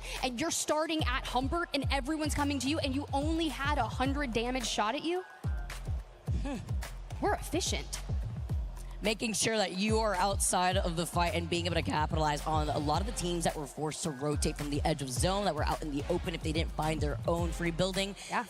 Going right through that rotating wall on the outskirts of Humbert Labs. But while we get set up, everybody, game number 2 is on the horizon. Going back over to E-District, which is important when we take a look at the different POI draft, right, Tiff? We highlighted some of the common zones that we've been seeing throughout the course of Pro League. And I said Northwest. You were like, yeah, until you get the rogue Humbert Labs.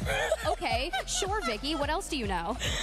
Man, I mean, listen, I've talked a little bit to the script writers in the back. We always have to talk to the script writers, you know.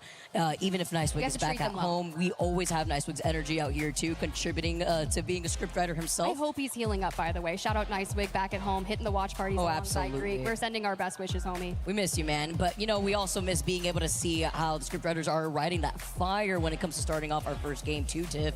And already with Wolves taking control of not only their designated POI, but now we get to see how a lot of these teams were able to influence being closer into those zone pools. Yeah. Specifically, being one of them, we did see Falcons take a roundabout rotation. You mentioned JD Gaming, how they were able to hold that southern right side of Humbert Labs too. I was impressed. I really was, right? We talked about floating in particular, kind of coming in through the open, making a name for himself there, finding himself on a really nice roster alongside Shubi and Naughty, and what this initial LAN was going to look like for them as a team. Because you think of their split 1 performance, yeah, they had their ups and downs, they had their powerhouse moments, but when we got to interview them on the broadcast, how, mentally clear did Naughty sound at that point? It's almost like it was really refreshing, and I was like, this is a guy who means business, and obviously a ton of our players do, but it was just like a very new Naughty, I'll go ahead and say. It's like a resurgence of okay, how long have I been in this? Yes. What is the different results that I'm trying to aim for, right? I got these crazy talented players on my team. What can I utilize taking my knowledge, my experience in the scene, and what can I bring here to elevate these crazy fraggers? I mean, we see kind of an iteration of this team in different regions, right, Tiff? I mean, one that comes to mind, at least in my mind, you know, not in this group, but Alliance, kind of being Hockey's, leading the team when it comes to sending out your units, right? And that's kind of what we've been seeing with Naughty, as we also have to highlight the 100% pick rate over onto the Crypto. Yeah, I mean, buy Crypto, not gonna miss you. All the Crypto EMPs, all the drones in the sky for the information, we're not gonna have that. Alter, however, was 17 picks in game 1, so if things kind of go in that same route, there's a good chance we could see Alter be the next, because the closest aside from that was Caustic. You know what I'm also thinking about here too, Tiff, because now that Crypto's out of the table, right, and we're seeing some of these teams prio info. Yeah. I don't think we did actually see what was it, like a beacon over by Stadium. So now you're forced to take a roundabout position towards Energy by the choke to try to get that read instead. Yeah, which is where we saw them originally before we saw that crazy pileup of a lot of teams coming Dory, out. PXX, even Falcons. But I think Falcons were, obviously they weren't playing that like Caustic, right? But they were just running at people, feeling confident. Having Guild on Seer, look, it's pretty nice to see Guild on Seer, and he's just out there, I'm just gonna attack you. I'm gonna attack you over here. And it was all fun and games until they got shut down. But that just goes to show you how they're viewing the group stages, right? We're prioritizing fighting on Edge, racking up our kill points, and then saying, sure, if we get a win out of this, great. That's 12 points right there. But as long as we're getting, top 5 consistently with kills, that is a great way to get through the group stages. Until they had to be met with that hot potato nade right at their feet. Yeah, that would hurt. That's one of those things where you start seeing the nade indicators and you're like, I'm done. Or I'm sometimes sorry. you don't actually. Sometimes you don't. You're like, how did that happen? Oh man, and then you get yeeted out into the zone or even fall off from the high ground, which is a really scary situation to be in. But yeah, I definitely agree when it comes to trying to play incredibly aggressive. But then there's also, even teams like what we saw from JD Gaming, we keep highlighting, holding and choking out the teams that are forced to come from that southern east side of the zone of Humber and then trying to actually contest a lot of these teams. Whereas even teams like AGG playing a lot more patiently, playing into those compositions when it comes to playing safe, but kind of being forced to look through the windows, getting these resets with the Alter Portal into allowing themselves to get a little aggressive, but maybe not as aggressive as some of these other teams. And it did work out for Wolves, honestly, at the very end, right? We saw them clean up the KP that they needed by the very end without giving away their building for free. Yeah, and that's where I get really excited. I'm always curious, what's that going to look like for Wolves in particular? We talked about it earlier, No Name, right? Just coming in with a large majority of those kills, but it is that moment where you have your team working as a unit. If you have to look and say, yeah, I've got the most kills, that's probably because someone else threw down a brunt force of damage and you're just saying, hey, I'm just picking it off. So can we do that again? I hope so, because if you drop, 2 20-point games, you're pretty looking good in this series. You're going to be at the top, and that is how you avoid that. Right, hang on a second. Let's focus in on that. Who we got there? We got fans is what we got. I was like, very saturated. I tried. Yeah, I tried really hard. It's like, guess that player. I'm like the worst person when it comes to that too. I cannot even see like my hands in front of me. So when it comes to this, I choose not to wear my glasses and contacts, so I can't see past 6 feet. There's a reason why I'm a little psychotic when it comes to standing up and playing and standing up and getting hyped here, guys, for game number 2. As we are ready to go, we saw Wolves double-digit KP take game number 1 within our first look of groups A and B. And now we move right back over onto E District. We talked about the POIs earlier, Tiff. Now we get to see where this zone is going to be pulling this time around. Will it be a little bit more so towards the western side of zone? Maybe a different look around, because we've been seeing City Hall throughout Pro League. We see the Humber zone this time around and changing things up as we get started. We first take a look at Wolves and what Legend is going to be banned next here as they roll out with the Alter, Walton, as well as the Mad Maggie. Ooh, okay, Wolves here. You can already see the changes coming through, but I still think that they're going to run at some things. Where the initial circle goes for them, Wolves landing at Humbert Labs. Will we pull towards the south? Because it shows them already in the next circle, which begs my question. Where are we headed? I hear the console kind of queuing on up, and there's a look at the circle, and it is south again. Times are changing, Vicky. And Gen.G Esports, you may have been first out of the lobby in map number 1, but this is your time to shine. I mean, they had a survey beacon, but it's not like that would provide maybe the information that they want, considering that a lot of these teams are now just starting to rotate too. So I see a draft point zone, and I know Graceful's very happy when it comes to seeing these zones too, just off of the experience of playing with Graceful myself. But it's great too when it comes to having information, right? When it comes to having that survey beacon. I'm wondering here, just looking at a lot of these teams collapse on one another over by draft point. Yes, that's what I was looking for. The ring console and survey are going to be there, so you could expect some teams to prevent other squads who are rotating a little late to get information, while the other teams that have to go in from later POIs, further POIs rather, will be able to side quest to get that information themselves. Yeah, you've got Dory all the way up at Lotus, right? And they're a squad that doesn't have Watson. They're still electing to run Seer, which has an 18 pick in the lobby. So that will likely be your next ban here. We're going to get him out early before we move on to Stormpoint later on. But for TIE, bringing out the Wraith. Dare I say, F-Chan, you are my favorite player right now. Feeling a little risky, aren't we? No, I do like this, though, when it comes to trying to go in for these different rotates, but then you won't have the same type of reset that we saw in game number 1 with the amount of ultras that we had, which is important, right? You mentioned the Seer, that's going to be our next legend band.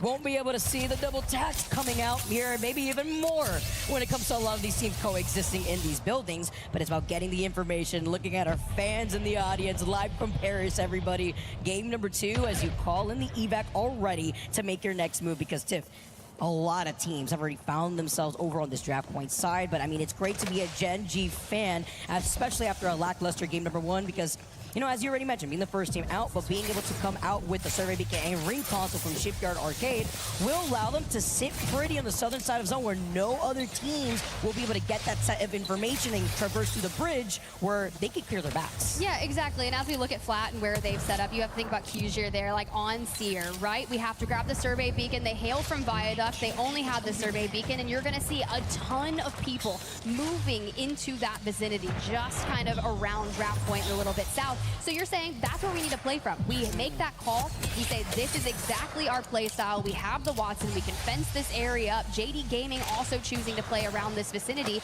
And you just have to realize as you set up that you have to be able to hold it. But for AG Global on that eastern side of things, making their push in, Yanya himself on the altar is 2 knocks away from 1,000 knocks. Okay, like that's insane. Ooh, hold on. We need it here in this game, right? Right down the stats. Tiff has spoken, especially when it comes to tracking some of these players that have been reoccurrent in our lands. AGG now moving outside of Humbert. Falcons are prowling right behind them, by the way, who want to pry. We're getting the Evo Harvester on the northeastern side of Humbert, very similar to where that last zone pool was, before they make their rotate, perhaps through the choke of Shipyard Arcade, because again, it's that big set of information that Gen G already prioed very early on with the Ring Console and Survey Beacon, but Gen G did give up that space for right now. As you can see them right now, they're going to be able to try to look over by Viaduct, but guess who was there by the survey already? It was PXX. They don't want to try to contest for playing on the edge of zone in that direction that leads into draft point, so they actually get right back over to Shipyard Arcade before AGG or even Falcons may want to try to pry or get that info, which is why we're seeing Falcons now take to the skies, but do they have the information that Gen G is waiting for them at Shipyard? Yeah, it was a really interesting game 1 for Falcons, right? Because how often did we find them so far outside of zone in the north, right? So knowing that they start from Stadium, that was a journey for them. That was full of resets and just stabilization and looking for kills. But what do we do this time? We actually go south. We comb together a couple of evacs. We take to the sky. And now Guild switches off Seer. Waltzy's on Seer. Guild's on Wattson. And we're saying, where do we want to set up? Well, you set up by the Ring Console. You play for information. Ooh, and they were able to get there for free. All right, we take that, let me tell you, especially when Gen G's like looking above them, seeing Falcons fly from above. He heard the evac tower and does end up crashing down before they end up rotating probably through Old Town, taking their time, while AGG, we saw them earlier taking shots at Falcons. They're not going to try to prio and contest Falcons there by Shipyard Arcade, because with a lot of these teams being able to have the reset of the alter TPs in general, there could be a lot of griefing that could be done, especially with the influence of Axel that we were seeing in this lobby. It's so interesting looking at Gen G, you know, the 8th seed coming in from APAC South. This is one of those squads that didn't have the best scrim average when it comes down to it. Sure, 33rd average, but you said, Vicky, we take it with a grain of salt. We just compile on that performance. Some of that's done due to ping, right? But when you get to land, you kind of lock in. You're running on 2 hours of sleep. We're just happy to have you here for day 1. We just want to see, get you kind of those initial flows moving. What's the pace of the lobby look like? And really kind of step up for the later matches. And honestly, all props to them. Yeah, like I'm saying, zombie, bro. Nothing but nice. A shell of my former existence, but that's why they're here, locked and loaded. Already getting that adrenaline and going here with a lot of our teams already making their way. VP being one of them, by the way, where they were able to send out that alter player to be already put down that TP, so that way they could help out with their rotates while also prioing getting the survey beacon, as well as the Ring Console that's on the other side of the wall. And DCG also are keeping their eye on VP, because so many teams now, if you're looking at Heretics, Unlimited, even Shopify, who have to come from a very far away over to the north side, will be able to side quest over to getting that survey beacon. And then on the opposite end, Tiff, same thing could be said about Falcons with the way that they want to take a roundabout position, but Gen G do find themselves in a fight. The trade, and Yanya is one that goes down first for AG Global, and sure, you turn it around at the hands of Aguirres, but Yanya does not get the knocks that he needs to exceed 1,000. You know, this, it's going to be a little bane of your existence to breach that 1,000, but the moment you do, then you're going to find all the knocks. But that's a nice way to make sure that we clear out our backs in the south down here near Old Town. Sure, we're fighting. We're going to rotate back in. You're going to look at, you're right, Deep Cross Gaming and Trinity that are likely going to be real pain points on that next portion. But for Falcons, who, right, they took the path up through the south and they just kind of like slammed themselves in the middle of everyone. Hey, they found themselves in the middle of a lot of these teams and waiting to see where the zone's going to pull, but I really do like the aggression that we saw from AGG, who were holding out on the outskirts of Humbert before they went outside of the zone to where there is over at Old Town a survey beacon to see where everybody is situated in. While DCG are ahead of them, while AGG are now resetting fully. We talked about Falcons before, and they're playing to their strengths when it comes to these current compositions that they're rocking on, right? You still have the Alter, you have the Seer getting the info, as well as the Watson, just to sit down pretty. But with all their teams now getting some poking shots from afar, some teams still rocking the full blue here, unlike Falcons, or full purple. Well, I'm keeping my eyes on Flat up there in the bus, locked down thanks to the Watson. You've got Havoc down as well, but as our free cam keeps navigating through, Virtus Pro on the horizon. This is a squad that went out 19th in map number 1. So trying to bounce back from that performance here. It's a great way to make it happen. You throw a Hemlock in, you kind of keep that pressure from a distance, you're behind your fences, and you're inside that next circle for this one and the next one. So we're feeling safe, and we're out of the cluster of teams out towards your west. Where it's going to be scary. Yeah. Because especially when, like, if you don't have control over some of these bridges where you have a lot of these open angles, you're going to see tames like Dory saying, Hasta la vista, we're taking a different rotate through the vent side on the south side of Energy Bank, leading into Draft Point through that tunnel. That's incredibly risky, right, Tiff? Because you still have Shopify, who are holding that north side of Draft Point, Unlimit, who will be able to look at the opposition from the other bridge side when it comes to getting out of the western side of the zone where Team Heretics are making their rotate. And Falcons are looking to gatekeep PXX as they also come in to get where that next zone pull is. Yeah, you mentioned Heretics, and as we kind of looked at them on their path, they did rotate in from the western side of things, and they try to find some coverage and immediately get sought out by Unlimit Coast, Alonzi, and Jans here. What are we going to do to make this happen? You've got information, you do have the exhibit in your back pocket, but you don't quite want to burn this. You will if you have to. You do have the 2 ult excels in the inventory. This is going to force you to go this way.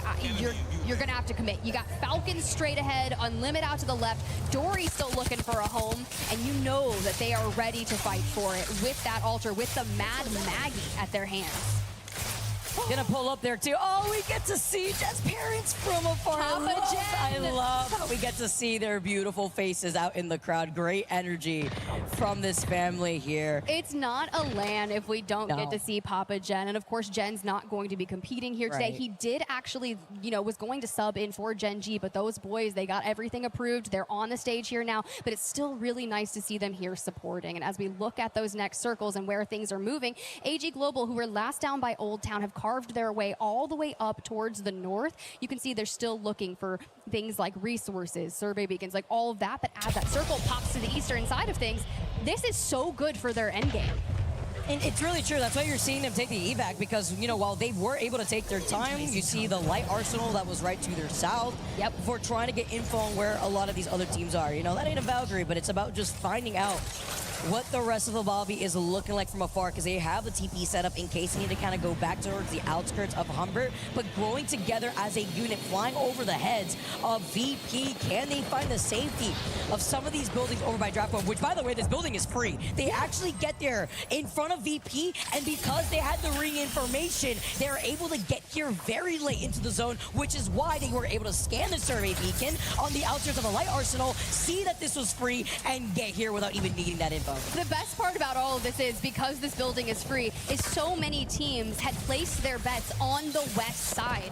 They're going to have to make a mass exodus, and you have to, if you are on this side, stand tall and own it. Virtus Pro, Taskmaster fully eliminated, Osis down, and Trinity finishes it out. A team that was already in that next circle has now been evicted, and Trinity claims their spot. Igarashi said, open up like the Kool-Aid man. He completely cleared the building versus VP, which is important because Gen G, by the way, also go out first this second game around. I missed that, Gen.G. It was on the other side there, and then VP meet them back in the lobby, being the second team to fall. It's just a fact. That's okay. I mean, it's round 3, and you still have all these teams, Tiff. You give those boys some 5 hours of sleep, they're going to be playing completely different. They're going to feel just like themselves. So the Falcons, though, yeah, we're testing fate with some more nades. They were a little bit, they fell victim to nades in map number 1, and we're looking to throw some more. Hey, you know what happens when you're at the circus juggling through these nades yourself? Putting in some pressure when you get to gear some of these reses also go off, Tiff. Oh boy, we got Zeta Division on the other side of this, and when you think of Falcons rotating in from the west side, you're like, why are the Falcons so far over here, right? Don't they land in Stadium? You saw that southern rotation. You saw them grabbing that information, and they chose this side of things. And you know, while Falcons are sitting here just trying to make their next move, let's jump into a listening with Falcons to see how they plan this next rotate. We can go underneath the water if we evac, like low ground water, if that's possibly open. Okay, where do you want to evac from? I'm not done with it. Just drop it, second floor, I'm coming to you. Dropping it. We have to do it in between the buildings somehow, and not get shot. Okay. Tell me you need me to start grouping with you, because I'm just starting.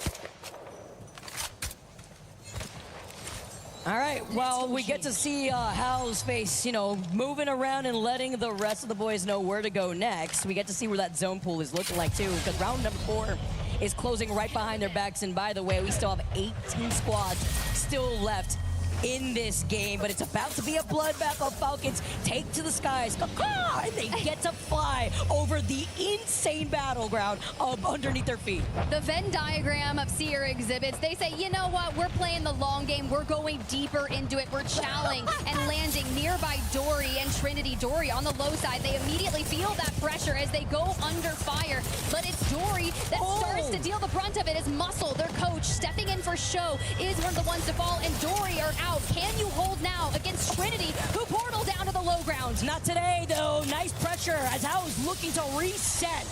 They take one out, and now they're looking at Trinity, who wanted to try to contest, and they had the information from the Seer scan originally, but with the zone closing in, they are safe with a sliver into that next zone, and that's what happens, as it's really only an isolated 1v1 fight between Trinity and Falcons. They didn't have anyone fall too much damage there. They reset nicely. They get the gen down, but the chaos is still going. Floating makes an appearance and immediately lets the R9 shred to the pieces. You do have some poke damage from behind, so you immediately start playing the doorway. Havoc ahead of you for fun as well. They've already used their exhibits in the earlier fight, so let's say fence them in, hijack enabled. Yeah, and then you see like the painting of Watson fences on the ground. Shuby just trying to hijack that himself, JDG.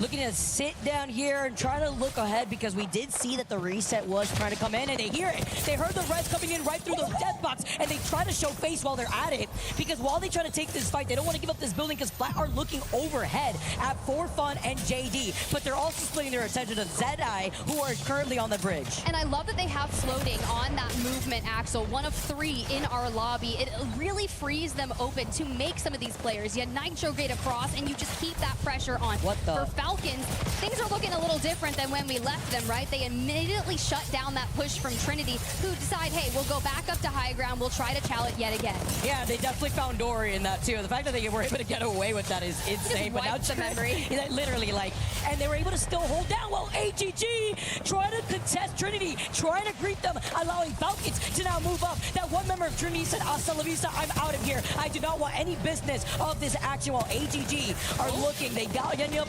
originally, but not for very long. Falcons holding a better position as Falcons are cleaning up heads for this game number 2. Falcons are making light work of their rotations. They're finding the resistance. They're shutting it down. JD Gaming For Fun also going to fall on the western side of things. And now as teams really set their sights onto landing into this hectic endgame, where do you play from? We saw Flat, who had the bridge. They called it, right? And they get that high ground. They can shoot down. Wolves, your map 1 winners, are finding themselves themselves in a precarious situation. I mean, the fact that Flat is just looking down on everybody, right? Oh my and the fact that you're just frying for free, and you got that gold extended light mag, he's just going to be able to just keep farming with this Rampage. No extended heavy mag necessary here. While Wolves, by the way, do get eliminated. Your game 1 winners out of this lobby in 5th. But the altar is just so crazy for these resets. Flat is looking in 2 different directions. Shopify is clinging on for dear life, seeing if they can perhaps get a reset, as they did lose out on their altar originally playing underneath the bridge. I don't think we were able to pick up Koifel just yet. It's the Falcons opening fire or preventing the reset. It's only a matter of time before Shopify does fall, because also Flat is looking at them too. Look at Falcons.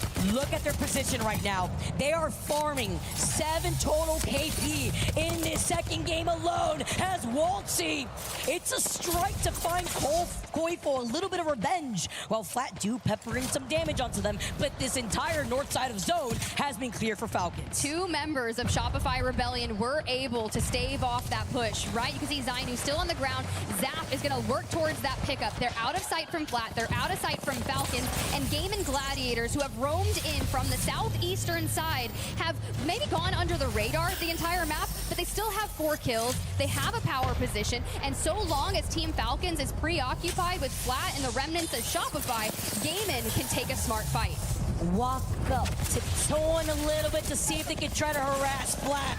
While they lose out on Qzer now, just trying to see if they can get the res. They put down the TP. Falcons now, they fully send it onto Shopify, who are still clinging on for dear life. They TP outside of this situation. The exhibit for exhibit, though, giving everybody the info while Guild is farming. Shopify get cleaned up at the hands of Guild with some help from Zane. Some extra KP for Game and Gladiators. And now we have our last 3 squads for game number 2. Flat starting in Viaduct here towards the end. Game and Gladiators, who decided, hey, we're going from uptown, we're making our way in, and Falcons, who have had one heck of a game 2, the trades going back and forth.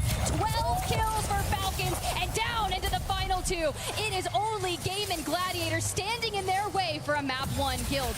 Reeling back, setting up some of their own fences as Zane looks to make a play, but Guild reads it. Hal answers back. The trades come through, and Guild and Hal stand firm. They swing around Blast, and a 1v1, and they take it. Team Falcons are your winners.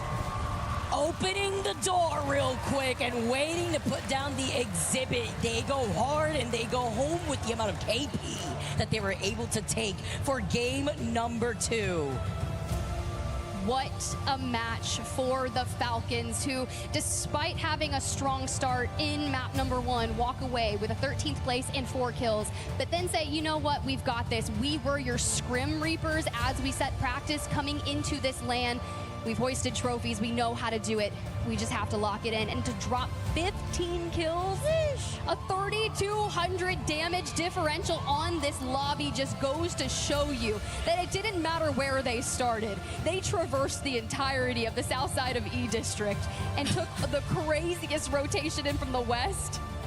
I'm like facepalm. Like the fact that they were able to get into that zone, destroy Dory. Like, no one's gonna be finding Dory, at least for that game number 2. But the fact that they stayed alive, Trinity couldn't greet them because they tried to show face, but then Falcons was able to pepper them out, get a little bit of revenge, and then thanks to AGG, they were able to actually come out on top on that rotate. Yeah, to be fair, I think, Vicky, that is the defining moment of match number 2, was that evac as we kind of go through the very end of the game from Hal's POV out on the side. He's the altar, he's got the portals, he's making the play. Zane does try to go behind, gets dropped, and Lufka here. Now it's going to be Blast last standing for Gen G, but just look at how they stick together on the Falcon side of things and then just kind of put the finishing touches as they swarm in. However, I will say for Game and Gladiators, getting a 2nd place in match number 2 is great. They were top 5 in map number 1. And what do we ask for of our teams when it comes to LAN performances? Consistency. Yep. And it's really hard, too, when it comes to dealing with this international talent. When you bring everybody on the same stage, I get to hear the crowd going wild here when it comes to Game and Gladiators as well. I know family members have flown out from all around the world. Yeah, we got Blast sister right there. Hi, girl. I love it. Charlotte, I love the way that they are always coming through to support the family of gaming gladiators, but giving them that energy tip. You talk about consistency and still being able to find yourself in a top 5 finish goes the distance in our 6 series when it comes to groups A and B for this first half. And they were one of the teams, right, in match number 1 that had decided, we're going to play Watson, right? We're going to play something a little different. And you kind of just keep going through the lobby in that regard. You just make groups. It's times to learn almost. This is the moment in which you are setting yourselves up for deeper into the week, where a lot of those games convert. There's $600,000 for first place on Sunday. Of course, you get a glorious trophy. But $600K? Oof. You know how I feel about that one. I mean, You know how I feel. I do. Anybody though, but it's also in this economy. I'm sure. Yes. And then it's a way that they are able to also not only take away from that, but like even if you look back at last year, Weekend Gaming came out on top, winning last year's Split 1 playoffs at EWC, and being able to kind of come out of left field, right? We take a look at these highlights and what that means to not only take that first place spot, but start yourself strong, right? Falcons coming in swinging game number 2. You were talking about the way that they were trying to hold these split angles. The Falcons, man, they were able to also see that Zane, who had taken the portal down, isolated 2 of his teammates, leaving only Blast alive before the end of it, and then Guild getting the finishing blow with the RE45. Can we also talk about, I mean, since scrims, right, but the RE45, man. It's like being put into a microwave, making your eyes water, but it's a great start here for Falcons as well. Truly a 27-point game in match number 2. Based off the fact that they had, 4 or 5 points in match number 1. We're north of 30. We're feeling good. But let's go ahead. We'll jump to a quick commercial break, and we'll get more action on the other side. Play is in our DNA. Whenever we let it out, it becomes our superpower. Now imagine an entire city being built to supercharge it. Kadir City, powered by Play.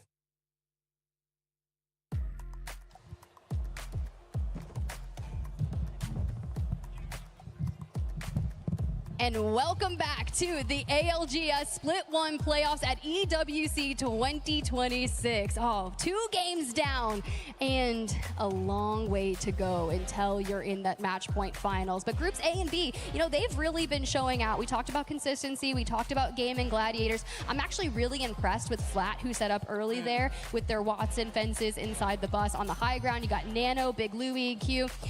They've always kind of been one of the most, dare I say, underrated teams of the Americas. They have these like pop-off performances and you're like, okay, let's see it again. And to drop 6 kills, get a 13-point game, positive damage differential, those are the starts. Shopify Rebellion, who grab a top 4 there as well. Just a couple of kills, but the fact that they were just trying to stay alive on the low ground is something to be said to make it to 4th. Our winners of match number 1 do end up in the top 5 scenario as well, so the points line is going to look great for them. And Vicky, we're saying goodbye to Seer. Hasta la vista to Seer. No more of that double tech shenanigans here. But you know what that also means, Tiff, because we are still going on to E District for our final game, match number 3 here, guys, before we transition onto Storm Point. The altars have been a problem. Got to talk about, you know, getting those resets for free. You may not get the double stun here, but it's being able to get through these difficult rotations that the altar does provide.